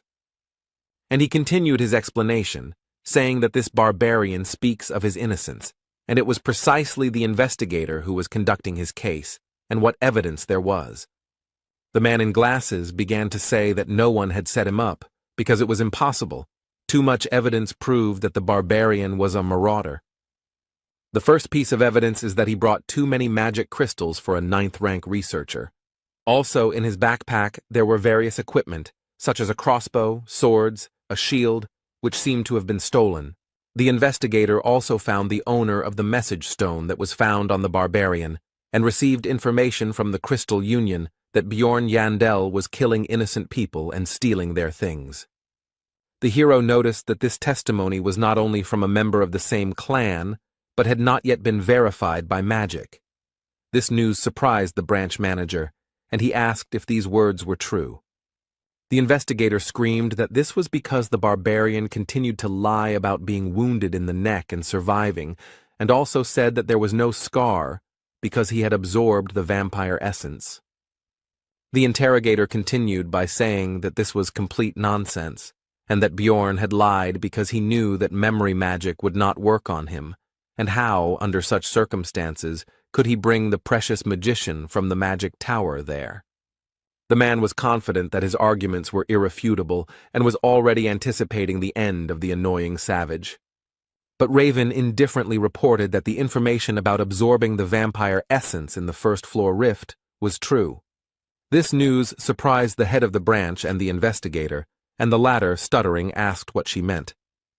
The sorceress explained that she had been there and seen everything with her own eyes, and ironically asked what to do now, since he would not be able to verify the truth of her words with magic. The interrogator did not take this information seriously and told Raven that even if she knew the barbarian, she did not have to protect him with lies. But the blonde sorceress interrupted the man and threateningly asked if he really doubted her words. And, without changing her tone or facial expression, she continued to talk about whether investigating the cases of low-ranking researchers with his pitiful powers had forced the investigator to look down on magicians as well. The interrogator, after Raven finished speaking, immediately fell to the floor and began to make excuses and ask for forgiveness. This was because the wizards of the magic tower were close in status to the aristocrats. There were many different schools of magic, but they united into a group to protect their rights. A simple guild worker dug his own grave. Bjorn finished his thought, and the branch manager suggested that they stop this argument already. After all, even for her, a sorceress, this might have seemed absurd if she had not been aware of the situation. Raven made an indifferent face and said that there really had never been vampires on the first floor before, to which the man began to thank her for her understanding. As a loud no came out of her mouth, this was not something that the manager of the branch of the Explorers Guild should say, placing special emphasis on the last word. And she continued her explanations by saying that even now, many years after the discovery of the labyrinth, there are still mysteries that have no answers. One can never predict what might happen there. So how can a man be confident in the impossibility of anything, and at the same time head a branch of the Explorers Guild, again emphasizing the last word? The hero, looking at the girl's passionate speech, could confidently say that she really was a magician to the core, and also ruthless even to a very influential person. Suddenly, a man entered the room accompanied by guards who immediately introduced himself as Niall Urbans. At first, Björn couldn't understand who it was, but soon everything became clear, because his hostage shouted the word father, which meant it was the head of the district. The Explorers Guild is run by clans, uses command spells, and trades information for the benefit of other explorers. Its management system is simple. Each of the hundreds of branches has its own leader. Above them, one step higher in the hierarchy, were 13 regional managers, one of whom was the man who had just entered here, and at the top was the guild master. The guards behind Niall Urbans pushed a man forward, and the high-ranking guest himself said that this was the one Bjorn had requested. The barbarian's face took on a gloomy expression, and he asked this man if he was the Crystal Union member, Hartz Jr., who had made false accusations against him. Without even listening to his excuses, Raven immediately used memory-reading magic and reported that the man had lied. Now he definitely won't be able to get out of this situation, since the sorceress from the Tower of Mages confirmed his slander. After this, the county chief said that Björn Yandel was found innocent, so there was no longer any point in keeping the hostage, and the barbarian released the girl. After this, Niall said that an investigation would be conducted against the slanderer, as a result of which his fate would be decided, to which the hero noted that it would be a good idea to take a closer look at the Crystal Union itself. Urbans agreed to this, and also added that the investigator responsible for his case would also be fired, to which he began to justify himself by saying that he had acted according to the rules. The regional manager interrupted him and threatened him not to try to shift the blame onto the guild, and that all matters he had handled would be investigated. And he ended by saying that if any discrepancies were found, the investigator would be punished accordingly, which made the latter break out in a cold sweat. Soon the investigator and member of the Crystal Union were taken away by guards, and Niall Urbans decided to move on to discussing compensation, which would consist of a promotion to rank 7 and a change of equipment. But this did not suit Björn because he himself could advance to the 7th rank with the help of the essence of a vampire guardian, which he was quick to report. Niall tried to say that the barbarian only had 2 months of experience, to which the hero said to bring him a researcher of that rank, and then it would become clear who was stronger.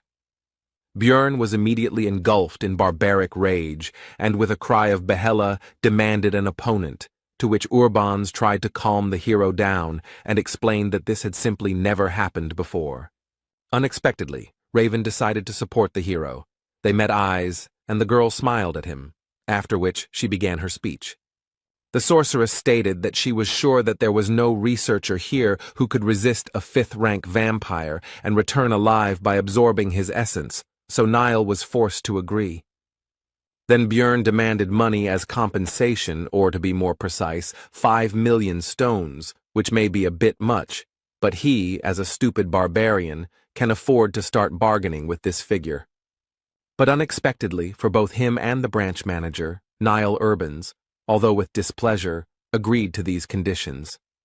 Björn thought that it might be related to the presence of Raven here, who just now demanded another 1,000,000 stones as a reward for her services.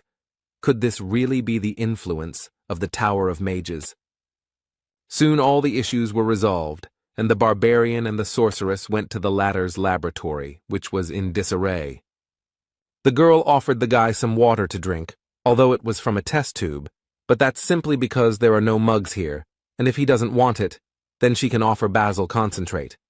The hero did not risk drinking this liquid because, most likely, this flask had previously contained strange liquids and monster organs. Putting the vessel aside, Björn asked why he had been invited here to the magic tower. Raven reminded that the barbarian had promised to fulfill one of her requests. The hero had only agreed because he was in a hurry, and there was nothing wrong with making friends with a mage. Bjorn agreed with this. The main thing was that it was within his power. The sorceress was happy with his words, and said what she wanted. It turned out that Raven wanted to study the essence that the barbarian had absorbed, and also explained that there was some benefit to it for him as well. Listening to the sorceress's story about how this would help him discover some unknown features, the hero noticed how the expression in her eyes changed. One could see a desire for knowledge in them. The corpse golem she wanted to study was indeed rare, but it was nothing compared to the vampire essence, since it had never appeared before, or there was no one to tell about it. And then the hero guessed something, so he asked if her words when signing the agreement were true, and were precisely because of this. We are talking about the moment when Raven studied the agreement between the Explorers Guild and Bjorn, which contained a clause about the secrecy of everything that happened. The sorceress then demanded that a clause be added about not revealing that the barbarian had absorbed the essence of a fifth-rank vampire, and he was grateful for her attentiveness. The hero was right, and the girl said that in any case, now let him come once a week and help for about 3 hours for 6 months. Bjorn said that he agreed to 3 months and to share the results of Raven's research with him, to which she said that he survived thanks to her, and therefore he should be grateful. Looking at her, the hero thought that in principle this is true, but this is a separate topic, because in order for the cooperation not to end in a short time, the guy must show the girl what kind of person he really is. Bjorn stood up and told Raven that she was the one who should pay the money, which confused the sorceress. Thinking that anyone who doesn't stand up for their position is just an idiot, the barbarian loomed over the girl and said that she actually fed him the essence of a corpse golem. Raven tried to push the hero away from her and asked how that could be a problem since she gave him his powers for free. Bjorn said that she fed the essence for her own survival, to which the girl replied that she saved him as well. The hero responded indifferently that he didn't care. Raven had to pay 10 million, because that was exactly the amount needed to remove the essence in the temple.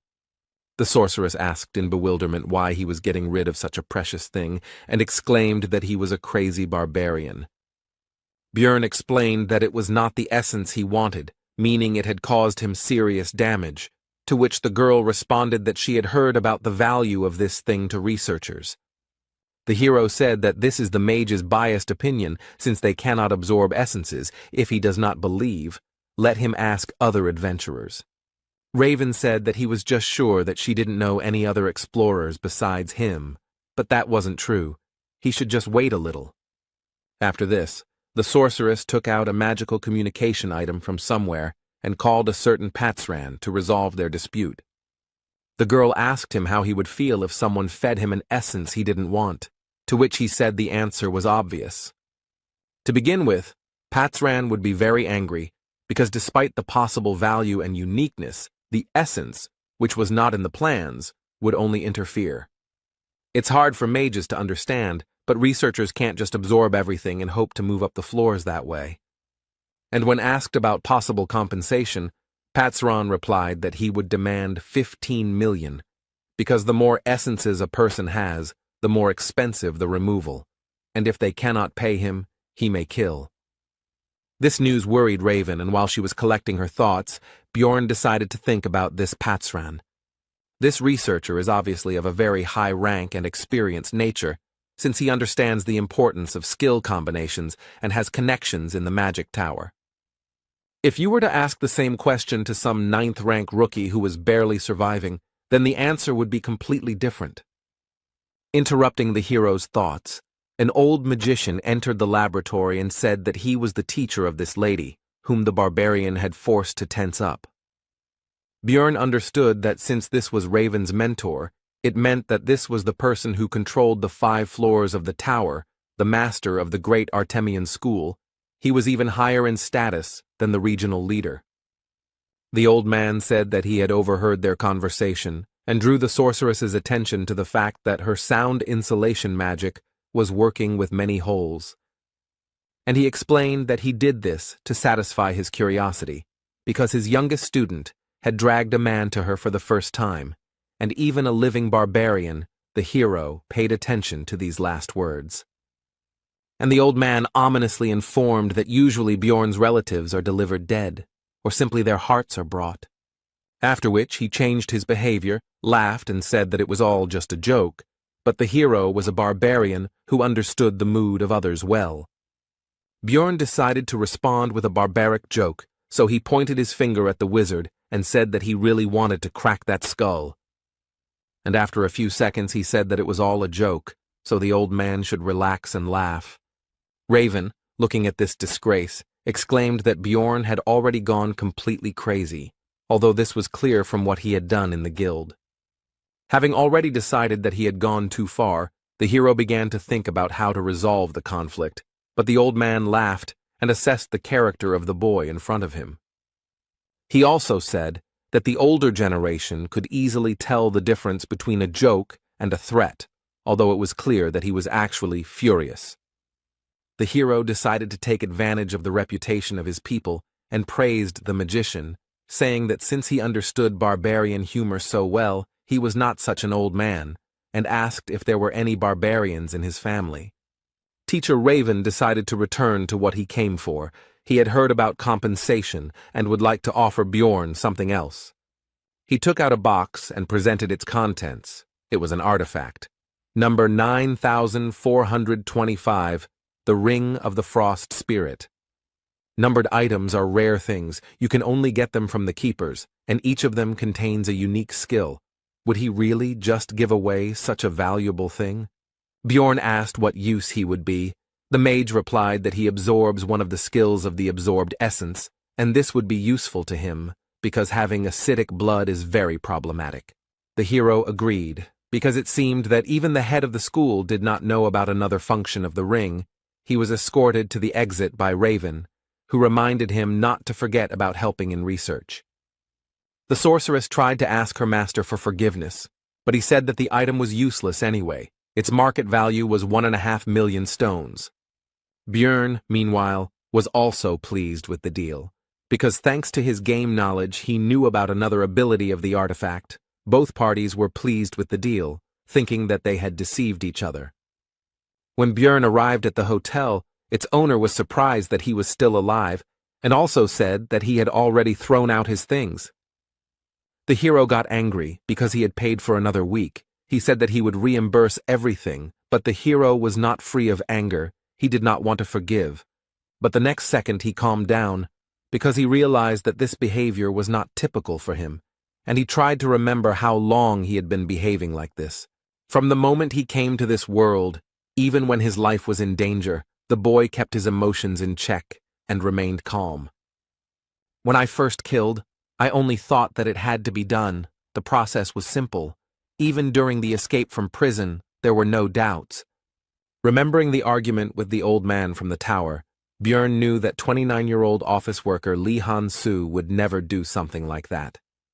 It seemed to the hero that these were all just changes under the influence of the surrounding reality. But the discomfort continued to grow, and now he is sure that after each battle the body's instincts break out. His mind becomes simple, rough, and aggressive, as a barbarian should be. It seems as if his consciousness is merging with this body. But for survival it would be even better. Bjorn summed up his thoughts, after which he demanded 30,000 stones from the innkeeper as compensation.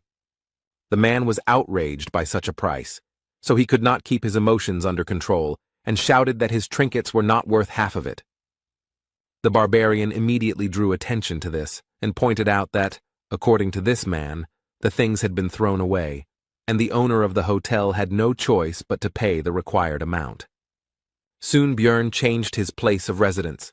Now the room was more expensive, twice as expensive as the previous one. It had its own bath, good windows, etc., and it was also closer to the square with the portal. The next day, the hero went to Einar, who greeted him with joy, because she was worried about her partner when he disappeared for such a long time. Meanwhile, the rest of the tribe shared the news that the whole city was talking about the so-called barbarian of freedom. Björn realized that this was all about him, so he asked cautiously for details, in particular about the name of this hero. To which he received the answer that no one knew about it, which meant that the guild was somehow able to maintain his anonymity. But the rest of the barbarians were not interested in this. They were simply happy and proud that such a man appeared in their tribe. He fought alone against 100, refuted false accusations. The relatives admired these actions, and the hero did not think that this would become such big news, and also hoped that it would not lead to serious consequences. Afterwards, Björn and Einar went to Carmelby, a middle-class area with many craft shops and merchants. Here, the team sold the loot and equipment of the hero himself, which turned into scrap metal, resulting in 800,000 stones, of which 300 went to the warrior. Einar suddenly became surprised by something and drew Björn's attention to how people had put clouds on a stick and were eating them. Of course, it was just cotton candy. The hero decided that it would be a good idea to treat the girl to both sweets and just lunch, while the warrior could not believe what humanity had come up with. But soon Einar's mood worsened. She thanked her partner for treating her as before, because the other barbarians now avoided her and did not see her as a warrior. And lately, some guys have started to hit on her, trying to get her attention, which had never happened to her before. Einar finished pouring out her experiences by asking Björn for forgiveness and saying that she would not be able to go to the labyrinth with him. As a result, the girl left the group, and although her problems were very important to her, they were not the main reason. The main reason is that the elder of the sacred land, a famous sword master, noticed Einar's talent. Therefore, the warrior decided to study the art of the sword under his command in order to become much stronger than she was now. When asked if the sword master could go to the labyrinth with them, the girl replied that there would be special training, so they couldn't leave the sacred lands for 6 months. The hero understood what kind of training this was, so he decided that Einar really shouldn't miss such a chance, and she herself said that she couldn't ask him to wait for her. And she doesn't necessarily ask to take her back when the time comes, but she will try and come back so strong that she will no longer pull Björn back. He couldn't hold her back, because during the second exploration, she was defeated by the marauder, and she also had to use the oath. In the rift, Einar could only watch as others took the initiative while she remained at best in the background. It all hit her hard, so she agreed to the training. Björn will have to look for new companions, although there is an option to go on his own, because he has grown a lot in 2 months. Namely, he absorbed 2 essences, thanks to which his characteristics have greatly increased. But from the 3rd floor, it is impossible to travel alone, because as the floors increase, the absence of other roles in the team becomes critical, so finding comrades is a necessity. The hero needs companions of a similar level to climb higher and hunt higher-level monsters, and his first target for recruitment was Raven. After completing the research, Björn spoke about it, but nothing came of it. She didn't even listen and refused. She demanded to invite her only if the group was larger, everyone at least 6th rank, and there must also be a priest. Raven told him to put this nonsense aside and handed the research subject the result of this very research, which he began to study and came to the conclusion that he already knew this from the game. The growth of characteristics, among which the most prominent were regeneration, magic resistance, and soul power, as well as all of his active and passive skills, he studied and tested, except for Bloodmaster. This allows one skill of the one whose blood is absorbed to be temporarily used. Source of Darkness, Sacrificial Seal used when escaping from prison, Eternal Life, increases regeneration depending on damage. Before Björn left, Raven decided to inquire about what that thing was that the hero had shoved into the vampire's mouth during the battle in the rift. The guy decided not to say anything and said that the situation was quite chaotic then. She probably messed something up. The sorceress began to say that she saw everything with her own eyes, but the barbarian interrupted her, saying that he was hungry after which he quickly ran away. Raven was unhappy with this. She realized that Bjorn was hiding something, so the girl intended to find out everything on her own. To this end, the blonde headed to the huge library of the Magic Tower with confidence, to find answers in the books, which she did. She read that it was similar to a goddess tear, a consumable relic of unknown origin that, when destroyed, bestowed a powerful holy blessing on the surrounding area. 150 years ago, during a dimensional collapse, Cardinal Andron used 3 such objects to save the Holy Pope, and it was never mentioned publicly again. Suspicions grew stronger, because how could a barbarian who had recently undergone the ceremony know about the location of the relic, as well as its effect? Upon arriving in his room, the hero began to think about another artifact, the Golden Mask, which drops after defeating the boss of the Bloody Citadel when many conditions are met. It changes the wearer's face for 30 days, the number of uses is 5, the item dropped for him in the game, but there was no point in changing the appearance of a 2D character, so he sold it. But this is reality, which means that in the event of a clash with the forces of law or with someone extremely influential, this may come in handy in the future. Meanwhile, Daria Wittenberg de Tercia, Erwin's sister, sat in the tavern, calmly eating and resting.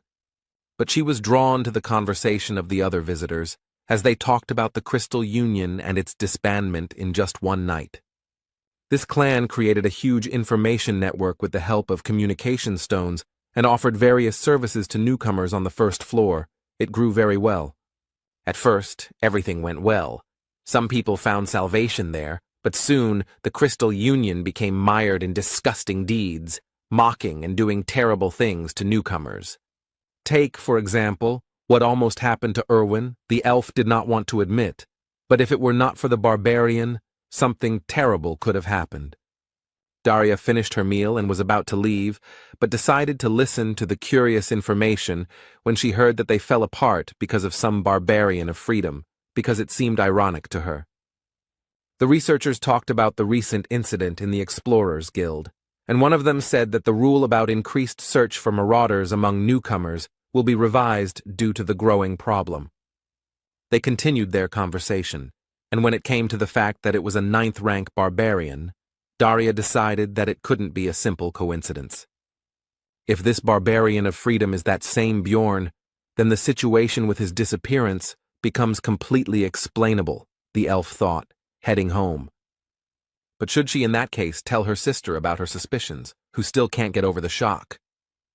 The next day, Bjorn Yandel went to the Explorers Guild to find out about the gathering teams, active above the 3rd floor. Having received the ID card and the hero's badge, the employee could not contain his surprise and exclaimed about some 5 stars. When asked what it meant, the man tried to change the subject, but Bjorn already guessed that it was some kind of internal guild code, and as a result of recent events, he received the status of a VIP client or something like that. Among the list of proposals, the hero noticed a familiar name. It was Hikuro Murad, so he immediately decided to meet him. They greeted each other and sat down at the table, but the dwarf suggested not to talk about anything for now, because another person should arrive soon. It would be a magician. He didn't keep them waiting long. He immediately introduced himself. His name was Lior Wabdvalki, and when Hikuro asked if he was the one they were waiting for, the wizard replied that it would be good luck to meet another sorcerer here and now. Murad didn't seem to be very good at understanding clever words, so Bjorn explained that the magician meant that everything was correct. They introduced themselves again. Hikuro added that he was 6th rank, and Dvalki said that he was an 8th-rank wizard of the ruling family of Rafdonia. The barbarian had to explain again that he simply did not work for the guild. The hero decided to ask directly why a mage of such a low rank would go to the labyrinth, since it was dangerous for such people, and it was more profitable and stable for them in the city, to which he replied that he wanted to glorify the family of Baron Martuan. Hikuro Murad was surprised that he turned out to be a nobleman, to which he received the answer that his mother's sister's husband was the 3rd brother of the Baron's wife, to which Bjorn thought that he was not connected to them at all. Lior Wabdvalki himself continued by asking them not to be nervous, because he was not going to act arrogantly, which made the barbarian think that he looked like a fraud with these stories.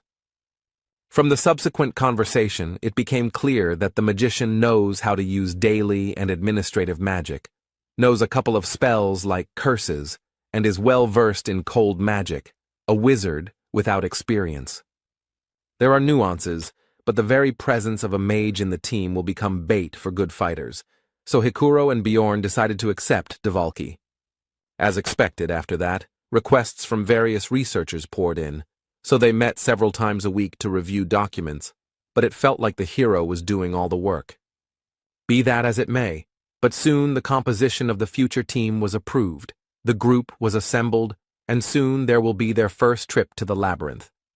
On this occasion, Bjorn even decided to update his equipment, as he had some extra money as compensation from the Explorers Guild.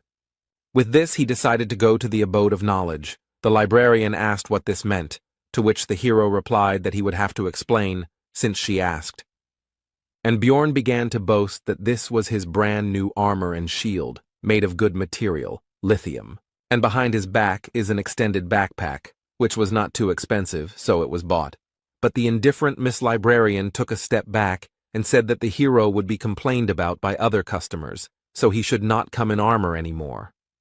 Bjorn was already returning home when he noticed one of the barbarians who was simply sleeping in the alley, but he would not have paid much attention to this if not for one thing. This kinsman has no weapons, and yet they store their weapons as if their lives depended on it, no matter how hungry, weak, or poor they are. Bjorn approached him and asked where his sword or something was and what he was doing there, to which he received a polite answer that he had no money, so he sold it. The hero smiled at his fellow man, but inside he understood from his behavior and actions that this was not a barbarian, but an evil spirit just like himself. Bjorn invited this Tarikan, son of Lien, to the tavern, where he learned that he had undergone the ceremony a month before Jandel himself. But then he got lost and couldn't find the labyrinth, but it's obvious that this is a lie. He was just afraid to fight monsters. It would have been easy to escape, but the problem is, in the consequences of this decision, he probably couldn't find any work, because no one needs barbarians. This made the hero wonder if players really end up here when they open the final boss room, since such an experienced gamer should have understood the consequences. When asked what Tarikan was doing a month later, he replied that he again did not go to the labyrinth, because he was unarmed, to which Bjorn exclaimed that he had gone completely crazy. That's why it was necessary not to lose him, the hero wondered. Did this man even play the game? And if so, how did he make such mistakes? Then Tarikan went through hunger, cold, and illness, and Bjorn thought about how he had managed to last 3 months under such conditions, and also if he had run away on his first day, the same fate would have awaited him. The barbarian, on the contrary, finished telling his story and asked how he liked it, whether the hero felt sorry for him, whether he would help his fellow man, whether they would go to the labyrinth together. Bjorn refused this, but gave Tarikan 150,000 stones so that he could buy himself a weapon and go on the campaign himself. When his relative said that they should meet again next time, the hero responded with a sharp refusal, saying that he didn't care what would happen next, but that he shouldn't even try to look for him. Already in his room, Bjorn analyzed what had happened, and his behavior. He had behaved disgustingly. Did he remember the past? A logical person would say that this Tarikan is nobody to him, and the hero is stupid for giving him his money, but an emotional person would be angry at the weak help to that barbarian.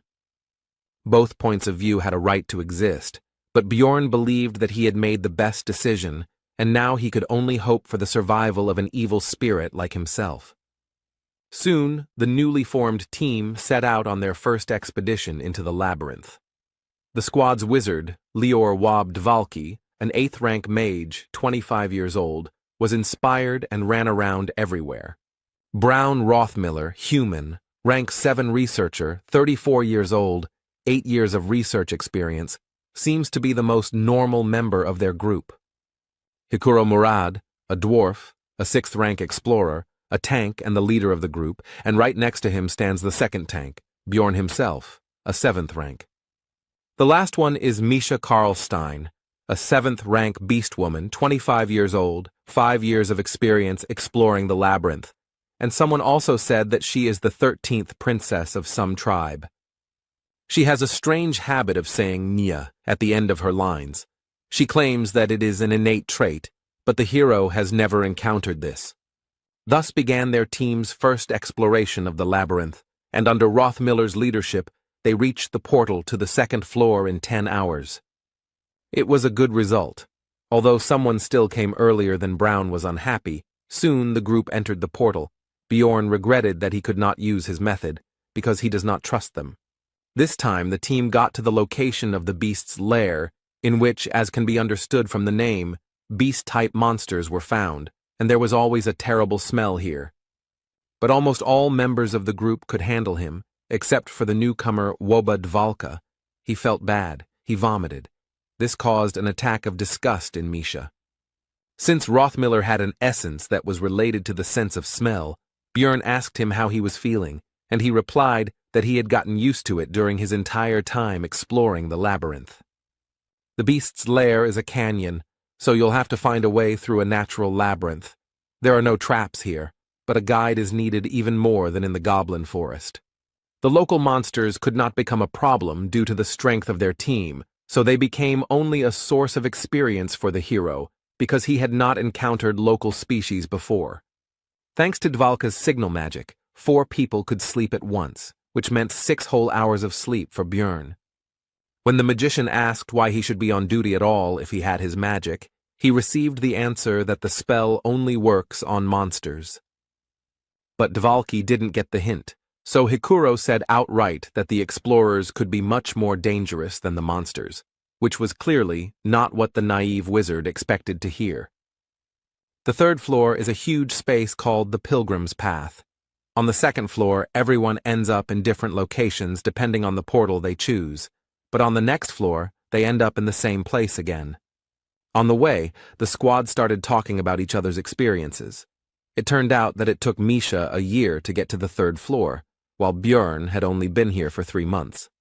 The girl and the dwarf also had a playful spat about how she was more experienced than Hikuro, but was still at rank 7 while he was at rank 6. Their quarrel was interrupted by Brown Rothmiller. The hero thought that it was because of his habit of working alone that he reacted so sharply to noise behind him.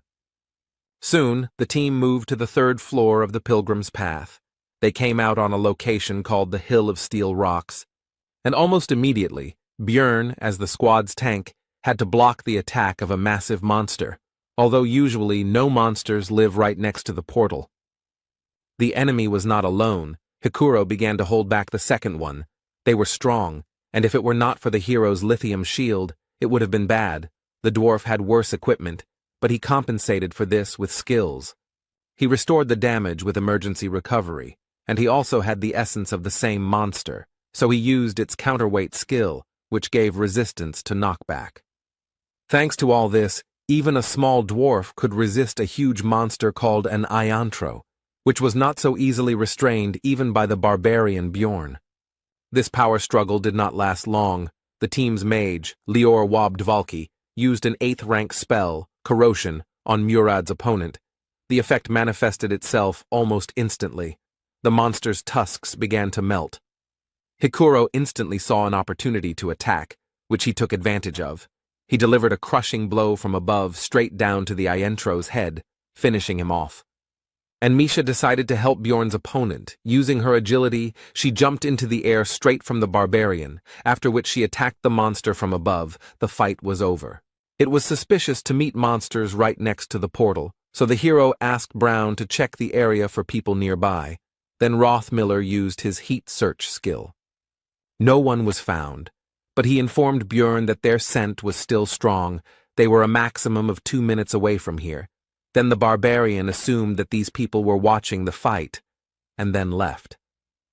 When Hikuro asked if this was a staged attack, Rothmiller replied that they were not specifically interested in their group, as luring monsters to the portal was a common tactic among marauders.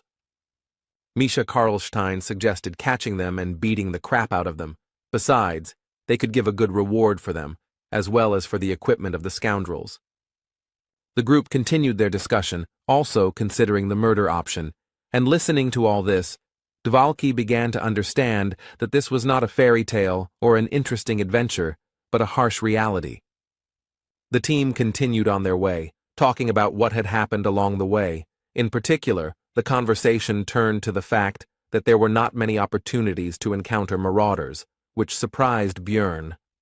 The hero immediately asked about this, and it turned out that, for example, Misha met with them 8 times in 5 years, while the barbarian met them 5 times in 3 months.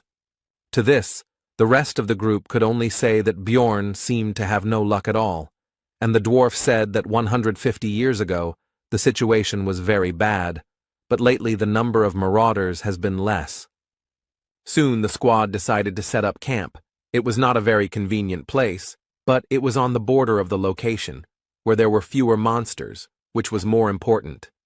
At the halt, Hikuro decided to inquire about Dvalka's condition, because he looked so-so, and at some point he stopped talking much, although before he never closed his mouth. Then the wizard replied that his fantasies of adventure had been destroyed.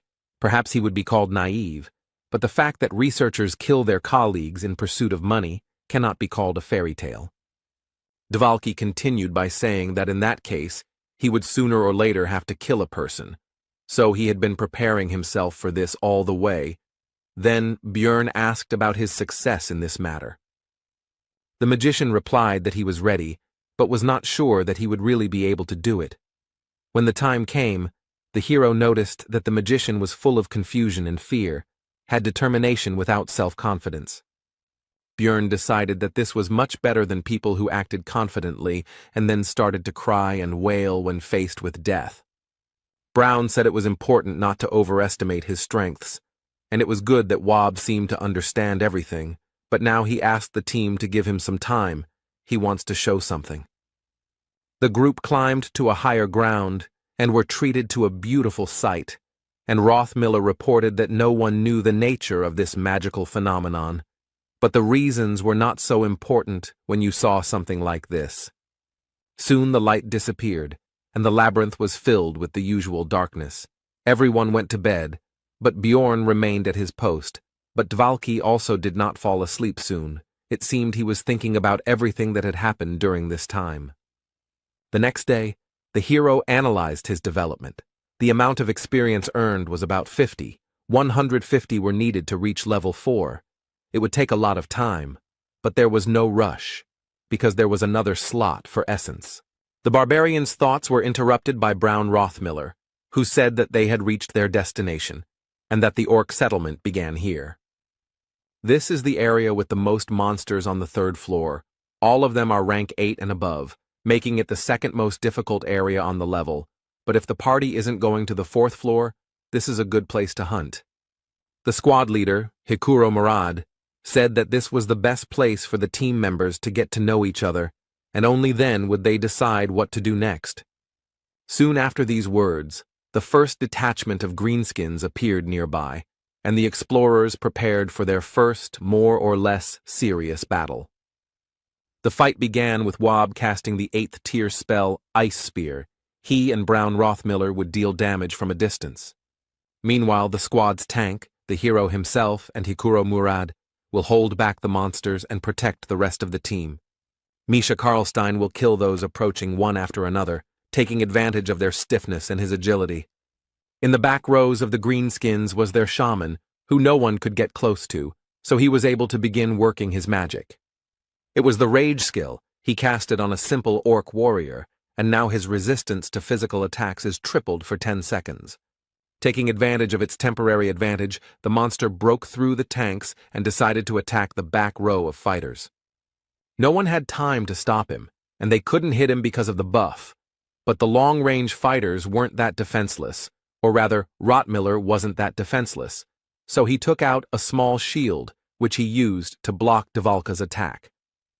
The orc was unable to develop his attack and properly use the opportunity. 10 seconds had already passed, and Misha could have killed the greenskin. Soon, almost all the enemies were defeated, and the last of them, the orc shaman, lost his head from a crushing blow from the barbarian's mace.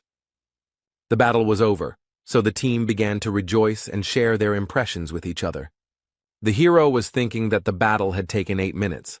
They were lacking damage, so it was slow, but expected, because the squad had 2 tanks and a scout who did not have much power, not fast, but stable. After that, the explorers continued to walk through the monster settlement and fight. The closer to the center, the more monsters they encountered along the way. Once they even met a great 7th-rank orc warrior, whom they managed to defeat without any particular problems. But the calm and simple hunt could not last long. Right in front of the squad, a powerful explosion of some high-ranking fire spell thundered. And after that, the unknown wizard said that the orc settlement was the territory of the Zarvi clan, so they should leave this place. Dungeon and Stone is a single-player game, but it had a lot of content restrictions. For example, at first you were forbidden to move freely around the map, but if you create a clan, you can take territories for yourself. Of course, this requires a lot of people, so they only do this for the sake of rare mobs and bosses. But why then capture the zone on the 3rd floor? The hero wondered. Hikuro Murad, the leader of the squad, asked about the reason for their presence here, since their clan was active from the 6th floor, but the magician was not going to explain anything, which he said. Then the dwarf said that he knew about the granting of territories to clans for their merits, but he had not heard that this place belonged to Zarvi. Whether it was the responsibility of the team leader or the famous stubbornness of the dwarves, it doesn't matter, but he decided to take the hard way. While the two were arguing, Misha, for some reason, tried to hide behind the barbarian's broad back. But it was pointless. The beast man, who had been standing next to the magician all this time, turned his attention to her and asked if she was stupid, at which the cat came out of her hiding place and said his name, Talon Orifring. The guy demanded that they not call him that outside, and the wizard said that since she was his sister, an exception could be made for her.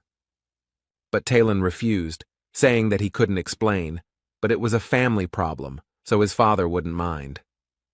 The magician agreed, but said that he could at least explain the reason why she was being driven away from here. It turned out that they urgently needed the essence of the great orc warrior for internal clan reasons, and if everything went well, then next time this zone would be free, so they would be grateful if they left. And he continued that there would be no monsters left anyway, so it would be better for their team to leave. But the hero understood that if this requirement was not met, the clan would use force. In the labyrinth, the rules are written by the strong, so it's best not to forget about it.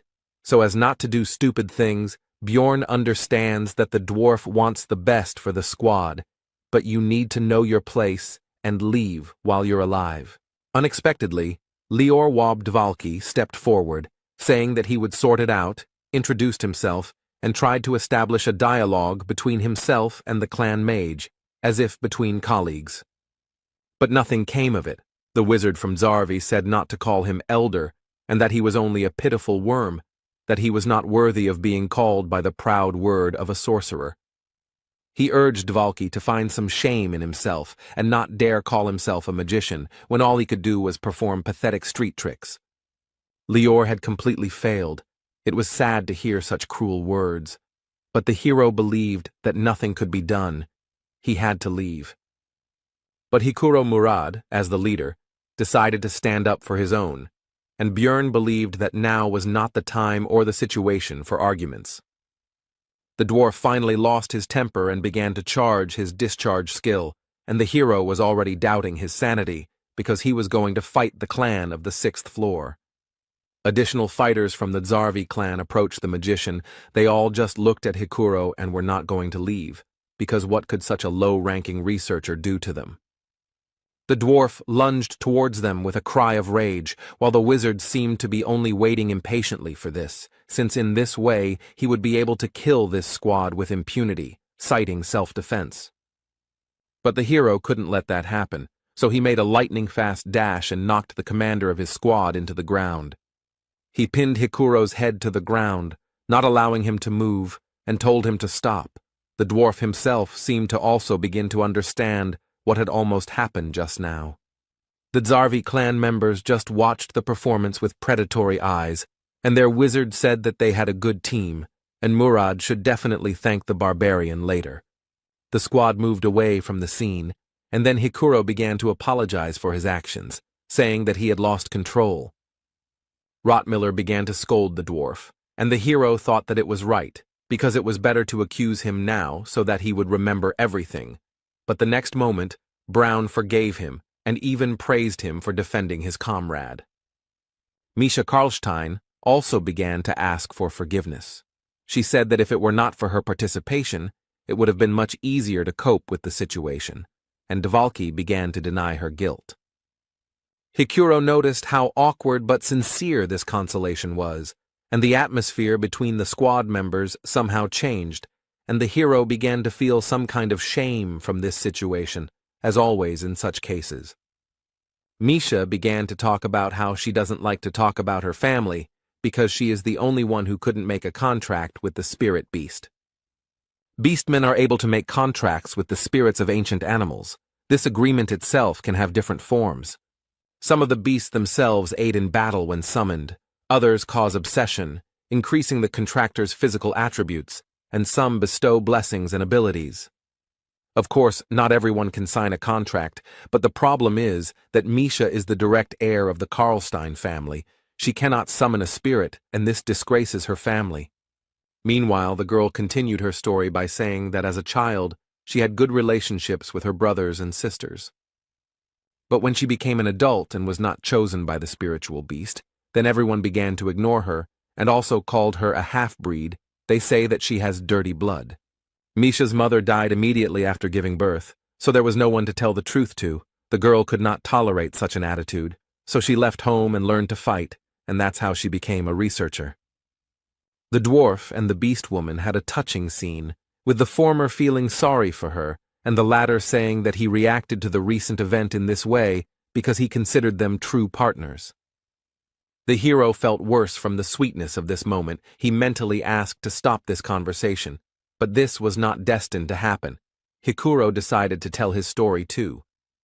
Murad dreamed of becoming a blacksmith, but he lacked talent and was unable to complete his preparatory training for 10 years. That's one of the reasons why he became an explorer after he was 30. He needed money for taxes, so he had to run away. Lior Wabdvalki was completely moved by all this. He shouted out that he considered himself the most untalented and also decided to talk about his failures, about how he was able to become a magician thanks to his family status. But he didn't have the talent to enter the magic tower. If he was a real magician, then that person from the clan would have shown at least a little respect. Hikuro began to console the boy, telling him that the old man was just a bad guy, and that Wab was a great sorcerer. Rottmiller, who was standing next to Björn, said that he had been in many teams, but had never encountered something like this, to which the barbarian mentally agreed that it was strange. But the next moment, Brown also became a part of all this, and the hero thought that at least someone from this squad understood him, but it turned out not to be so. He said that when Murad and Misha talked about the experience, he was very upset because of envy, because they were not born human, so they do not know what he had to go through. They were surprised by this, and they asked the question, don't human researchers have advantages because they can become magicians, priests, elementalists, and open the aura? The hero mentally noted that this was only available to the talented, but he remained silent, while Hikuro laughed and noted that it turned out that they had a team of losers, and if so, they would cover for each other's shortcomings. There was harmony between the squad members. Everyone encouraged others. Dvalki promised to do everything possible to be useful. Misha encouraged everyone to try, and Murad expressed hope for long-term cooperation. They all laid out their problems and supported each other, and now all eyes turned to the hero. Now it was his turn. This made Björn tense up. They were all looking at him so strangely, waiting for something. Would they throw him out if he didn't say anything? And what should he say at all? These thoughts were rushing around in his head. In the end, the barbarian could not think of anything better than to shout loudly that he was left without a mother, after which there was silence. His comrades looked at him strangely. The hero was still tense and decided that this, apparently, was not enough. Then Björn started screaming again. but this time about how his mother died when he was born, and his father went into the labyrinth and never came back when he was little, and now he is an adult, but he cannot see them, even if he wants to. The hero fell silent and began to wait for the other's reaction to the speech. Also, technically it was all true. Einar told him about it. Rottmiller noted that it was hard for him at such an age, and Misha decided to apologize, because she complained about the difficulties in her family, and for him, everything was even worse. Dvalki decided that the hero was just pretending that everything was fine, and Hikuro offered to replace his parents if he wanted. Björn shouted that everything was okay, but inside he was screaming for them to leave him alone. The shame inside him was beyond all bounds.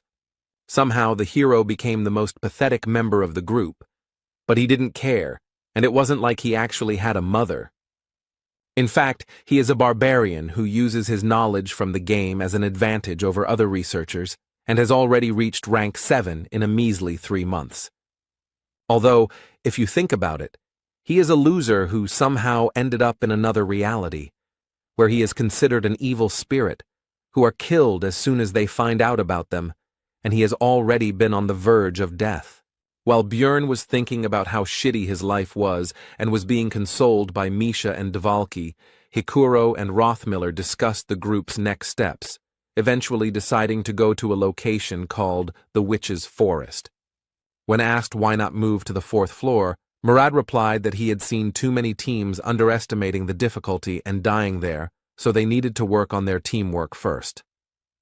The hero remembered that the Witch Forest was a zone that was only visited in extreme necessity, a bad place for hunting, and not very suitable for warriors. But the 4th floor is no better, because in addition to monsters of the 7th and 6th rank, there are also occasionally 6th rank ones, which can be quite problematic. The hero died there many times because he went there unprepared, so the dwarf's fears are understandable. But despite this, Björn still approached the squad members with a proposal to go to the 4th floor, because Hikuro and he are pretty strong tanks, so if something happens, they can provide an opportunity for escape. He wouldn't even have to run away with the vampire essence, the hero thought.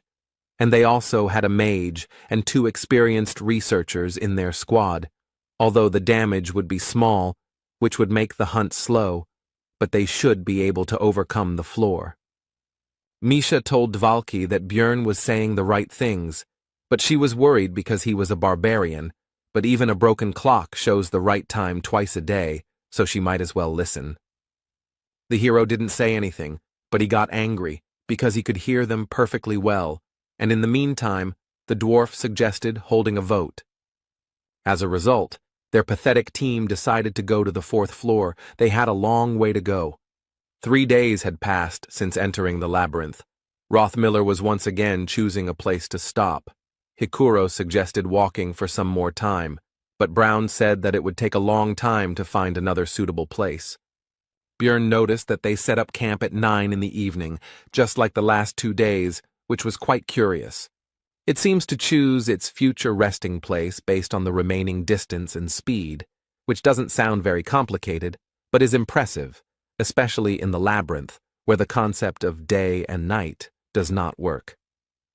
The hero asked Brown about his plan for tomorrow, to which he received the answer that they would be at the Witch's Forest before lunch, and he also advised everyone to have a good rest, because moving through the forest would require a lot of strength. Björn thought that Rothmiller didn't even think about the answer. He was just a walking GPS navigator, but he didn't expect anything else from the veteran researcher. In the middle of the night, Brown woke up the barbarian. Although it was not his turn, the hero, seeing the tension of his comrade, asked whether they were people or monsters, to which he received the answer that both. The sounds were like those being pursued. Rothmiller recalled the attack at the exit from the portal. Björn replied that the guide said that it looked like a trap for those who escaped. Brown confirmed this and said that he smelled the same scent as then, and their conversation also woke up Hikuro, who became tense from this news. It seems that for some reason they were specifically targeting them, and now they decided to deceive them by pretending to be people in trouble.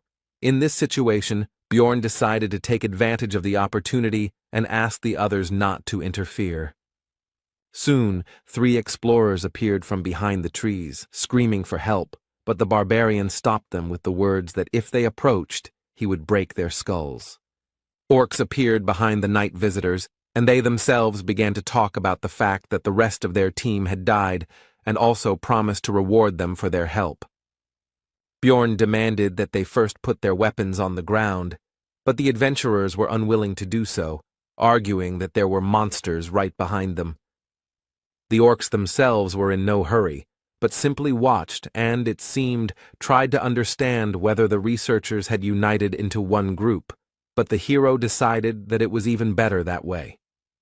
The next moment, the barbarian threateningly announced that the choice was theirs: either throw down their weapons or get out of here straight into the clutches of the monsters. The researchers nevertheless decided to agree, and threw down their weapons. Then Bjorn asked Rothmiller to collect it all. After this, the orcs turned around and hurried back into the forest. It seems they are retreating because they do not want to attack a large group, cunning monsters. The woman began to thank for the help and also introduced herself. Her name is Eliza. Also, her clothes were damaged, especially the bottom. The dwarf, due to his short stature, had a better view, and he was distracted by the girl's appearance, which irritated the barbarian. The others also decided to introduce themselves. One is called Irida Tyson, and the other is called Hans Argoth. The hero asked the latter again, because he remembered the first marauder he had met, who was also the first person he had killed, which was an interesting coincidence. Argoth replied that it was a fairly common name, and also asked if he knew the other Hans. Bjorn answered in the affirmative, and mentally added that he was already a corpse, so the acquaintance was very conditional. Eliza, meanwhile, even shed a tear, and also said that their meeting was probably the protection of the goddess Ritlus, which surprised Rothmiller, and he asked if she was a priestess. The girl replied that it was true, that she served the deity of light who protected explorers and relationships, the star that rose at dusk and guided them. The hero did not believe her speech, because he already knew that they were actually marauders, but one of the guests asked Eliza to heal his wounds. And the girl used a divine spell, which surprised the barbarian, because this meant that she really was a priestess. The comrades behind were also surprised, and began to whisper to each other and express doubts that these explorers were actually marauders. And Rothmiller himself could not believe his mistake, and his feelings can be understood, because in the world of Dungeon and Stone, priests are sacred and pure beings, and people are very devout believers. The priestess beamed and asked with a smile whether this was sufficient proof of their reliability, and whether they could take the weapons. But Bjorn answered negatively, and thought that all this only works for people, and he is a barbarian, a different race, and also a different religion. The hero demanded a reward from their team for saving them, because even though they were using a holy attribute, he didn't care, but the priestess asked about the amount of the reward. Bjorn demanded 2 million stones, but they did not have that kind of money, so the girl asked to give it to them when they got out of the labyrinth. But the hero said that he only trusts those who belong to his tribe, and if they do not have the required amount, then let them give in things. Armor will be just right. Soon the night guests' gear was neatly stacked nearby. This was part of Bjorn's plan to first take as many items from them as possible. The researchers had already relaxed, but the hero, thinking that in any game you need to kill the healer first, had already raised his mace over the priestess's head. The girl's head was broken, blood splattered everywhere, and both the teammates and comrades of the dead woman were shocked by what they saw. The barbarian, however, responded with a grin and an apology, and explained that his hand had twitched, and it also seemed to him that they might be marauders, and he could not help himself. Irida and Hans began to panic. They said that they would die now, and all because of this crazy savage, but they were looking somewhere down. Soon one of them was enveloped in some kind of dark purple haze, and he began to die quickly. Hikuro asked Dvalka if this was his magic, to which he received a negative answer. Suddenly the seemingly dead priestess, whose body lay behind Bjorn, stood up and in an inhuman voice remarked that this was strange. Her face was covered in blood from the wound, Her eyes were red and her head was turned at an unnatural angle. She asked the barbarian how he knew she was an enemy. The hero only wondered whether his life could be normal and why everything couldn't go peacefully. Eliza's resurrection from the dead clearly left no one indifferent, and Rottmiller and Misha froze as if they had seen a corpse golem. Bjorn, saying that he would sort everything out, rushed forward and hit the priestess on the head with his mace again, and he also realized that since she had come back to life, there could only be one answer to the question of how this was possible. This is a hidden class that can be unlocked upon reaching the 5th floor, the Karui priest, who has a huge number of combat spells and curses. It also allows them to use dark and light magic at the same time, allowing them to disguise themselves as ordinary clerics. Of course, there are also weaknesses, for example, the fact that Karui is an evil god, and if such a priest is found out, his head will be cut off immediately. Also, for full use, it is necessary to regularly sacrifice living creatures. Apparently, for this reason, she became a marauder, because it is easier to find prey in the labyrinth. The hero was taken out of his thoughts by the fact that the second researcher was also quickly killed by the same dark purple haze. The mist gathered around Eliza, forming a skull mask across half her face, and she stated that she had lost 2 useful servants because of their group. The hero, it seems, decided to unbalance her, so he said that she had a bad upbringing, since she blames them for what happened, because it was she who killed Hans and Tyson, and now he will avenge them for their comrades. This speech discouraged not only the priestess, but also the barbarian's companions, while he himself was anticipating the amount he would receive for equipping the dead. Suddenly, corpses began to rise from the ground. Now everything was not so simple, because this is the skill of the priest, Karui Call of Death. Usually he calls the dead, but with the bodies of subordinates, you can get stronger undead. The new enemies were held back by 2 tanks of the squad, namely Bjorn and Hikuro, using their standard tactics. Misha, as usual, attacked the enemies, using the cover of her comrades. She delivered attacks with daggers with the poison attribute, and Wabdvalki began to throw his ice spears at his opponents from afar, just as their group had done before. They now understood each other without words. Teamwork was now at a good level, but there was one problem with all this. The undead have quite a high resistance to ice and poison, so the attackers couldn't deal normal damage. Then Rottmiller decided to use an incendiary mixture. It took some time to find it in his backpack, but soon the bottle went straight to the enemy. The living corpse was engulfed in flames, which was their weakness, and he even screamed piercingly despite his dead state. But with the statement that it was all useless, Eliza took advantage of the team's distraction and used the dead man's flame spell. It immediately began to absorb the fire in the surrounding area, which negated almost all of their group's successes. The only attack that could work against the undead was rendered useless, and they had no way to use the holy element. Then the hero came up with another plan of action and shouted to his comrades to deal with the priestess, and he and Hikuro would hold off the reanimated corpses. Bjorn took their weapons and armor in advance, so they should be able to buy themselves the time they need. Brown, Dvalki, and Misha rushed towards Eliza, leaving the rest to the tanks. The beast woman ran ahead as the fastest. But the trio's path was blocked by a new spell from the priestess of Karui, and something began to appear from the darkness on the ground. It soon became clear that these were shadow guards, and they would have to deal with them in order to get to Eliza herself. The Trinity began to fight the new enemy, but the priestess was not going to just stand and watch, so she began to prepare her magic. She cast a curse on Misha, which prevented her from escaping in time from the attacks of 2 shadow guards. But suddenly Hikuro intervened in the battle and covered the girl, instantly destroying one of the opponents. When the beast woman asked him what he was doing there, he replied that Bjorn had told him to help in their battle, which meant that the barbarian was currently holding off both of the undead alone. The servant Karui became angry at her failure to kill the researchers and shouted at Hans and Tyson that they were supposed to be protecting her. The hero, holding the 2 dead men, grinned cheekily, looking into her eyes, and said that they were a little busy right now. Eliza realized that she was losing, and saying that she would not forget this humiliation, began to rise into the air. After looking at the hero one last time and telling him that he would never get out of here alive, she left the battlefield using one of her skills. Looking after her, Björn understood that they had almost won, and she had run away at the last moment, harboring a huge grudge against them.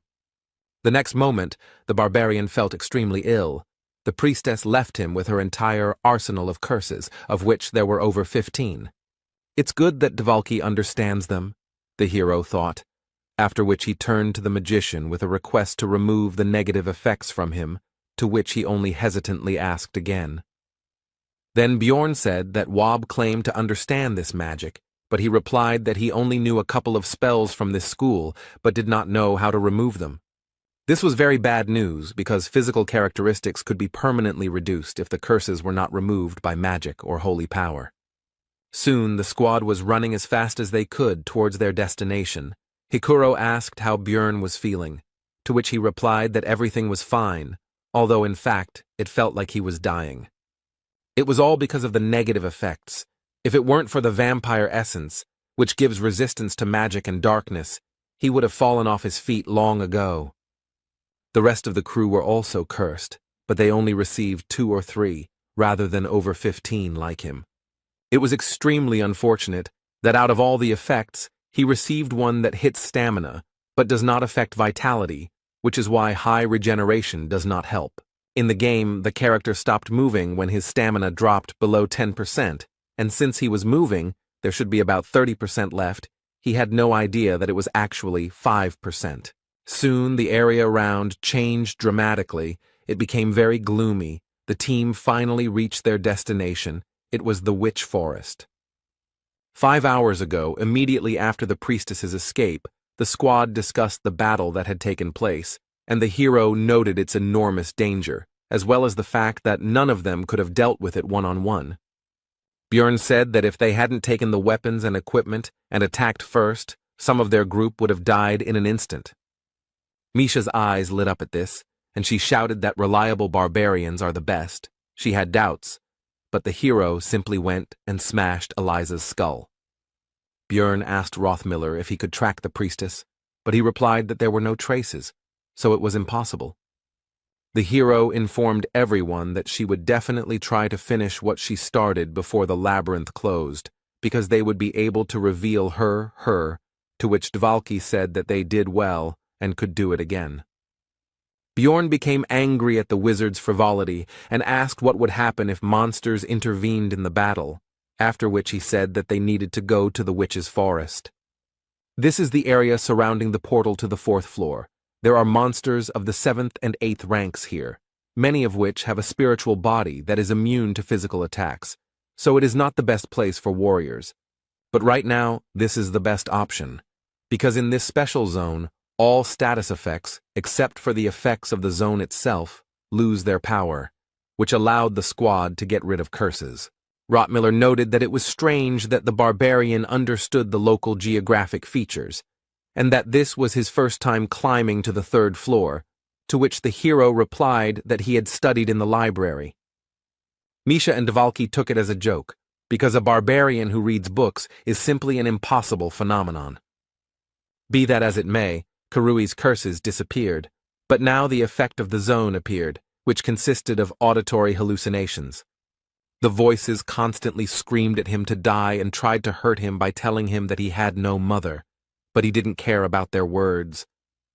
Björn thought it wasn't that strong to be called a mental attack, but not everyone thought so. Misha asked how he could listen to all this nastiness and be okay, to which he received the answer that it was quite bearable.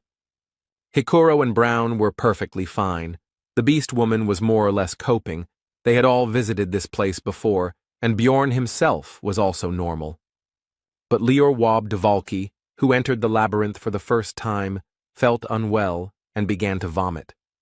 This happened because, in addition to auditory hallucinations, ordinary hallucinations began to take effect, as well as disorientation. Now the hero looked at the world as if through a crooked mirror. Bjorn asked the wizard if he would be able to use his magic in such a state, to which he received an affirmative answer. Hikuro Murad decided to set up camp to rest a bit, since the hero had barely slept the night before. And then there was this race. The dwarf said he would watch for a bit, but the barbarian was no longer listening. He threw his things to the sides and simply fell right onto the bare ground. The hero lay with his eyes closed, and also thought that with such adventures he would definitely not be able to bear it one day.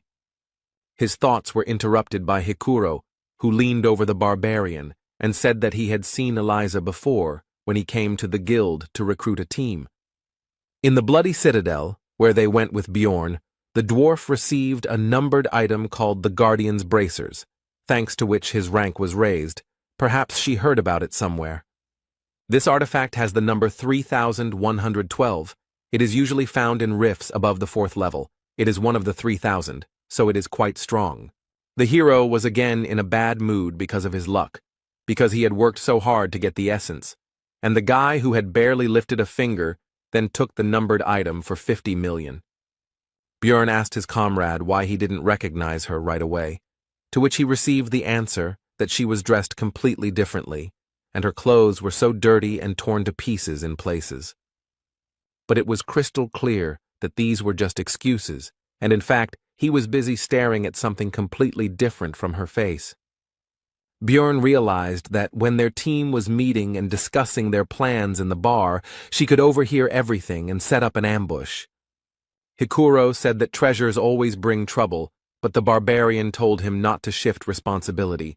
It was he who was not careful, to which the dwarf quickly left.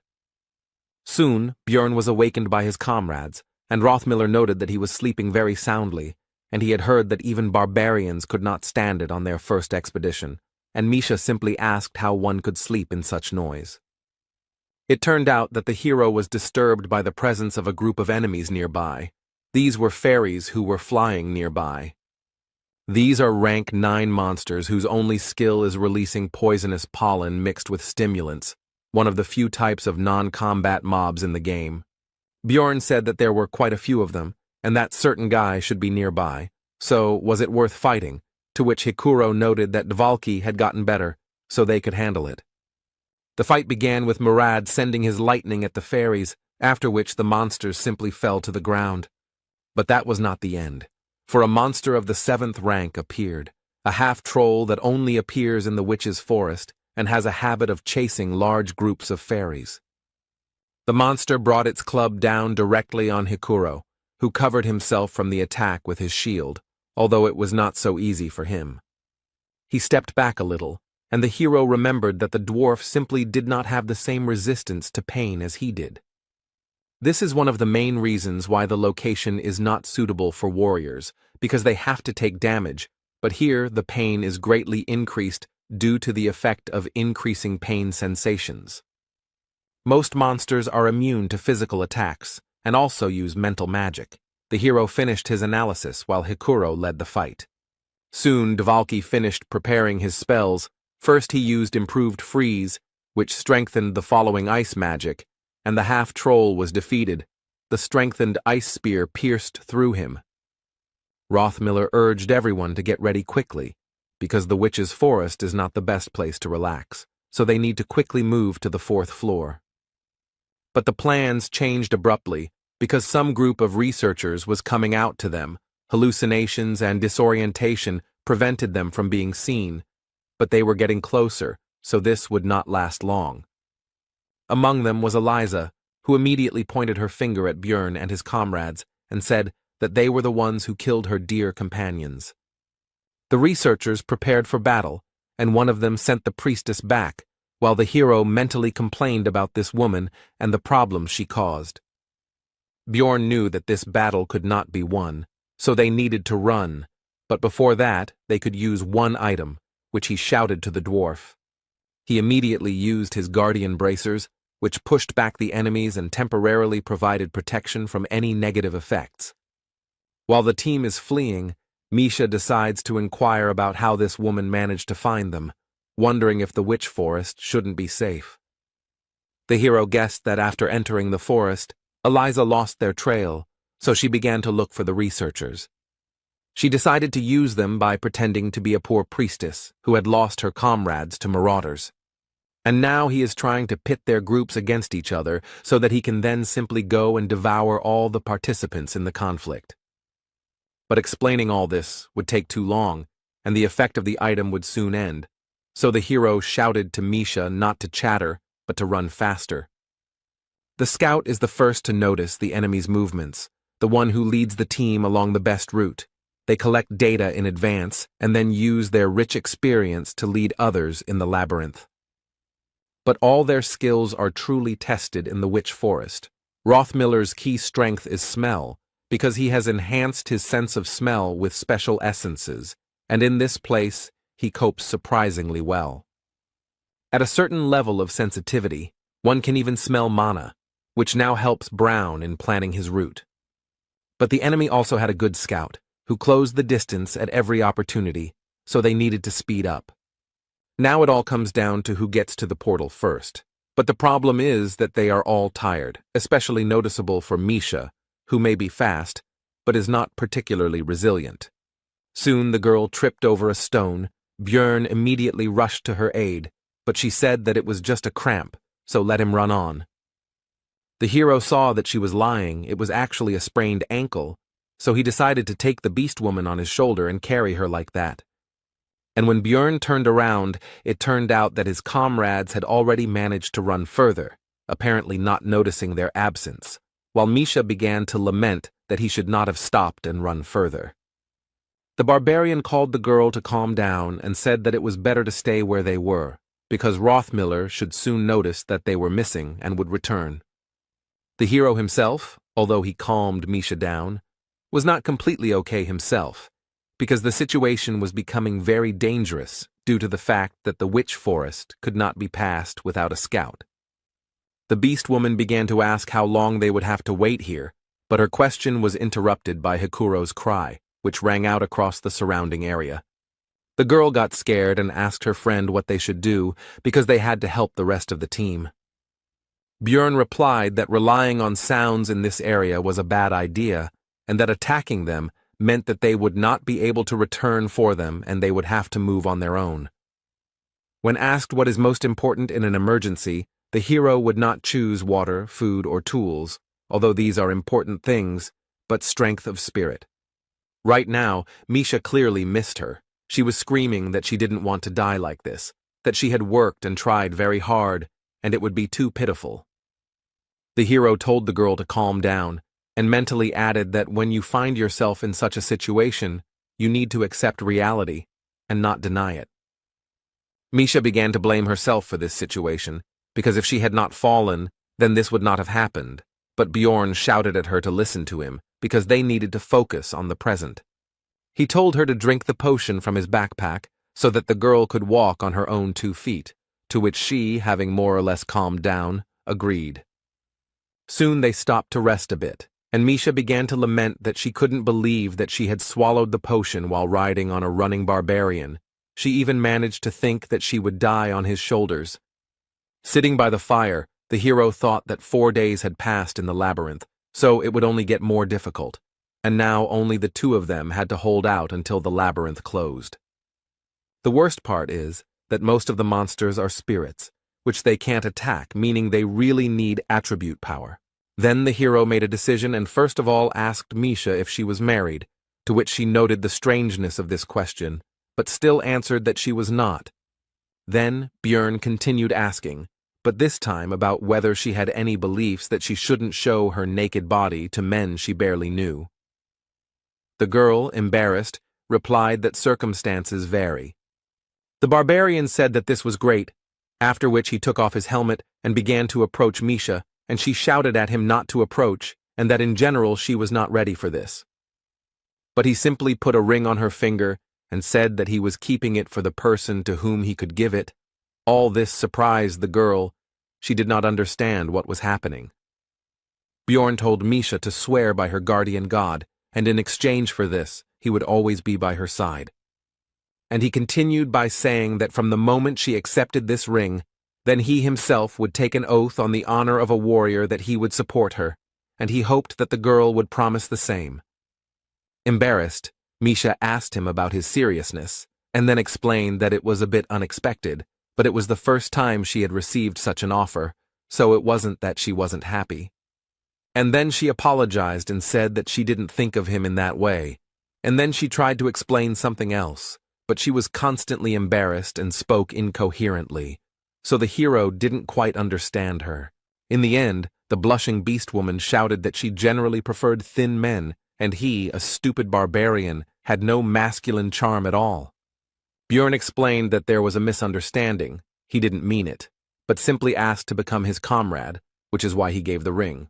Misha immediately felt somehow better, but the hero continued to talk about how she could refuse it at any moment, but then she would have to return the same ring or 15 million stones.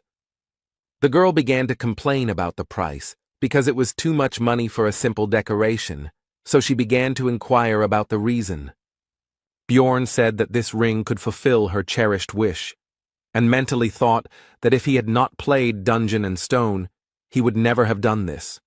But now he is going to awaken Misha. Number 9425, the Frost Spirit Ring, a numbered item that the hero received from the master of the Artemian school. At first glance, it can be considered almost useless, but after destruction, it had a special effect. He did almost no damage, but after all the years of playing, the guy couldn't help but learn this secret, and he figured it all out. If it is worn by a beastman who has not yet made a contract with a spirit beast, a special event will occur, and the ring will be destroyed, fulfilling special conditions. This would remove the seal of Skadi, the spiritual beast of ice, and right now all this was happening. Now the spirit offered Misha a contract, which she could not refuse. Soon the contract was concluded, and the girl could not believe that it all happened so simply, and she also asked Bjorn where he got this ring. But if something like this exists, then why did her father never tell her about it after all these years? The beast woman asked sadly. The hero replied that he most likely did not know about this effect, because the magicians had been trying to understand it for a long time, and had only recently unraveled the secret. Then the girl asked how he knew this and repeated the previous question. Bjorn said that before all this talk, Misha should get dressed, after which he pointed towards her clothes, and also said that there was some useful equipment from the marauders there. The girl noticed that he was also wearing new clothes and asked why she was naked. The barbarian replied that he undressed her himself, because during the ritual all equipment is destroyed. Then Misha indignantly asked why it was necessary to ask about her husband. Bjorn said that if he had been, it would have made him very angry. The girl was angry that he thought about such things, but he did not think to warn her. He replied that he was in a hurry. But despite all the negativity, Misha quickly calmed down from the words that she should say something, and she sheepishly thanked the barbarian. The hero asked if that was all, and the girl, after thinking, decided to share with Bjorn something personal from her past. Misha said that she once tried to commit suicide, but her father found and saved her. The barbarian said that in that case she should be grateful to him, but she was not sure about this, and continued the story. When the girl woke up, he said that if she wanted to die so much, let her do it in the labyrinth and not disgrace their family. The hero realized that her relatives were even crazier than he expected, and Misha said that it was then that she became a researcher, but not because she wanted to die. She simply ran away from that house. She thought that she could become famous and strong even without a spirit, and then her father would pay attention to her. She doesn't know if he will accept her with such an unusual contract, but it is a good thing anyway.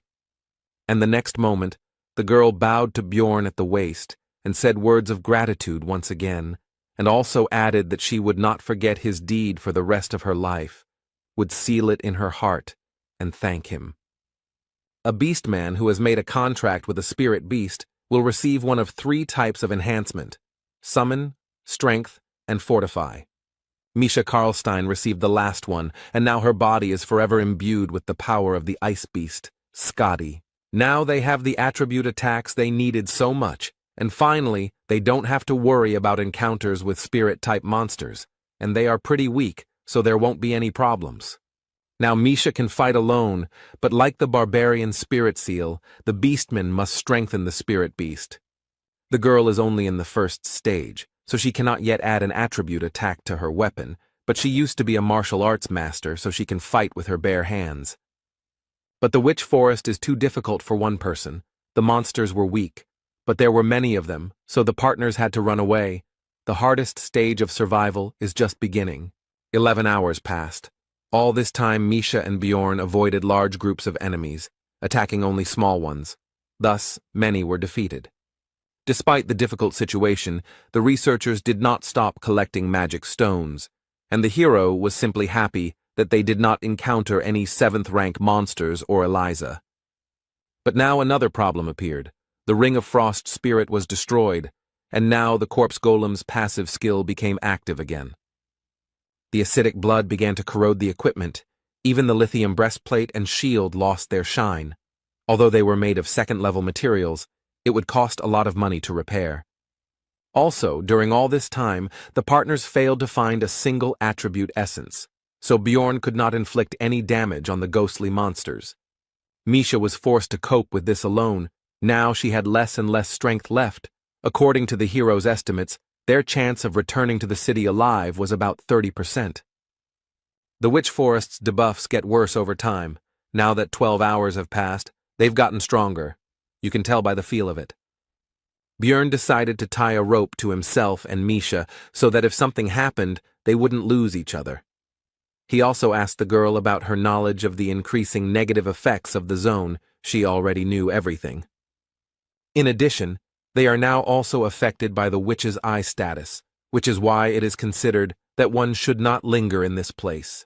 After all, if you stay in one place for a long time, a rank 7 monster, Cannavaro, will appear, and the time it takes for it to appear is reduced with each level of the effect.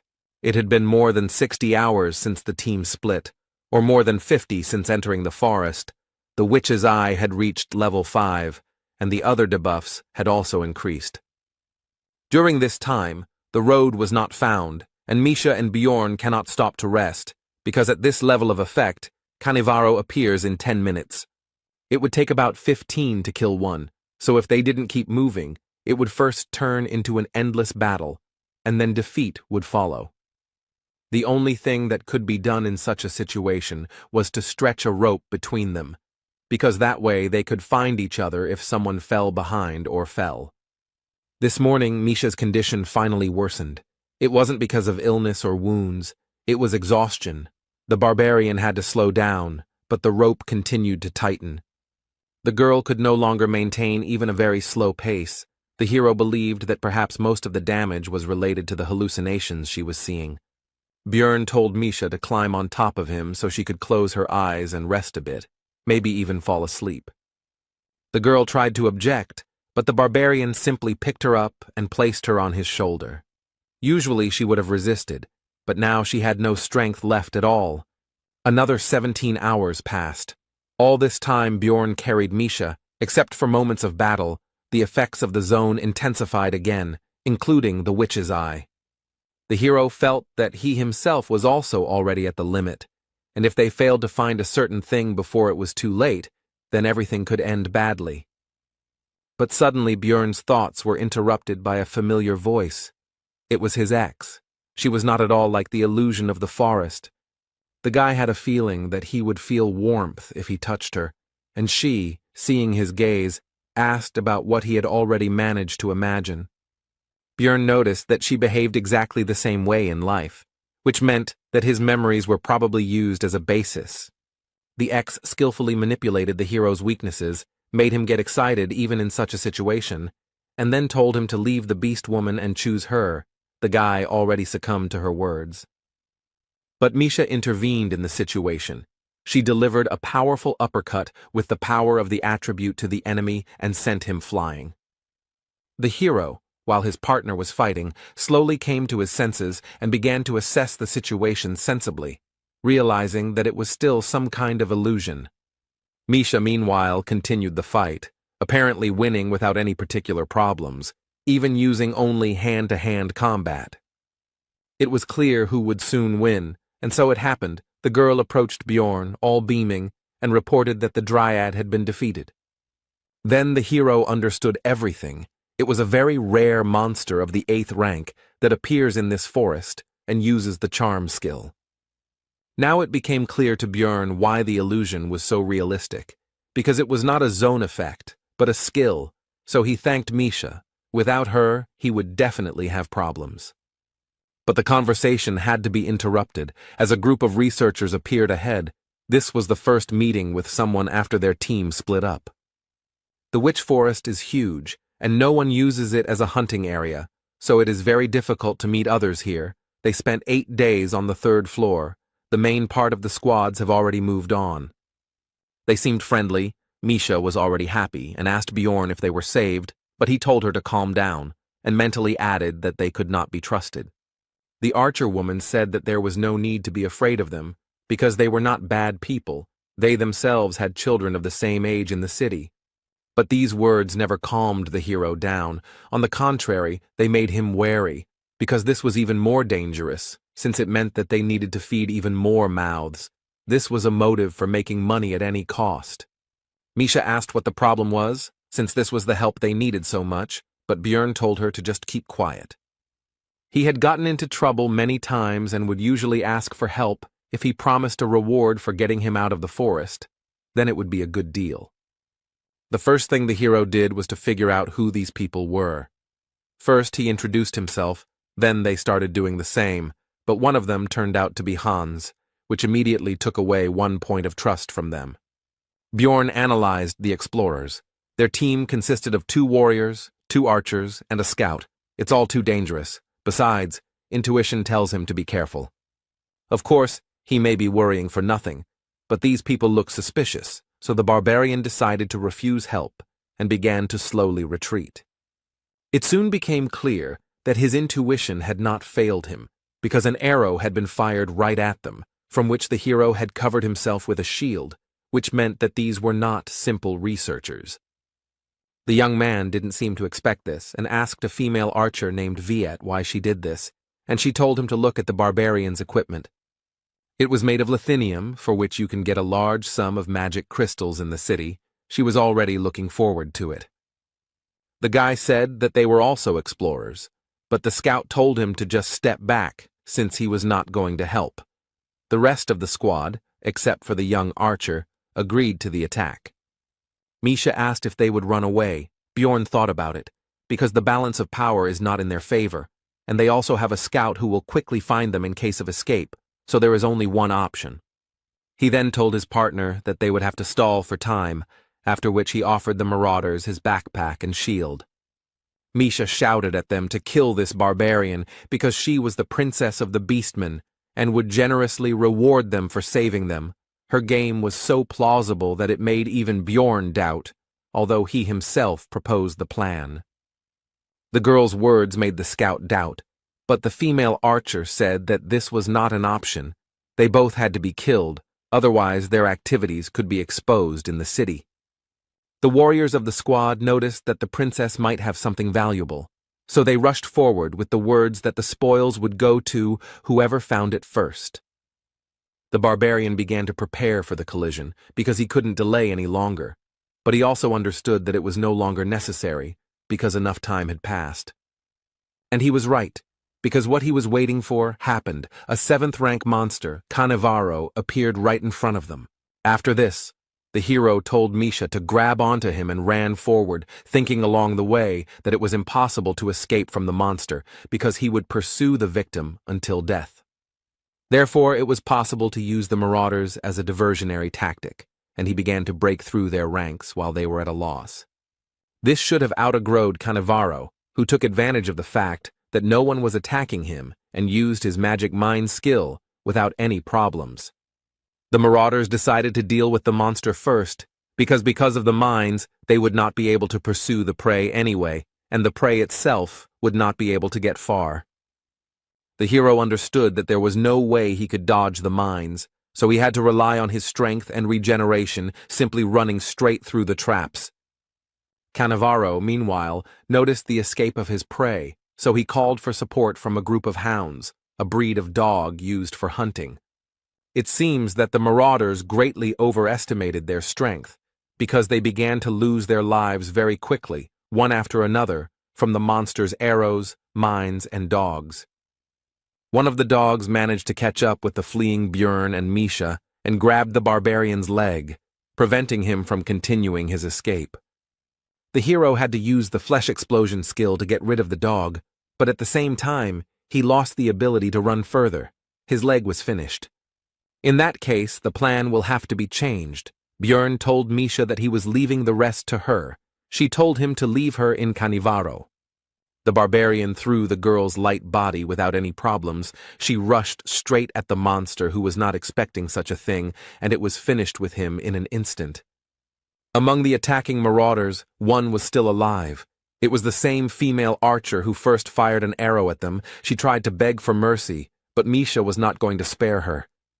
The beast woman was worried about Bjorn. She poured a healing potion on the wound, but said that it could not heal such a wound, but the barbarian said not to worry. Thanks to high regeneration, the potion, and the eternal life skill, the leg was restored almost instantly, which surprised the girl very much. The hero understood that this was all thanks to the bonuses of the vampire essence, his skill, and the seal of the immortal. With all these factors and enough time, it would be possible to grow a limb without a potion. Misha asked how he could drink it without pain. Bjorn replied that it was the mental fortitude of the barbarians. He recalled that Einar also took potions without any problems. In his case, it was due to the high value of the pain resistance characteristic, but the effect was the same. The hero suggested that Misha pack up and leave before a new Canivaro appeared, and she herself asked how he realized that those researchers were dangerous. Bjorn replied that one of them was named Hans, and he didn't like that name, which confused the girl, but she quickly put it out of her mind. Misha shared her thoughts that she would never have thought that that woman could change her attitude so quickly. She could have been good. The hero replied that if they had not seemed so weak, if they had not worn expensive equipment, and if they had not met in the labyrinth, then everything could have turned out differently. In that case, she could have been remembered by them as a kind person, but what happened, happened. She attacked first and paid the price. Misha said that she didn't understand this. Then Bjorn asked about her reasons for visiting the labyrinth. She replied that it was for money. Then, the hero said that they had the same reason, because it was the best way to protect yourself, especially in a world where failure to pay taxes would result in execution, and she also needed to protect not only her own life. Both were in a gloomy mood after this dialogue. Misha reported that there was a lot to rethink after this trip. 109 hours have passed since they got lost. Now the beast woman has found the place that the partners hoped to find, the only place in the location where they can rest. The witch's hut is a shelter that appears in random places in the forest at regular intervals and remains there for 8 hours. The effect of the zone is temporarily removed while you are there. It is also safe here, because monsters do not appear. This place is difficult to find, but there is no other way to rest. The partners spent a long time looking for the first shelter, but Misha's keen eyes quickly helped them find the next one. There were 53 hours left to hold out before the labyrinth closed. They had seen this place for the 3rd time, but the girl still didn't get tired of it. She sincerely enjoyed the local beauty and was in a good mood overall. But Björn told her to be quiet, because there was someone here, since only 5 people could enter here, and the portal closed as soon as they entered, which meant 3 unknown people were somewhere nearby.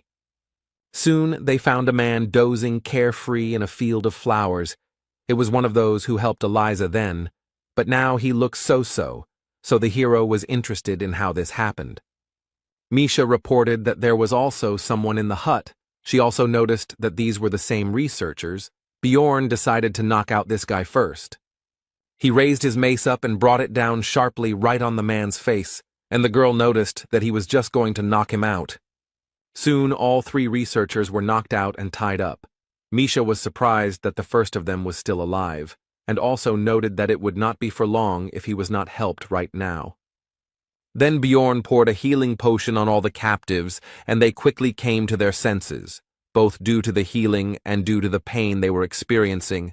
The chief immediately recognized the barbarian and began to explain that he was not guilty. He began by saying that when their group caught up with the hero's team, there were only 3 of them, after which a quick fight took place. They didn't want to chase them through the entire forest again, so the first thing they did was shoot a guy who looked like a scout, but he immediately clarified that the wound wasn't serious, just a scratch on his shoulder. Then they were thrown back again by some kind of light. Björn understood that it was Hikuro who used his numbered item again. When they came to, their scout had an ice spear sticking out of his head, which meant that at the right moment, Dvalki was still able to kill the man.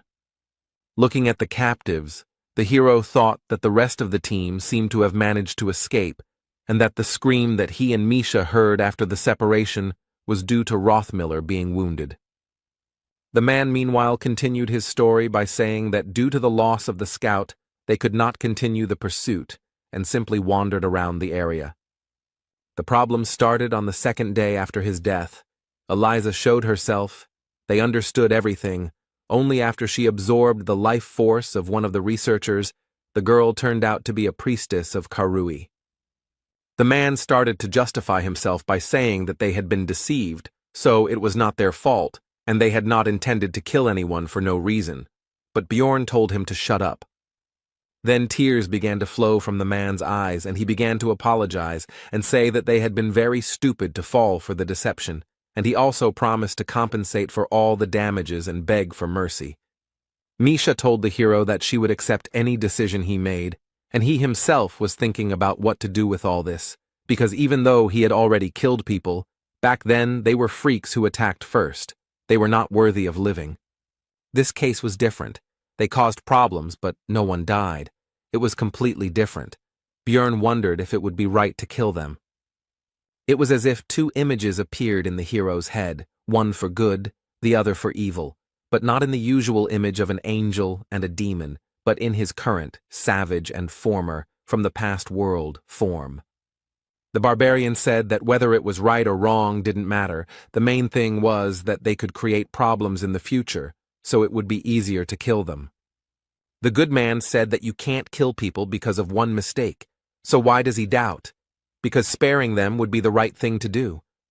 But the hero decided that the last statement only applied to his past, the civilized world from which he came, and not to this cruel and merciless one.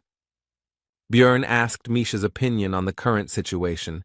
She replied that she couldn't trust them, whether it was a mistake or not, but they tried to kill, and now she understands that this cannot be forgiven. Then the hero's mind cleared, as if a fog had been dispelled, and he remembered the expression that in Rome they obey Roman laws, otherwise he himself would end up in the grave. Whether it was a mistake or not, he had a feeling that they would repeat it at the first opportunity, so pity was thrown aside, and the explorers lost their lives. The hero, when he first opened his eyes in a new world and in a new body, realized that Björn Yandel was not only his new name. This is also his new essence, the essence of a barbarian, which he must correspond to in order to survive. Misha noticed his worries by his trembling hand. The hero replied that everything was fine. She shouldn't worry. It would be better if she collected the things of the killed researchers. This was soon done, but Misha was disturbed by the sight of Bjorn dragging the body to the fireplace and starting to push it straight into the fire. She asked him about what was happening. He replied that it was necessary. The fire consumed the corpse unnaturally quickly, meaning that everything was as it was in the game. The witch's hut had accepted a new victim and would now be open for another 8 additional hours. Misha was still not sure that Björn was okay, but he didn't answer, and the only thought that popped into her head was that they had 2 more so-called logs, which meant 24 extra hours. The hero pulled off his helmet and asked his companion if she was going to rest, but she simply remained silent. She was clearly uncomfortable with what was happening. Since she did not answer, the barbarian said that he slept on the bed first, after which he fell face down on the pillow and thought that sleeping on the bed was very good. But in reality, he was only unsuccessfully trying to distract himself from the thought that he was increasingly renouncing humanity and accepting the life of a barbarian, and that life was not punishing him for this, but, on the contrary, rewarding him. All night long the hero dreamed about his past life, namely work, meeting a girl, dating her and his future life, calm times. But in the morning he realized that it was just a dream, and his new reality was life in a monstrous body and fighting real monsters. Björn noticed that besides him, Misha was also sleeping on the bed, with her head on his leg. He wondered when she had gotten in there, and it was also time to wake up, so he began to wake her up. Chewing the dried meat, the barbarian thought that there were only a day left before the labyrinth closed, and the hut would cease to exist in an hour. They had to hold out for just a little while longer, and soon they would return to Rafdonia. Misha said that this research was very complicated, so upon returning, she would immediately take a bath, after which she asked about her companion's plans, and he replied that he did not know. As soon as the shelter closed, it became clear that something was wrong. Everything around turned red and became even darker than it was before. This meant only one thing. The special condition of 7 sacrifices in the witch's hut had been fulfilled, and now the Chaos Lord Riakis was wandering around the floor. The hero explained to his companion that this was something like zone bosses, but much stronger, and also each level had such a floor lord. The girl had never heard of such a thing, so she was surprised. Björn explained that she didn't know because the method of summoning was kept secret, because if some psycho summoned one, then a couple of deaths wouldn't be enough. When Riakis appeared, erosion began. All the monsters began to dissolve into chaos. The Lord has an effect on the entire floor and kills everyone he meets until he dies himself. Also, his call closed all the portals. You won't be able to escape. If you were here when this monster appeared, then prepare for death. Misha asked about the reason for his appearance right now. Then Bjorn explained that it was all probably because of them, since burning those bodies in the hut was one of the conditions of the summoning. 10 years have passed since the last call. The hero thought that 3 corpses would not make a difference, but someone burned 4 of them earlier.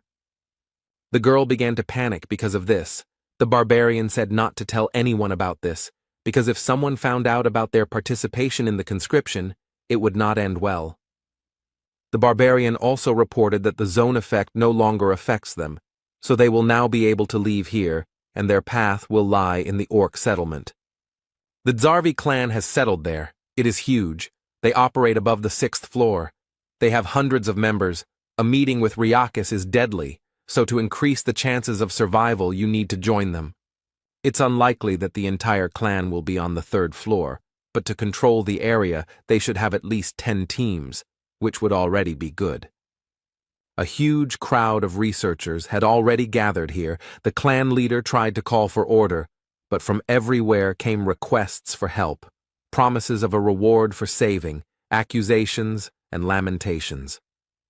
Suddenly, a golden barrier appeared around, causing the crowd to quiet down somewhat, although not completely. But this was enough for the man on the podium to shout to the researchers. He explained that it was already safe here, since their priestess had activated the announcement of the destruction of evil, and his clansmen were standing guard. And he continued his speech by saying that they only needed to hold out for a day until the floor was closed, during which time Zarvi would fulfill the agreement with the royal family and do everything possible to ensure that most of the people returned. He ended with a threat that if he created any problems or if anyone disagreed with him, he would be immediately thrown out. The hero decided that the last part was unnecessary, but overall the speech was good because the panic was calmed down a bit, and thanks to the barrier he would be able to rest a bit. Announcement of evil destruction is one of the main skills of priests, which creates a safe zone for explorers and keeps monsters out. Misha and Bjorn were resting by a tree. The latter decided that they were not going to drive them away, but they needed to be on the alert, because some problem might arise. The hero asked the beast woman how confident she was in her ears. She replied that she was not sure, but some people say that they like them. Bjorn was misunderstood, so he explained that he meant her hearing, to which she awkwardly replied that she could hear just fine, so he told her to listen to the researchers' conversations. They discussed how the last time Riakis showed up was 10 years ago, and now they were wondering what kind of madman did this, and also that they were lucky with this clan from the 6th floor. One of them admitted that he had never seen the evil destruction announcement barrier in person before, while the other remarked that it was great in a large clan. The hero understood that if the Zarvi came for the thing he was thinking about, then their chances of getting out of here alive were quite high. After some time, Misha leaned against Bjorn's shoulder and fell asleep, but soon the barbarian decided to wake her up. She asked about the reason for such a sudden awakening. The hero answered that more than 500 researchers had gathered here, a huge crowd. Misha didn't understand what that meant, but Bjorn explained that there were only 50 people from the Zarvi clan here, so they needed to see how they could handle controlling that many people. Soon, the local leader actually began his speech. He started by saying that thanks to the barrier, this was the only safe area of the floor, but the priestess would like them to show respect to her god. It should be 1,000,000 stones per person. You need to pay now. Not only crystals will do, but any equivalent items. The hero admitted that it was a smart move, since not every researcher would have such a sum on hand, and in this way it would be possible to take away some of the equipment from people to simplify control. The man on the podium meanwhile said that this is not only respect for the god, but also payment for protection. They may lose some equipment and potions, but there is nothing to worry about, because they will protect everyone. The hero understood that in fact there were enough reasons to worry, because the barrier, although powerful, was not comparable in strength to the floor master. They were unlikely to kill him, but for now they had to obey the rules, so Bjorn asked Misha to take the things they didn't need. He thought they were very lucky to have taken the equipment from the marauding attackers and wouldn't have to give up their own. Many researchers were unhappy with this situation and were unwilling to pay 1,000,000 magic stones for protection for one day. As the heroes expected, some people began to leave the barrier and cope with survival on their own. There were about 300 researchers left, which meant that the Zarvi clan received 300 million magic stones. They made money and at the same time reduced the number of people, killing 2 birds with 1 stone. And now all they can do is pray to the heavens in the hope that the floor master won't come here, otherwise they are doomed. The 3rd floor is quite large. Everyone hopes that they will not encounter it. In this situation, both those who left and those who remain optimistic, but the hero prepares for the worst scenario. And so, 5 hours before the labyrinth closed, it really happened. The reign of despair began. This is the passive effect of the Lord of Chaos's aura. This skill not only deals damage to the area, but also turns it into an erosion zone that removes all effects. It also reduces magic resistance, deals minor damage, and can cause confusion. Soon the floor's ruler, the Chaos Lord Riakis, appeared on the horizon, causing panic among the researchers with his appearance. The leader of this expedition was disappointed, because this expedition would now cause a lot of damage, but despite this, he still ordered to use everything that they had prepared earlier. The next moment, the clan members began to apply various buffs to themselves, using scrolls that increased stamina or energy regeneration. Also used was the numbered item banner of the Lord of the Sun, which imbued the weapon with the attribute of holiness, the light of the god Ursium. The hero was stunned by the number of different consumables that were used at that moment, because not even a minute had passed before things worth tens of millions of magic stones had been used and disappeared. Bjorn realized that they were going to destroy the Floor Lord, and for the first time he was glad that he wasn't the only one preparing for the worst. There are many experienced researchers gathered here who have walked on the edge of a knife more than once to become who they are now, and it is not only a matter of luck, which means that they really should have a chance. The majority of people were amazed by the size and power emitted by the monster. They did not believe in their survival. Watching the battle of the Zarvi clan, the hero began to understand how game raids differ from those that happen in the real world. For example, the fact that tanks and melee attackers always try to avoid direct combat, they can barely deflect even the lightest blows from the monster. Also, warriors have to return to the front line of the battlefield immediately after treatment, even if their body is in terrible condition. But perhaps the most important difference was the multiple deaths of the explorers, who could no longer return to the battle. The current situation is that the melee war was instantly crushed, and the three ranged ones were hit by Ryakis's breath. Such losses immediately lowered the morale of the rest of the people. They don't understand what they're talking about because the clan is doing everything possible to fight the war, holding back the Floor Lord, and the mages are suppressing him. Suddenly, spheres appeared around the boss, and the expedition leader immediately forbade attacking him, because first he needed to focus on new targets. Bjorn was glad that the clan knew about his features and the second phase, but the other researchers did not understand why they did not attack Ryakis, did not understand their actions. About an hour passed. 11 people died. 20% of Zarvi's force. It's not scary. The worst can still be avoided. It's still possible to hold out until the labyrinth closes. However, the real problem is that ordinary researchers start to panic, and this will not lead to anything good, even though they have reasons for it. After all, every time Ryakis became enraged, someone who had paid for protection died, and the hero believed that it was their own fault, since they came so close to the battle and did not monitor the situation at all. Misha told Bjorn that things looked really bad and asked if they weren't going to do something, but he said what he thought. One man in the crowd said that they could no longer just watch. They needed to intervene in the battle to increase their chances of survival and protect themselves from the monster. At first, they countered that the clan had taken their equipment, but very quickly the crowd's eyes turned to the pile of armor and weapons they had paid Zarvi with. Realizing where all this could lead, Bjorn immediately told Misha that they were getting out of here right now. Now that the entire clan was busy fighting the boss, only 2 guards were guarding the equipment. They decided to negotiate through dialogue.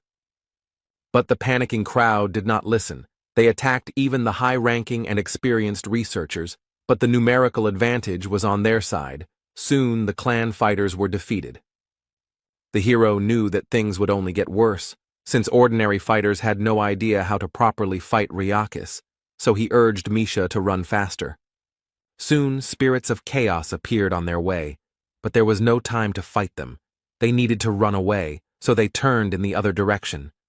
But it was all useless, because soon they were swallowed up by complete darkness, which meant that the Floor Master had swallowed all the spheres and used his ultimate skill. Evil Cleft is a reactant skill that appears after absorbing 10 spheres. The radius of action is 5 kilometers. The term is 45 minutes. If you do not have time to escape, then death awaits you. There are also many chairs, the peculiarity of which is that it attracts all those who fall under the effect to the center of the zone. Soon, Misha and Bjorn found themselves there along with other researchers. There were about 200 of them left. Of the Zarvi, who were originally 50, only 20 remained. With 11 dying in the few hours of battle and the rest in the last minutes, it was obvious what happened when the pair escaped.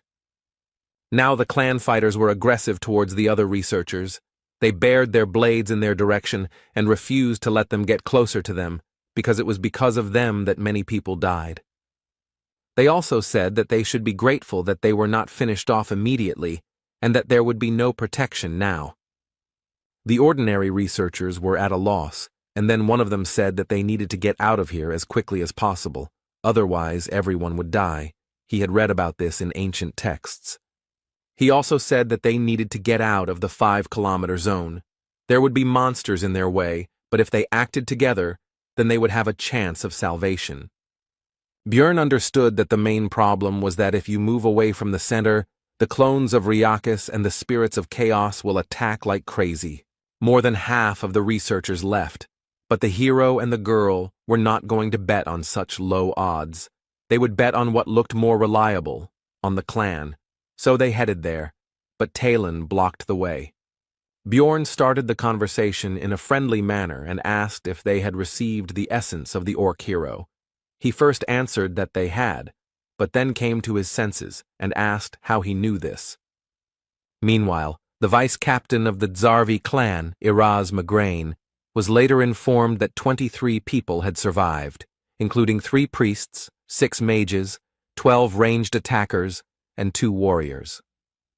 He was especially saddened by the fact that only 2 fighters survived, many of whom died when the commotion occurred, and many were unable to get support from the others. They tried to buy time, but Ryakis still absorbed the spheres, and now the lack of melee warriors will be fatal. Only 2 of them will be able to clear the way for everyone else, especially this spear swordsman. The vice-captain was constantly asked to give orders, asked about something, reported new problems. Everything was very bad. Iraz Migraine could not come up with a plan of action, but suddenly a cry from the entrance to their temporary camp distracted him from his heavy thoughts. The vice-captain asked who it was, to which the fighter replied that it was a barbarian from Karlstein's sister's team, and that he had somehow learned the information that they needed the essence of an orc hero, and he said that he could clear a path with her help.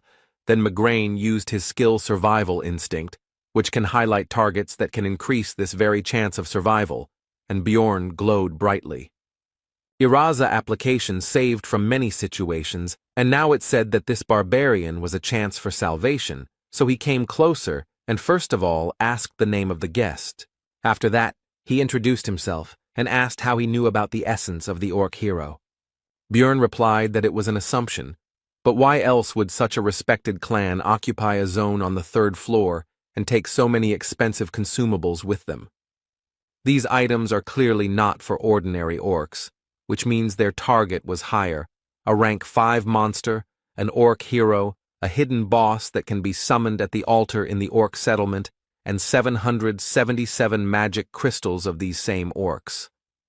And such a large number of supplies was due to the possibility of calling the orc lord instead of him, and since these things are still there, it means that he did not come. Then Iraz asked the reason why he should bet on the hero. He then replied that he was a barbarian with the seal of the immortal who had absorbed the essence of a vampire guardian from the rift and a corpse golem that gave pain resistance. The vice-captain interrupted him, asking him not to go into details, since he already understood that he could drink potions and fight at the same time. Migraine said that was pretty good for a 3rd-floor explorer, even excellent compared to his remaining warriors, so he was betting on the hero. Talon tried to remind the leader that the nobles had ordered the essence, but he replied that they could always say that they simply had failed to extract it from the monster.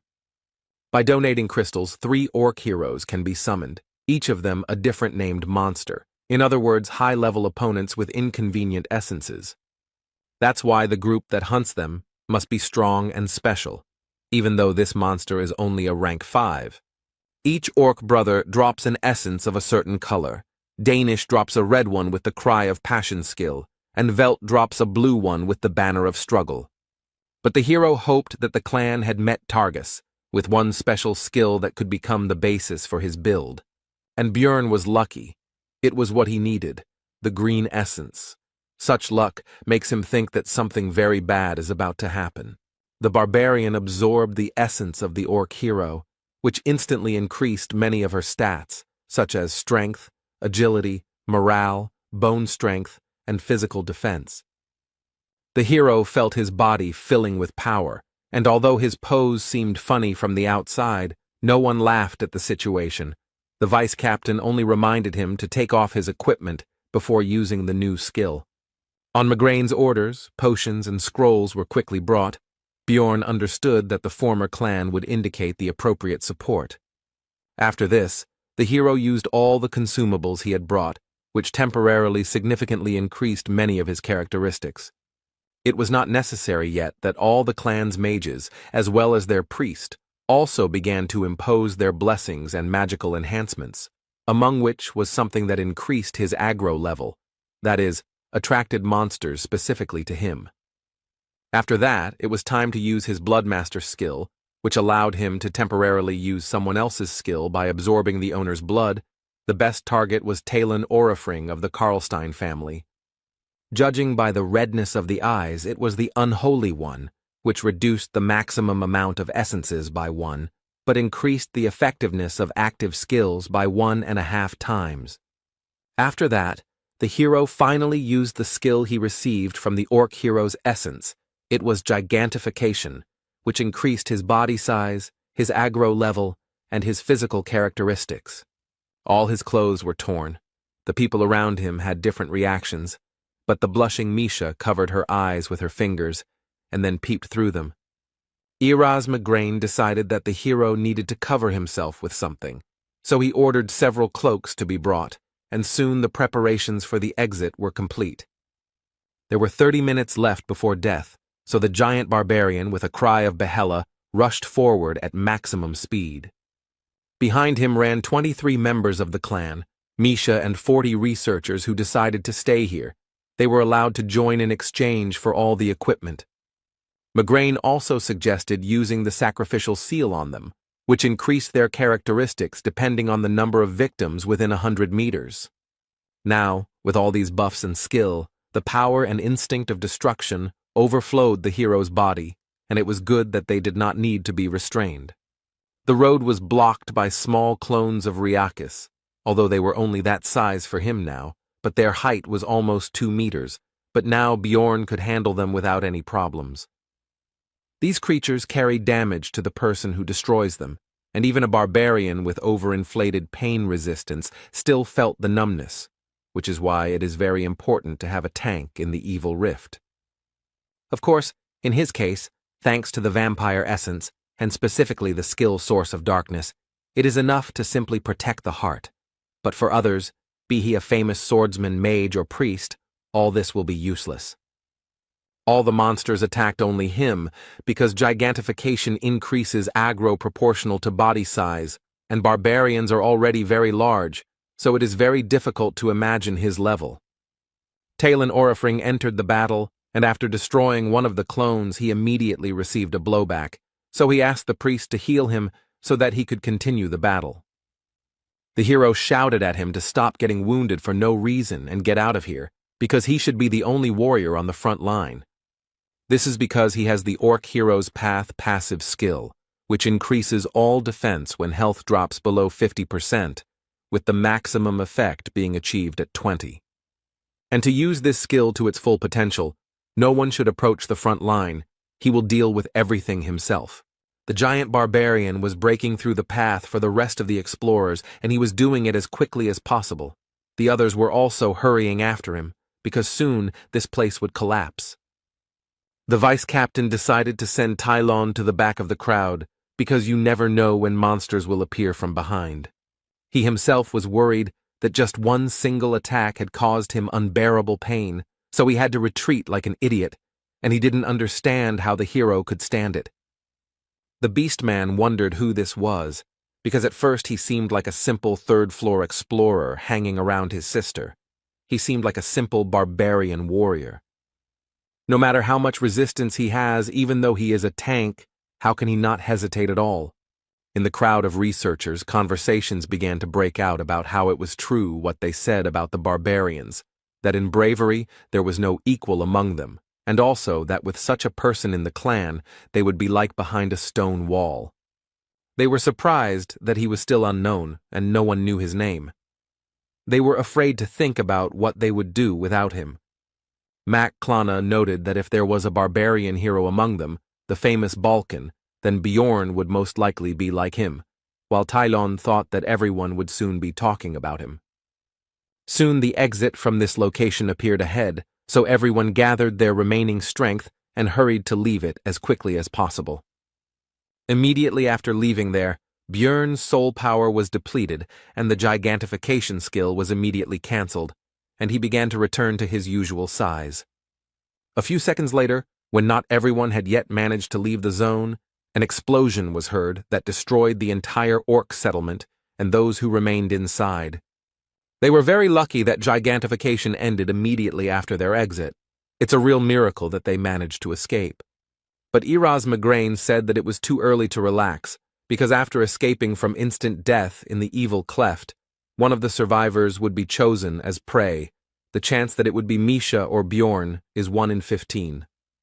And again, the hero's failure showed itself in the video. The partner was chosen as a victim and could no longer move. The so-called prey is a person who is affected by the paralysis effect and becomes the sole target of Ryakis. In other words, he will pursue her until her death. Erasmus offered to help protect her, but on the condition that the hero would want to join their clan. Bjorn replied that he couldn't work with the others yet, to which the vice captain expressed his regret and said that he hoped to meet him alive in the city, to which he replied that if he got out, he wouldn't mind. Iraz replied that he had a gut feeling that he would succeed, and as a parting shot, he ordered his subordinates to give her buffs that would speed up her movement speed and improve the restoration of her soul power. Björn said words of gratitude, to which the vice captain replied that it was not necessary, because if they died, Riakis would run after them, and they would serve as a diversionary tactic, so he also had an advantage in this. There were 15 minutes left before the floor closed. The Chaos Lord had awakened, and the hero hoped to hold out for that time, so he quickly ran away from here. The roar behind them was getting louder and louder. Misha understood that they would soon die like this, and it was also clear that they were chasing her, not Bjorn, so she asked him to stop. And she explained that he had done enough for her, and he didn't have to die for her, because they weren't that close. Without him, she would have died much earlier. He had even already fulfilled her wish. She could die without regrets. But the hero refused, because she really doesn't want to die at all, and doesn't necessarily have to tell him all this nonsense, and he also understands that the girl is afraid of being abandoned. The beast woman shouted that the barbarian didn't understand anything, and she didn't want to be a problem for others. Then Björn said that this feeling was not more important than her life, so if she wanted to survive, she just had to ask him, and then she would have a chance. These were simple words, like the barbarians themselves, but the girl still understood them, because even from the forest he had constantly tried to help her save her life. In his eyes, the beast woman was definitely pathetic and whiny, and simply giving up and saying such stupid things was not what the man who was trying so hard for her wanted to hear. Misha said that if Bjorn saved her, she would be there for the rest of her life to help, to which the barbarian noted that she had already said that before in the forest. Then the girl replied that in that case, she would give him all the money from this study, and the hero replied that this already sounded better. This exchange of words raised both their spirits. But their high spirits didn't last long, because the buffs from the Zarvi clan ended. A rain of despair began to fall, which meant the presence of Riakis nearby, and more spirits of chaos were getting in the way. The hero was going to use it later, but he had no choice, so he used his skill called gigantification, which raised his stats. But now what was more important to him was that his steps became bigger. With the remaining soul power, the skill would last for another 2 minutes, and there were 200 seconds left before the labyrinth closed. Bjorn told Misha to give the countdown.